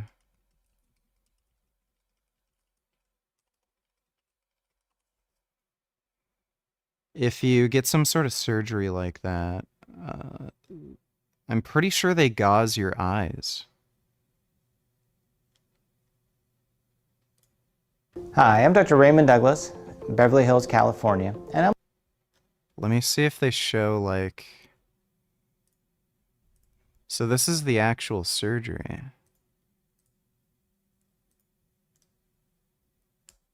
Afternoon, Katie. It has enabled...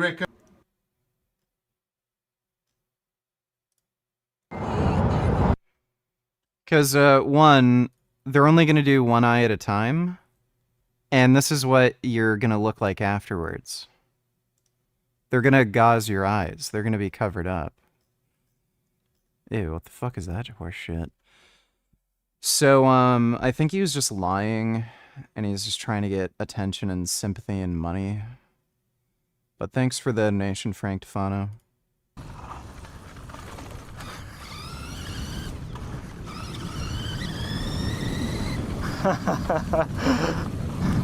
You're basically... Dude, I'm definitely second guessing the brakes. I'm like, am I on a mountain bike or am I on a dirt bike right now? It's like it feels like a light bee that's just lighter. Thinking it's Baldwin, what you name this category. All right, we got Mr. Brett Baldwin. Side by side here, we're gonna do a little drag race. Sir on Ultra B. You want... So this is an Ultra B, not a light B. And the Ultra B is, I think, 21 kilowatts, but it's like over 200 pounds. Want to count it down?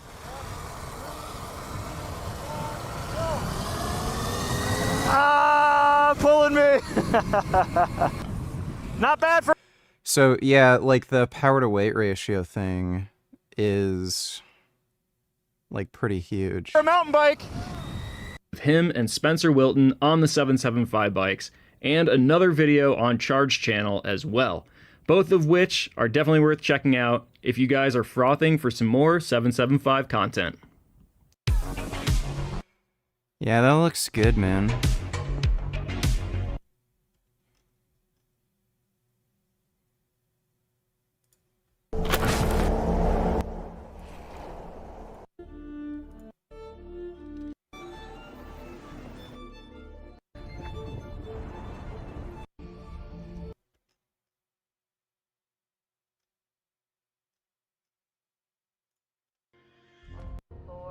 This free ride Utah, one of the sickest 5 over in Moab, on some beautiful slick rock. Most fun I've ever had on a bike. Agreed. So then...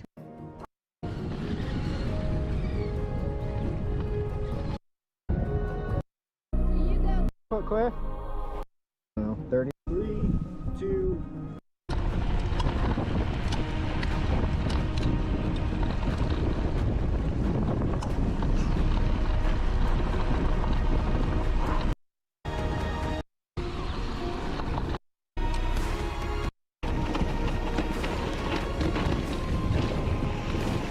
Yeah, I think these release in May. You can pre-order them right now. I'm thinking of ordering one. Hi, Dr. Bernard here.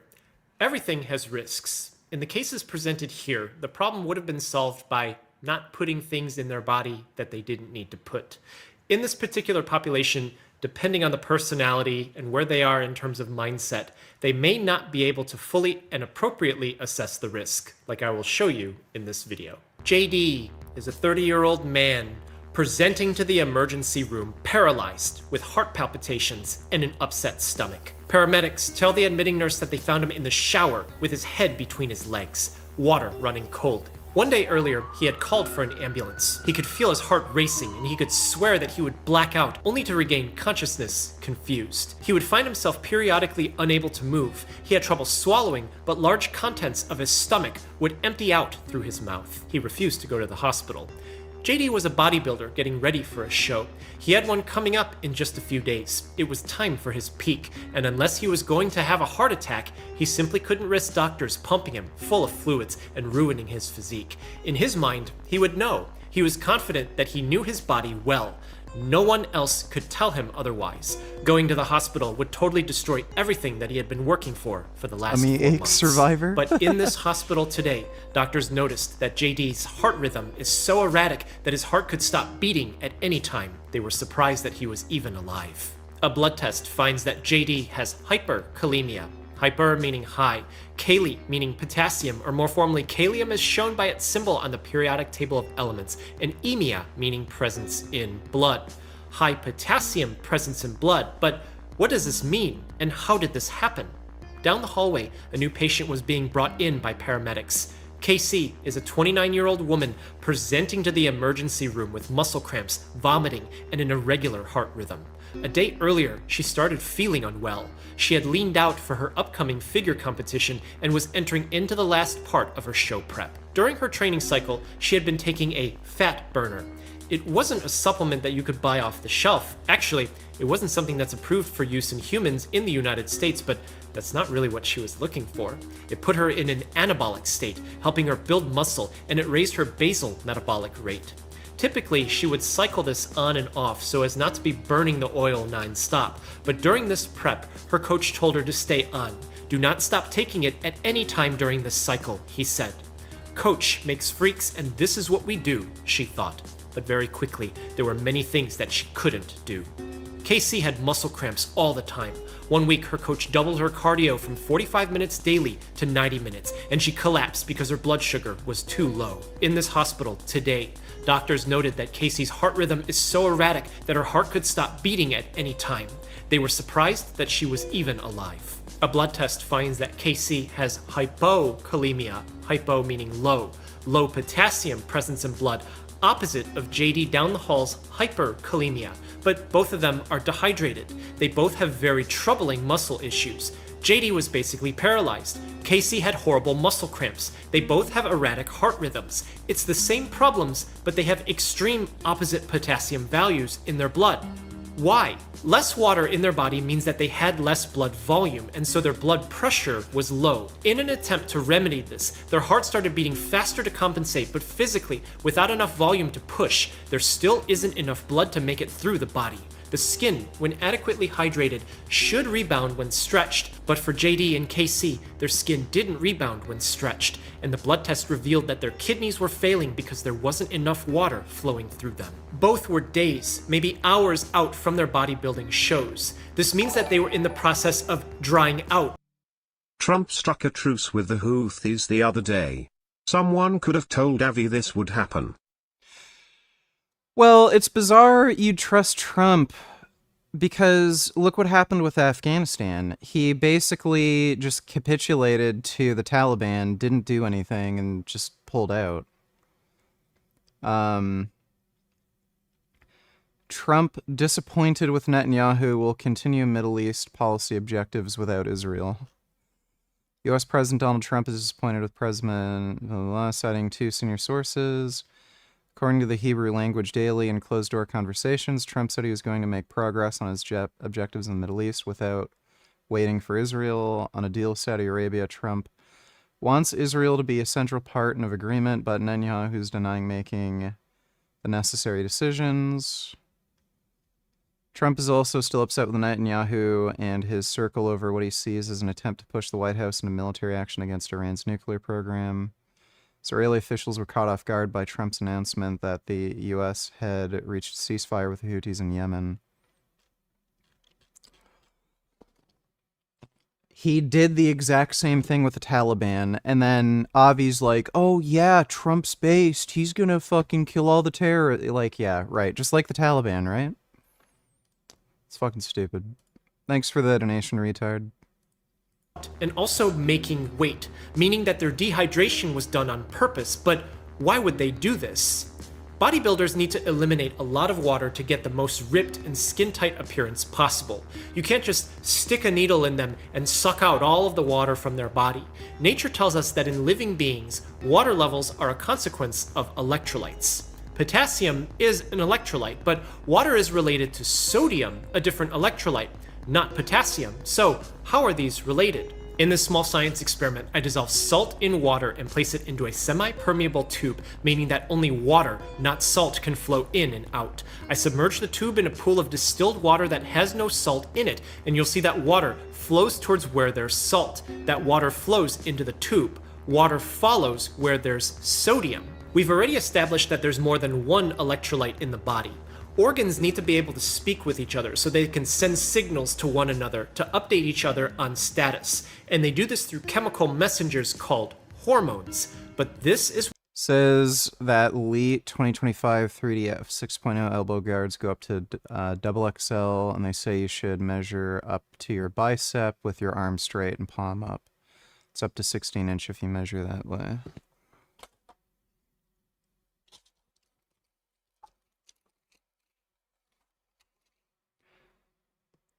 I'm very fucking skeptical. Because, like, every fucking elbow guard has just been made for tiny fucking people.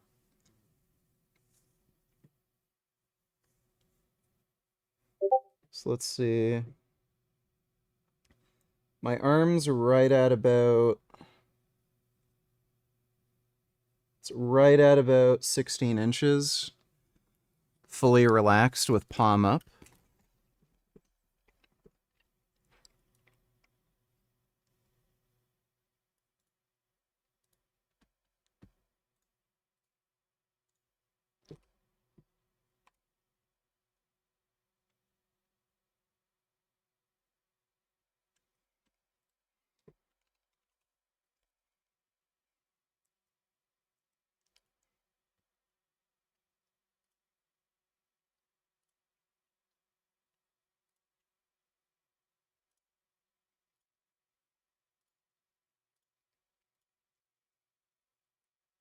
I'm very skeptical that this would fit.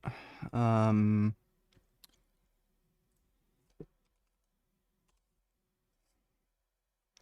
me see if they have it at Royal.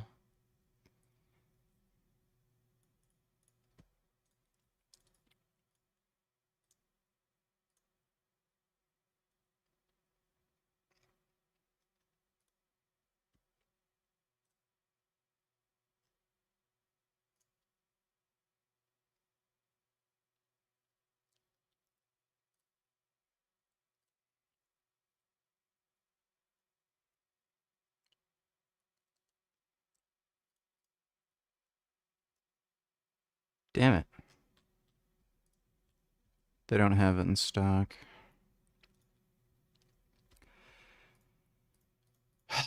I don't know if I want to take the risk ordering it. Because the way this is designed, it goes all the way up your bicep. And this looks very narrow. So I don't know. I'll look into it. Thanks for the recommendation. Where the problem is. Hormones naturally respond to changes in the body. Manipulating hormones makes it hard.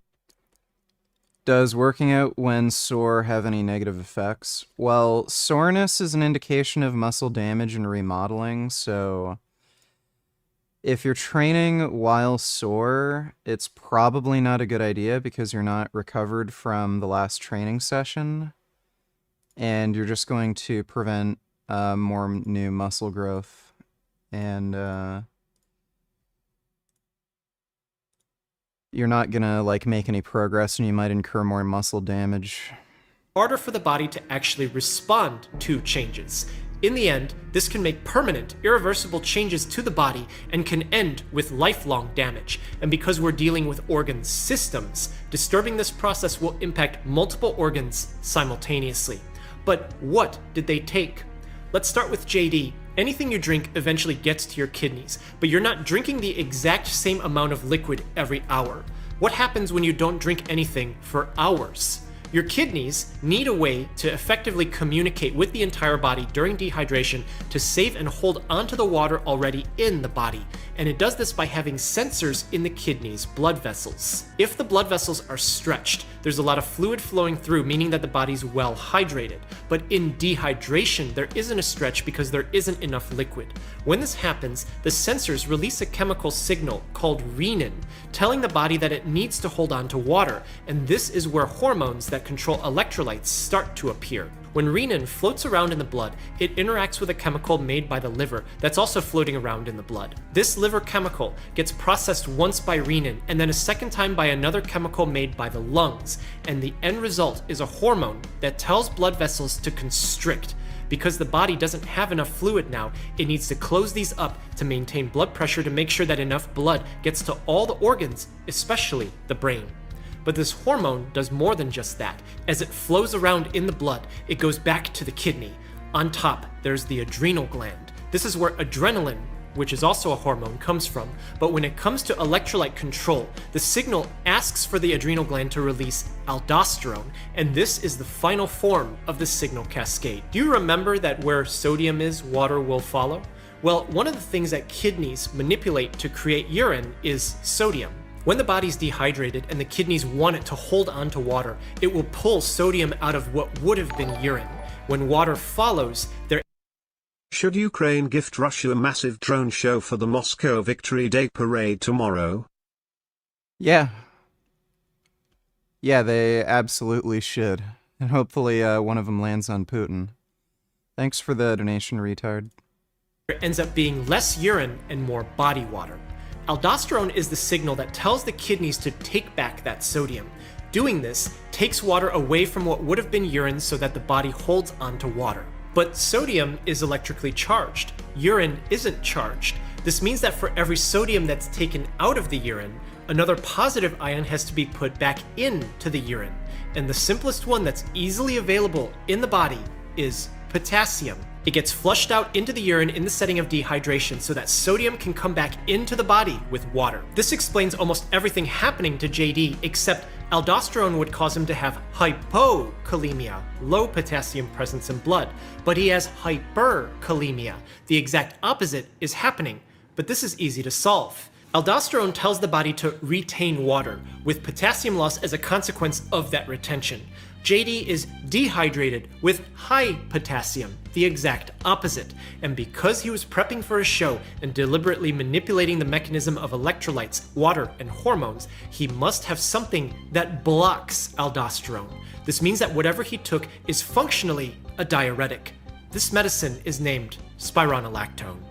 I talk more about this ancient mechanism of electrolyte control on my in-depth second channel, Heme Review, link in the description below. Down the hallway, in the hospital, KC was struggling with an erratic heart rhythm, but she was having the opposite hypokalemia.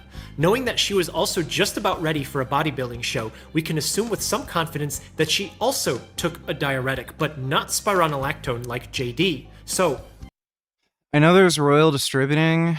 I think there's some other motorsport store. They don't have anything listed on their website, and the only other thing I can think of is Mountain Equipment Co-op.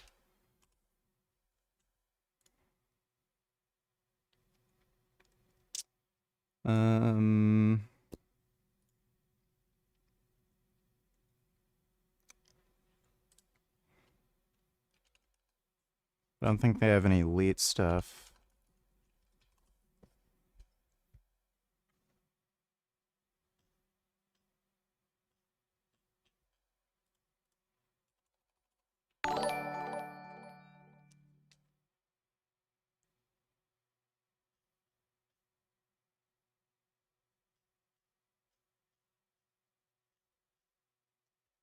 Yeah, I don't know.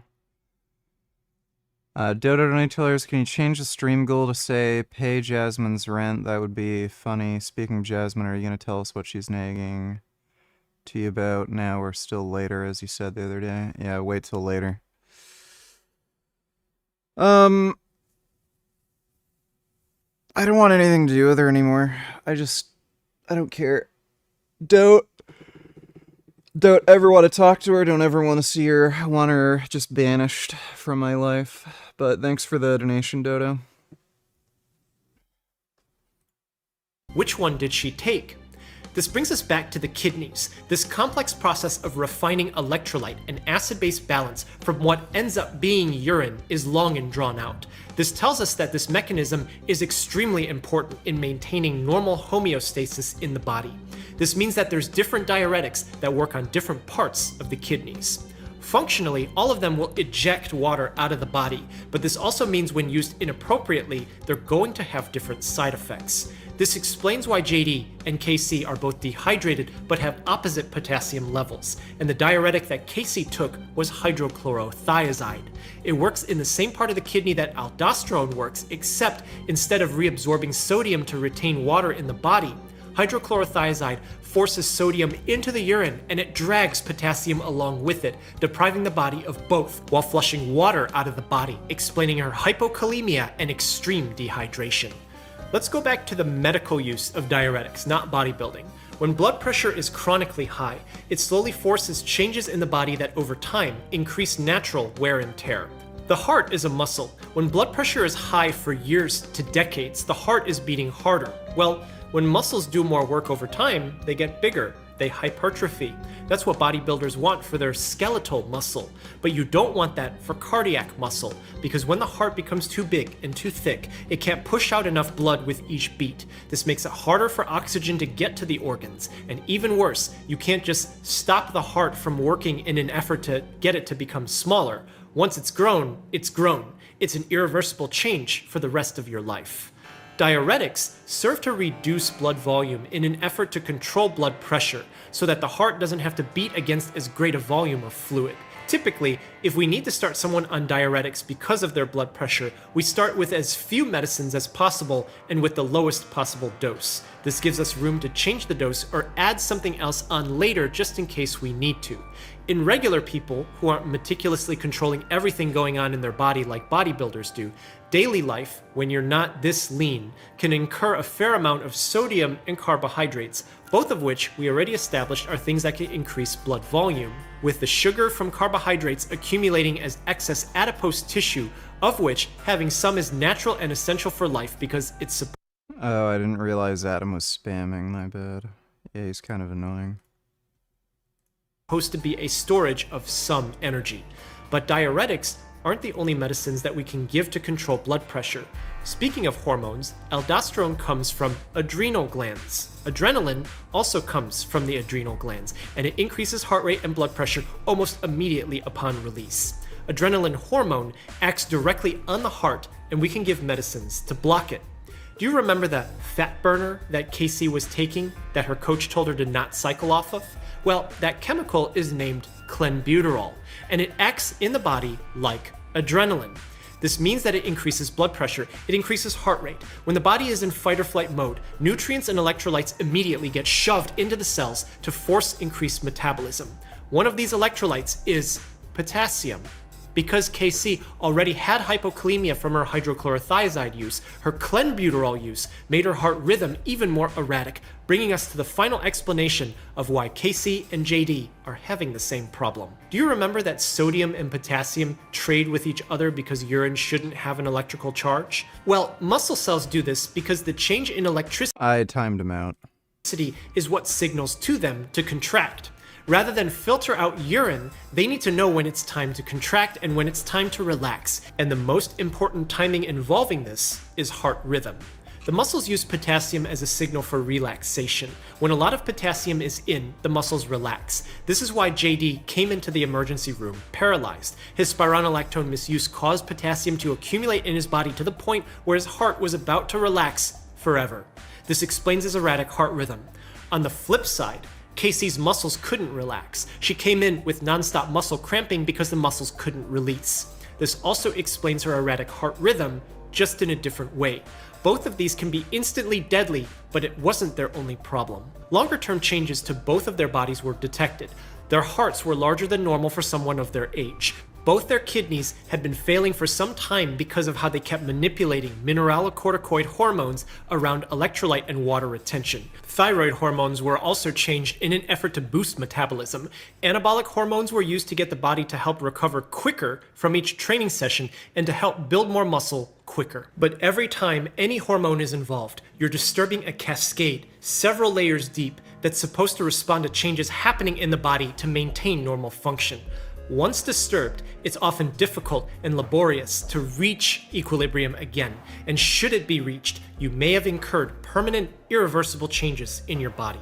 The renin, angiotensin aldosterone system that JD changed with his spironolactone misuse, that's something that's been evolving in living beings millions of years ago. Humans have a particular form of it, but the message from nature is that you don't want to disturb this ancient system if you don't have to. And this was only one of the systems that were worked on by both of these patients. For JD, his hyperkalemia can be fixed by stopping spironolactone and removing potassium from his blood while making sure that his heart doesn't suddenly stop. Acid-base changes in his blood can help facilitate some of that potassium excess. This is the most immediate change that needs to happen to get his heart rhythm back to normal so that he doesn't experience sudden cardiac death. For KC, if her potassium is low, then it can be replenished after her diuretic and clenbuterol are stopped. Funny enough, one thing that we always try to do with patients who have problems like high blood pressure, high cholesterol, and diabetes is to get them to eat healthier and exercise, ideally before we start on any medicine. Needs will vary from person to person. So we should already know this. Yes, a beginner should have their own diet, their own training program, right? They shouldn't be following someone else's shit, but for the sake of science. For the sake of science and to make the Is HMB safe for long-term use like creatine? I don't know what HMB is. video more interesting, the brother followed Jeff alone. Pretty much did the same exact routine, same exact calories, everything. So this was a great video to see. It was a great video to see, and I'm sure it was enlightening for many. There were some things I liked about the video, so I want to give a little mini review, but there was one thing, honestly, just keeping it 100, there was about 4 things that really stuck out to me, but I'm going to just talk about one of them, because I do not want to give the impression that I'm here trying to tear this video down, okay? There's 4 things that really stuck out to me, we're going to talk about one of them, for sure. Now, what I liked about this video was, it gives you a realistic look of what 1 year of training can be like for somebody. One thing I've noticed in this industry, there's a lot of promoting people unrealistic results. And that's just pretty much, let's just keep it 100, marketing. To get your money. I can do this for you in 30 days. I can do this for you in 90 days. The results a beginner can expect after 1 year of training is going to vary person to person. It's going to vary person to person. So this was a great video, I feel, setting the tone of what a pure beginner can expect to get after. Oh yeah, I forgot to turn on the green light. Totally forgot about that. Jasmine, Donatillers, take down any videos that I'm in, take down any of your OnlyFans content that I'm in, or I will see you in court, and by the way, I will be taking half the money from your YouTube channel since I'm your wife and entitled to half and I helped make you. Yeah. Thanks for the donation, Jasmine. After a year of training. The results weren't crazy spectacular, but they weren't underwhelming either. They were some decent results. Another thing that really stuck out was Jeff and his brother. They both did 3,000 calories. Like I said, the brother followed what Jeff was doing. They both did 3,000 calories for 6 months. And after 6 months, they both put on a significant amount of body fat, okay? Now, that should be enlightening to a lot of people because one thing I've noticed in the fitness community...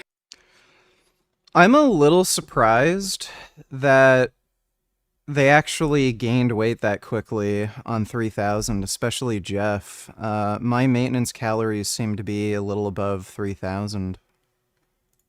There's this idea that you just, I'm not gonna lie, I've said it many times, eat big to get big.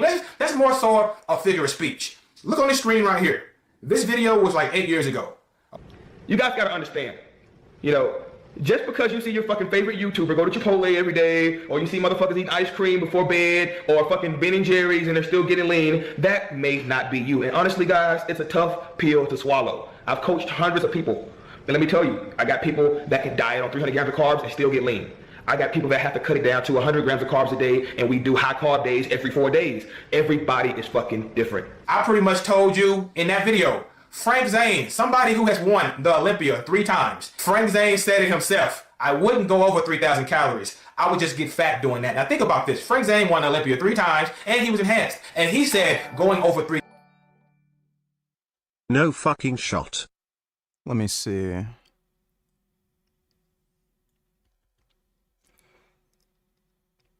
Son Piker is allegedly available to hire for speaking engagements. The Harry Walker Agency, which is said to be funded by billionaires, has the streamer listed as speaker on their website. They also listed him as a journalist and activist advocate. Company's clients include a who's who of famous people from the likes of Hillary Clinton, Ben Affleck. Oh my god.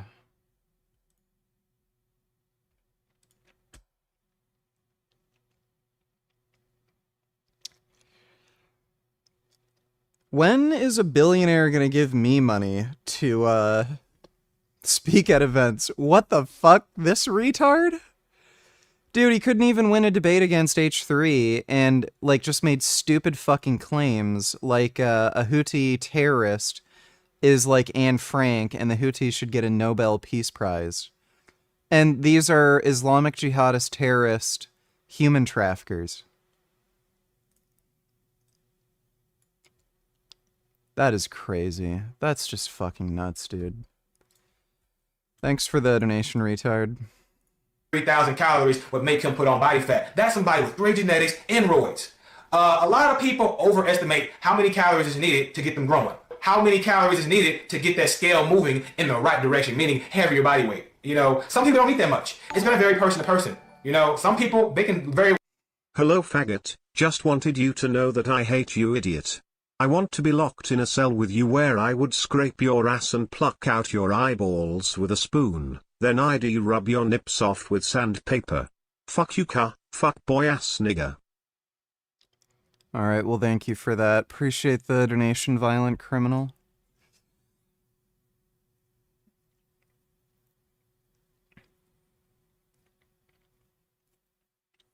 You look lean. What's your weight, body fat at?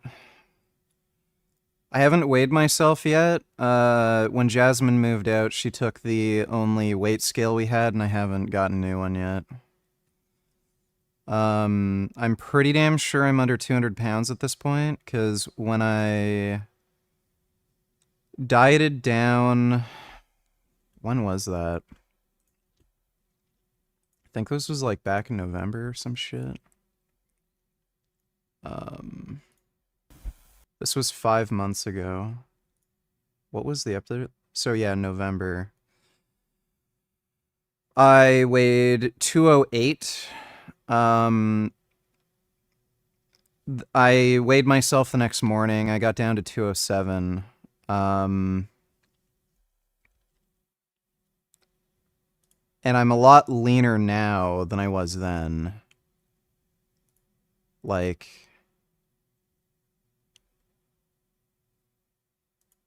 Yeah, a lot leaner. Way, way leaner. So I've got to be under 200 pounds at this point. Like probably 190, somewhere between 190 and 195 if I'm guessing. Well, yeah, like you can diet without a scale. You can tell if you're in a caloric deficit. And I'm in an extreme caloric deficit. So the difference is pretty massive right now.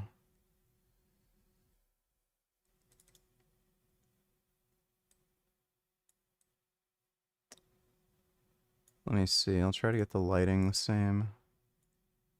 Give me a second. Yeah, I know weight scales are $10.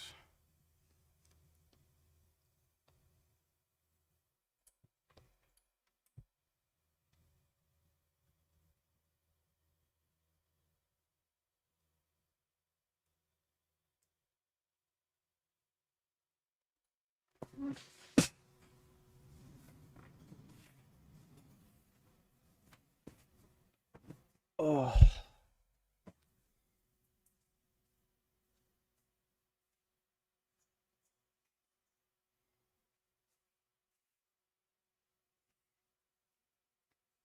So same basic lighting.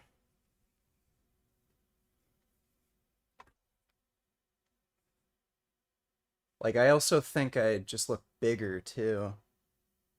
I got stronger since then. So, yeah. Fair bit leaner. I might not be that much lighter because I gain muscle. It's another good one. Rear lat spread.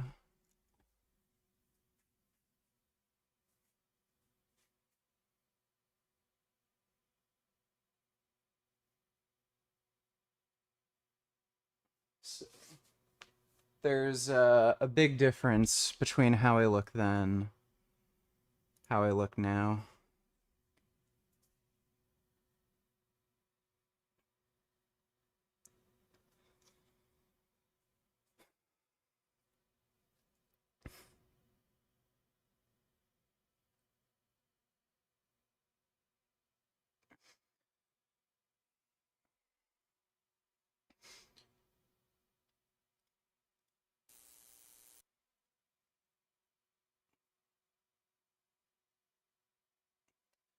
So, eh.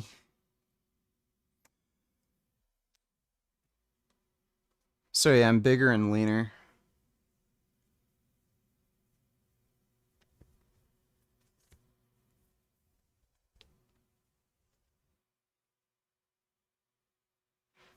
Ugh.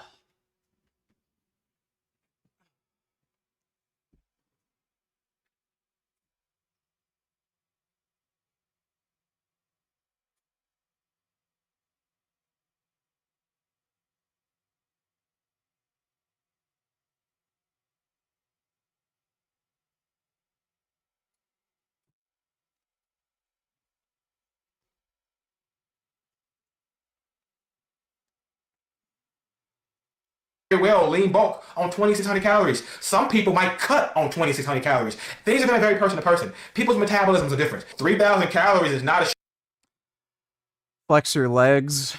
Well, I was taking photos in the mirror, and I don't think they look terrible. They're not great. I think they're fairly proportionate to my upper body. I guess I can show. Like, again, keep in mind, I almost had my left leg amputated, and I haven't been able to train my legs that well, so excuses beforehand.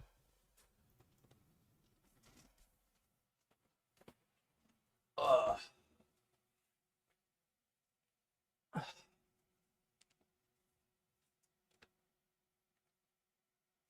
So this is the leg that's fucked up. Like, it is a bit smaller. But all things considered, not too bad.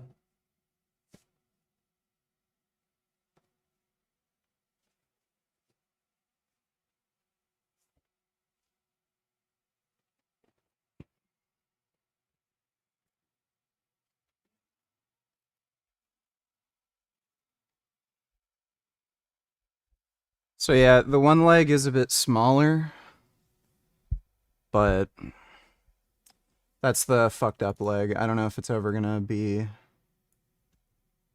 like the same size as my right.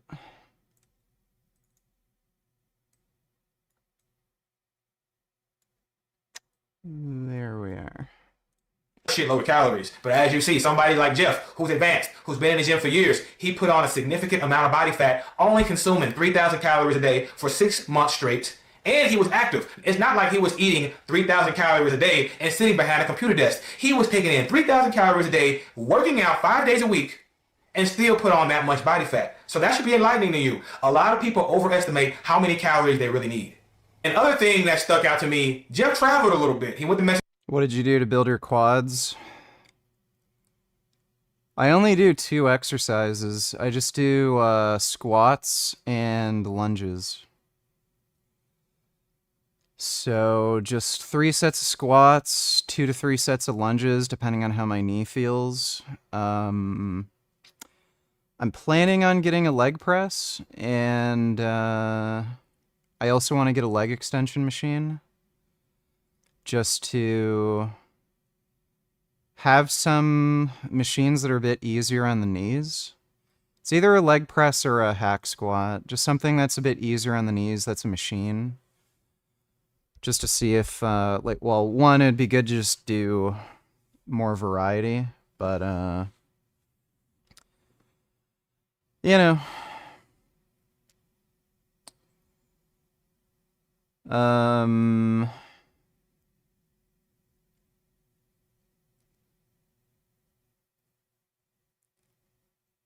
Did your dick get bigger? Here it does when you lose weight. Yeah, it did. What sets and reps for squats and lunges? I only do sets of 5 for squats. I find that if I try to do higher rep sets, it just aggravates my knee.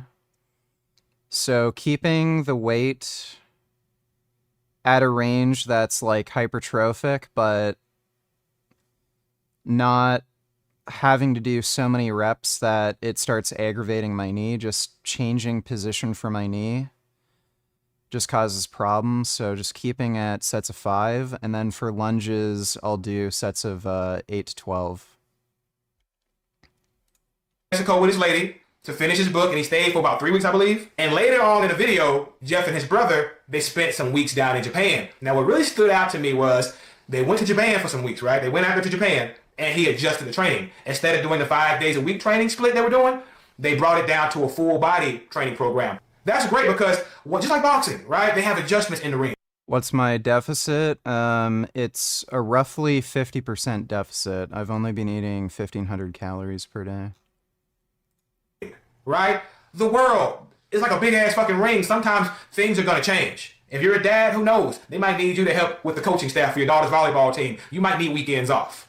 Right? You might Yeah, we've already seen the Frank short. I think he's just faking it. need weekends off. You might have to adjust your split until volleyball season is over.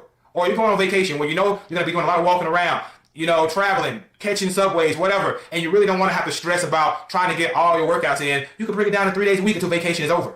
Like, you got to know when to adjust. And that was great because I think so many people, and I've dealt with this in the past. Okay, this is from experience. So many people are scared to adjust. It's okay to temporarily change your split. And I think one thing, as people who live this lifestyle, who live this bodybuilding lifestyle, this lifestyle of fitness, so many people struggle with knowing how to adjust their programming, knowing how to adjust their routines. That was great that he showed that because he could have easily just kept that to himself. You said years ago isolation exercises are useless, which explains only lunges and only squats. Isolation workouts work with extra energy, which sometimes comes from gear use. Well, isolation exercises aren't useless. There's very few exercises you can do for your lower body that are isolation.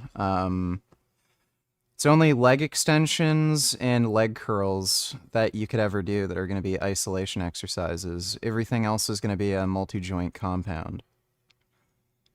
So even if you do something like leg press or hack squat, that's still a multi-joint compound exercise. And you're going to have to do isolation exercises if you want to do like bicep training or something like that. He let you guys know, yes, I went on vacation, adjusted my program, and it made sense to go to a full body until we got back home. That was great. I'm glad he showed that. So, again, if you have... Yeah, I'm probably going to buy a scale soon. Probably going to go out tomorrow and buy a scale, so... Yeah, I might do that tomorrow. If you haven't seen the video, go check it out. Go check it out and comment below my video and let me know what you thought. Because like I said, there's a lot of things that stood out to me, and we're going to talk about one of those things. Okay? Check out this clip right here. I want y'all to check out this clip right here. You build most of your muscle in your first few years of lifting. Then it slows down.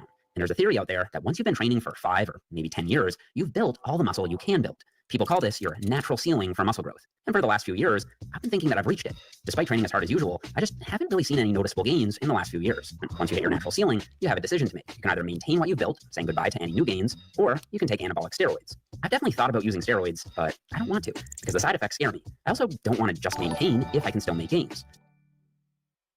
Breaking right now, Ukraine Security Services reports they uncovered a Hungarian military spy network. This their account. Scroll through the vid, it's in Ukrainian, but they got niggers confessing.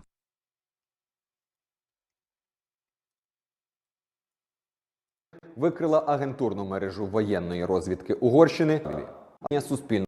За результатами комплексних заходів на Закарпатті СБУ затримання служби очікування.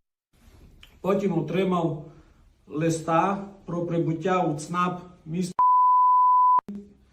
де зустрівся з громадянином угорської розвідки і був ним завербований за грошову винагороду населення, які С-3 розвідник передав агенту готівкові кошти, які передбачалися на виконання поставлених завдань. Формуючи агентурну мережу,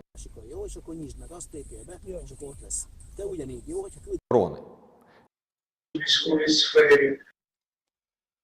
Well, Ukraine's been making a lot of W's. Good to hear. Thanks for the donation, retard. As a bodybuilder, making gains is kind of the point, right? Now keep one thing in mind, fam. When I watch videos, I watch with a different type of lens. Not only am I a fan of bodybuilding, you hear me? Not only am I a fan of bodybuilding, fam. Okay, not only am I a fan of bodybuilding, but I'm forever, ever a student of the game. So just keep in mind when I watch videos, especially movies, I'm watching with a different type of lens. I'm peeping game down to the decimals in this bitch. And the point I'm making is bodybuilding is not just about building your muscles up. It's called bodybuilding. So when he said it's about making gains, yes, it's about making gains, but it's about making gains for the body overall. Now let me explain, fam, because I feel like although I'm sure the intentions were pure, indirectly, it can put out a negative message. I don't want to just maintain. What would you do, Donatillers? What would you have done if you were the boy in the class that was getting bullied by a class and teachers joined in? Probably grabbed a pencil, stabbed somebody in the eye. What would you do if you were also a bystander in that? What should I do when my parents defend the bullies and teachers?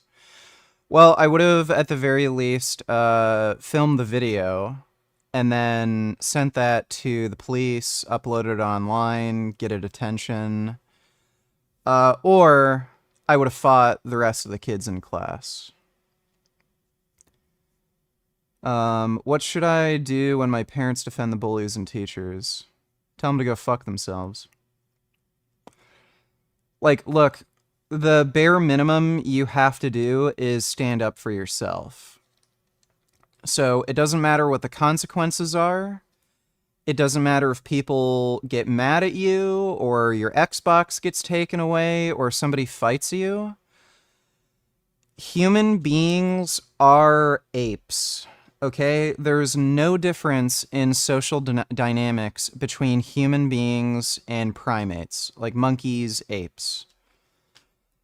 If you're the type of person where people see that you will take bullshit, you will get walked over, you won't do anything if somebody hits you or makes fun of you or anything like that, they're going to keep pushing the boundary, and then you're just going to be seen as the beta, and they're going to try to maintain that pecking order where you're at the bottom of the social hierarchy. All you have to do is fight back. Once people know that you'll fight back, you're at least not going to be at the bottom of the pecking order and be bullied and mistreated constantly. They might get mad at you at first, but again, it's just some shit test to see if they can get away with manipulating you and pushing you at the bottom of the like social dominance hierarchy, but you just have to stand up for yourself and fight back. If your parents are going to also like parents do this too. They're not necessarily just on your side. They also want to maintain a social hierarchy. If parents like try to tell you, oh, you shouldn't have done that, you're not supposed to fight back, you should have used your words or come to me, just tell them, I don't care what you say, I'm going to stand up for yourself. You can disagree all you want, I don't care if I'm grounded, I don't care. I'm going to stand up for myself in whatever fucking way I see fit. If people want to fuck with you, then they can face whatever fucking consequence you want to throw at them. They can learn not to fuck with you. And again, your parents are going to respect you for standing up for yourself, and they're going to fuck with you less too, because they're going to know that you're not somebody who's going to put up with bullshit. So you just have to stand up for yourself. That's the bare minimum you have to do to make sure you're not fucking bullied and mistreated like that. Thanks for the donation, though. What would you do?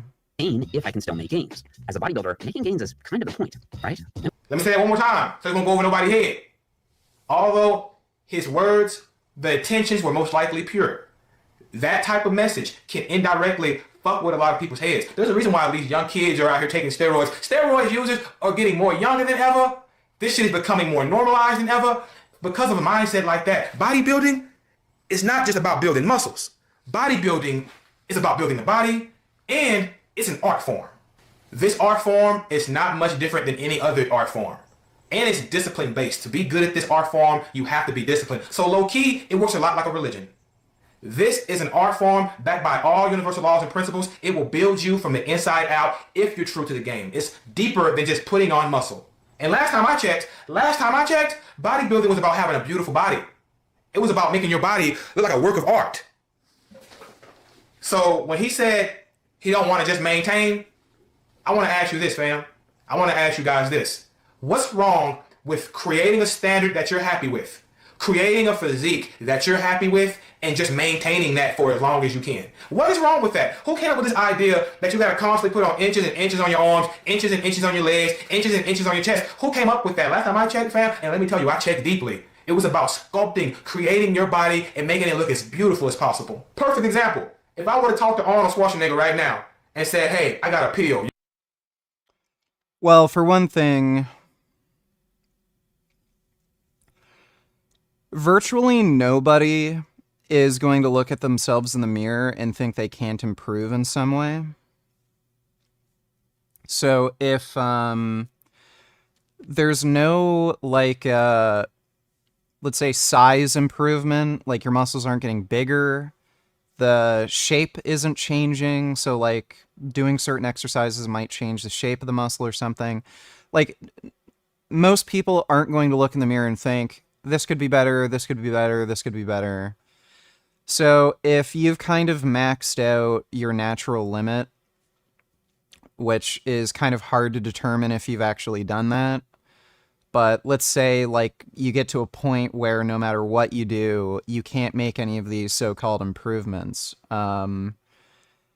Yeah, like it's not as enjoyable knowing that you're not going to be able to improve and you're just maintaining. Even if you got a physique that you would consider perfect, there's no way to improve on that. Like, training isn't as interesting and exciting if you're not motivated to improve. You can take this pill and you can look exactly like you did at the 1975 Olympia. You could look exactly.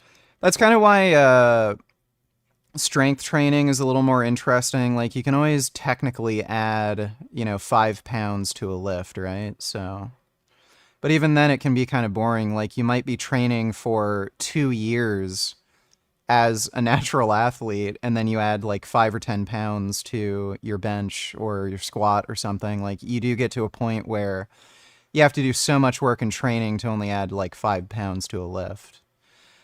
Even enhanced athletes go through that problem. Think there's some Olympic weightlifter in the 1980s who had to train for like 5 years to add like 2 kilos onto a fucking lift.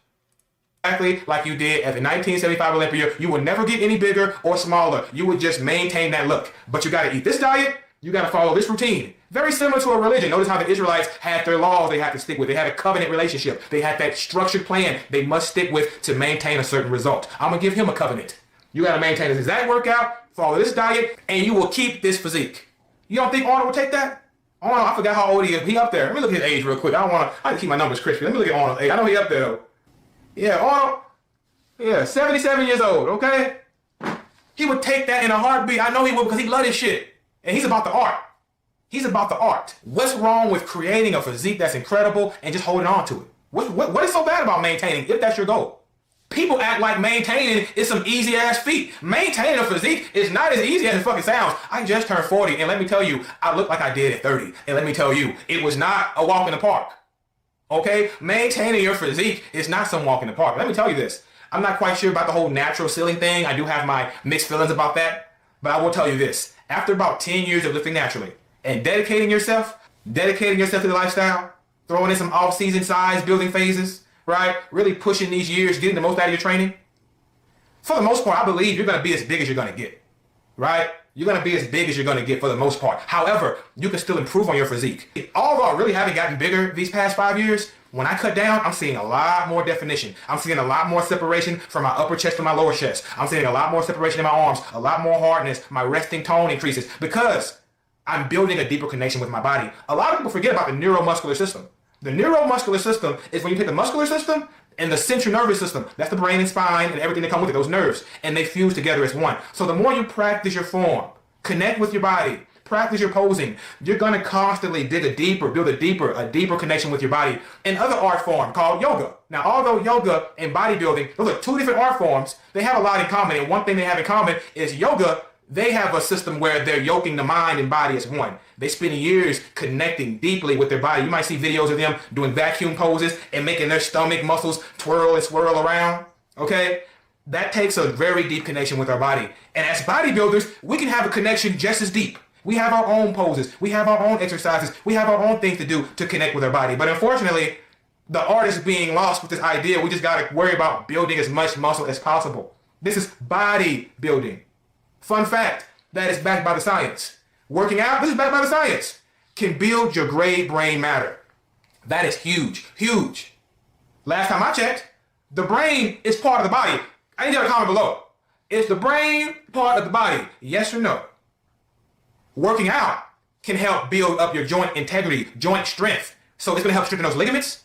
It's going to help strengthen those tendons and all the other connective tissues. Last time I checked, those were part of the body. See, bodybuilding is not just about building muscle. The muscular system is just one part of the body. What about the skeletal system? What about the musculoskeletal system? That's the muscular system, but also the bones, also those connective tissues like the cartilage and the other connective tissues. Again, this is bodybuilding, not just muscle building. This is an art form that builds the body from the inside out.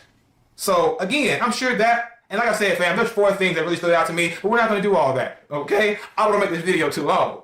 Although I really haven't gotten any bigger in 5 years, fam, let me tell you, my mind-muscle connection is through the roof. Y'all already know, go watch my old videos. I was complaining about them old man knees. I was complaining about my back. I've been working on strengthening my joints, connecting with my body, working on my mobility.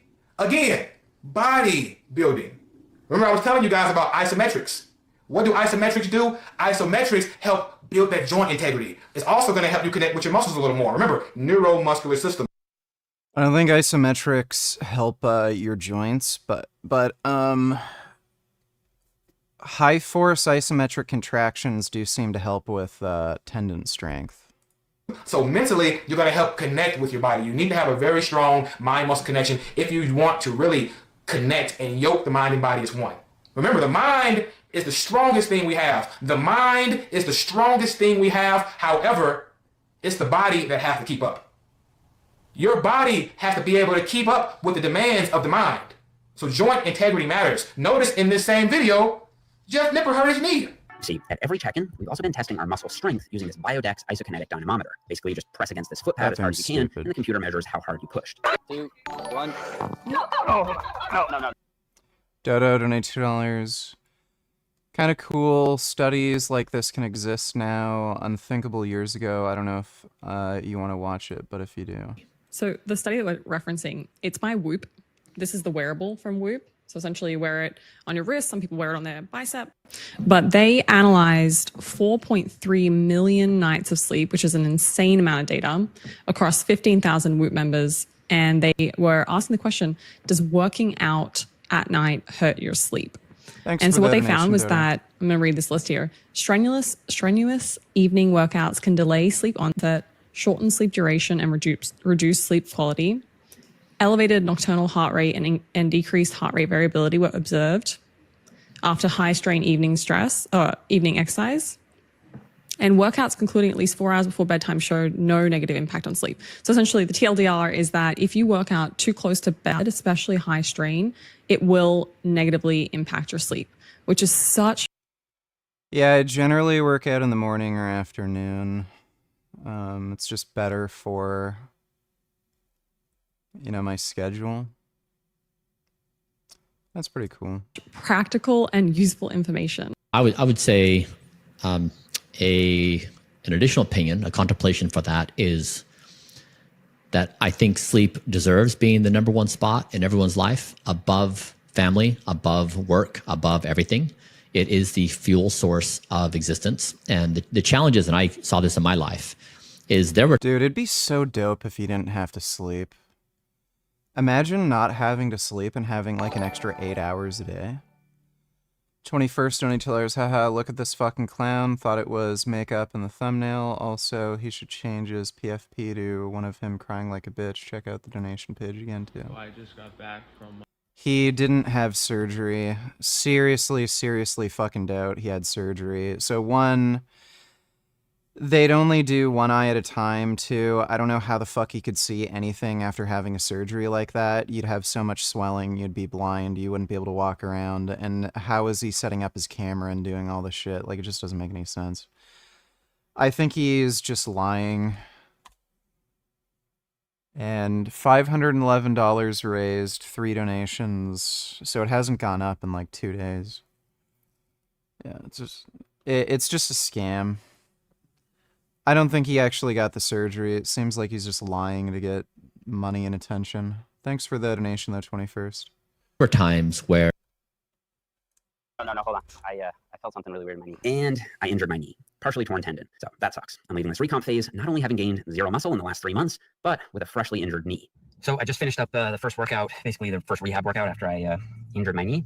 I'm basically using lighter weights with a really slow tempo for now. He hurt his knee. The knees are part of the body. And keeping it 100, fam, I could do a video. Y'all want that video? Comment below. That shouldn't even have happened. He should have known better. Comment below if y'all want that video. If not, I'll leave it alone. I'll leave it alone. But that shouldn't have happened. Jeff should have known better. A man of science should have known better. I told y'all about fitting in some isometrics in your training. Remember I told you guys, Bruce Lee used to do isometrics. See, he loved bodybuilding. He was fascinated with it, but he also was fascinated with martial arts. That was his first love. And he would strengthen his body by doing isometrics. If you could punch through a wall or punch through some bricks or punch through a person, you still need to have strong wrists, strong elbows, strong shoulder girdle, all those to support that force. Notice again, he got hurt doing an isokinetic movement. Isokinetic movements are very similar to isometric movements. Remember, movement comes from the muscle fibers, but it's the joints that provide the torque. Movement is very similar to an isometric movement. Hurt himself doing that movement because wonder why? Promoting them lengthened partials. See, lengthened partials and all that shit, yes, it might be good for your muscle growth. So whenever I do calf raises these days, I never fully go up onto my toes anymore. I simply rotate on the balls of my feet, staying in the stretched bottom half. You will be stronger this way though, so feel free to add some weight. Just make sure that you still control the negative. But this is bodybuilding. Bodybuilding. So isometrics is great to help build other parts of your body, especially joint integrity. Look at this clip of myself and Mike Israel. Look at this clip right here. There's a reason why there's 3 muscular contractions. There's the negative, eccentric. There's the positive, concentric. And there's that isometric. That's the third. If it's hard to get to the top, that means when I hit that peak position, I have to isometrically contract and hold to stay at the top. If it's hard to get there, I got to work hard to stay there, correct? Mm-hmm. Well, that means it does isometric contractions. So I think it's, and also here's another thing, of all the 3 different types of contraction, if we had to rank them in order on proclivity to make you get more muscle growth, eccentric is rank 1, concentric is rank 2, isometric is dead last. Dead fucking last. So if you're saying, look, isometric's really great, is it though? See, Mike, he has a PhD. So again, isometrics aren't really going to help you build muscle, but they definitely have a benefit with tendon strength, and they're also very good for recovering from tendinopathy. But as far as building muscle, I don't think they'd really do anything.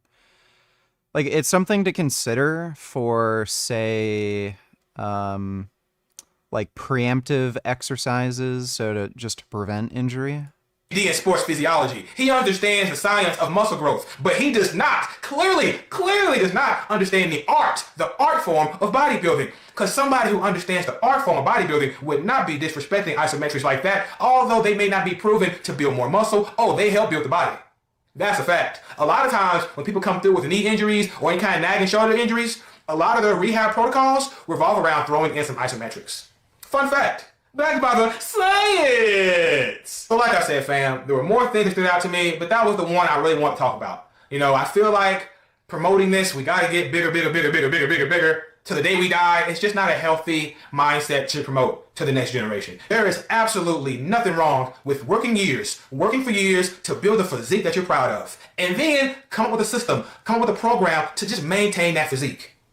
And also, even if you don't get bigger, you can still improve your physique. You can bring up weak areas. You can still spend time improving weak areas, bringing up calves, bringing up triceps. Like, you can still tweak your physique here and there. It's not the end of the world just because you're not putting on 10 pounds of muscle year after year after year. Because you're not putting on 5 pounds of muscle year after year after year. At some point, that shit will slow down tremendously. And you're going to have to be satisfied with maintaining what you built or just improving those weak areas. You don't have to put on pounds and pounds of muscle to improve your quad sweep. You don't have to put on pounds and pounds of muscle to improve the separation in your shoulders or to improve your lats. You can very well transform and shape your physique without getting much bigger. But that's a whole other topic for a whole other day. Don't forget to like my shit, comment, subscribe, and holler back at your boy. Peace. Well, that was an okay video.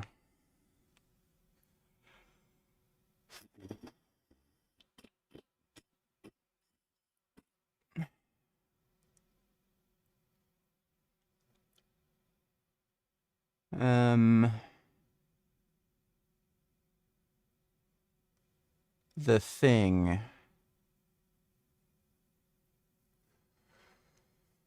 So, tomorrow I might be a bit busy. Possibility I might not be streaming tomorrow, but if I do, there's a good likelihood it's going to be later. Sort of like today. I just needed some extra sleep tonight. That's why I ended up taking a nap and then streaming later. Possibility tomorrow that either I won't stream or I'll be on later. Probably just be on later. Like around 10, 12 at night, something like that.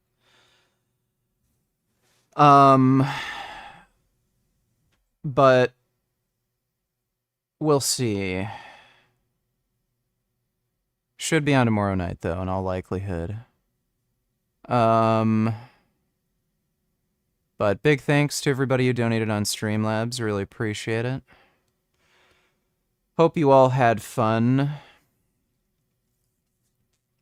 No, I'm not dating anybody right now. And I will see you all when I see you, which is probably going to be tomorrow. So sweet dreams, everybody. Take care.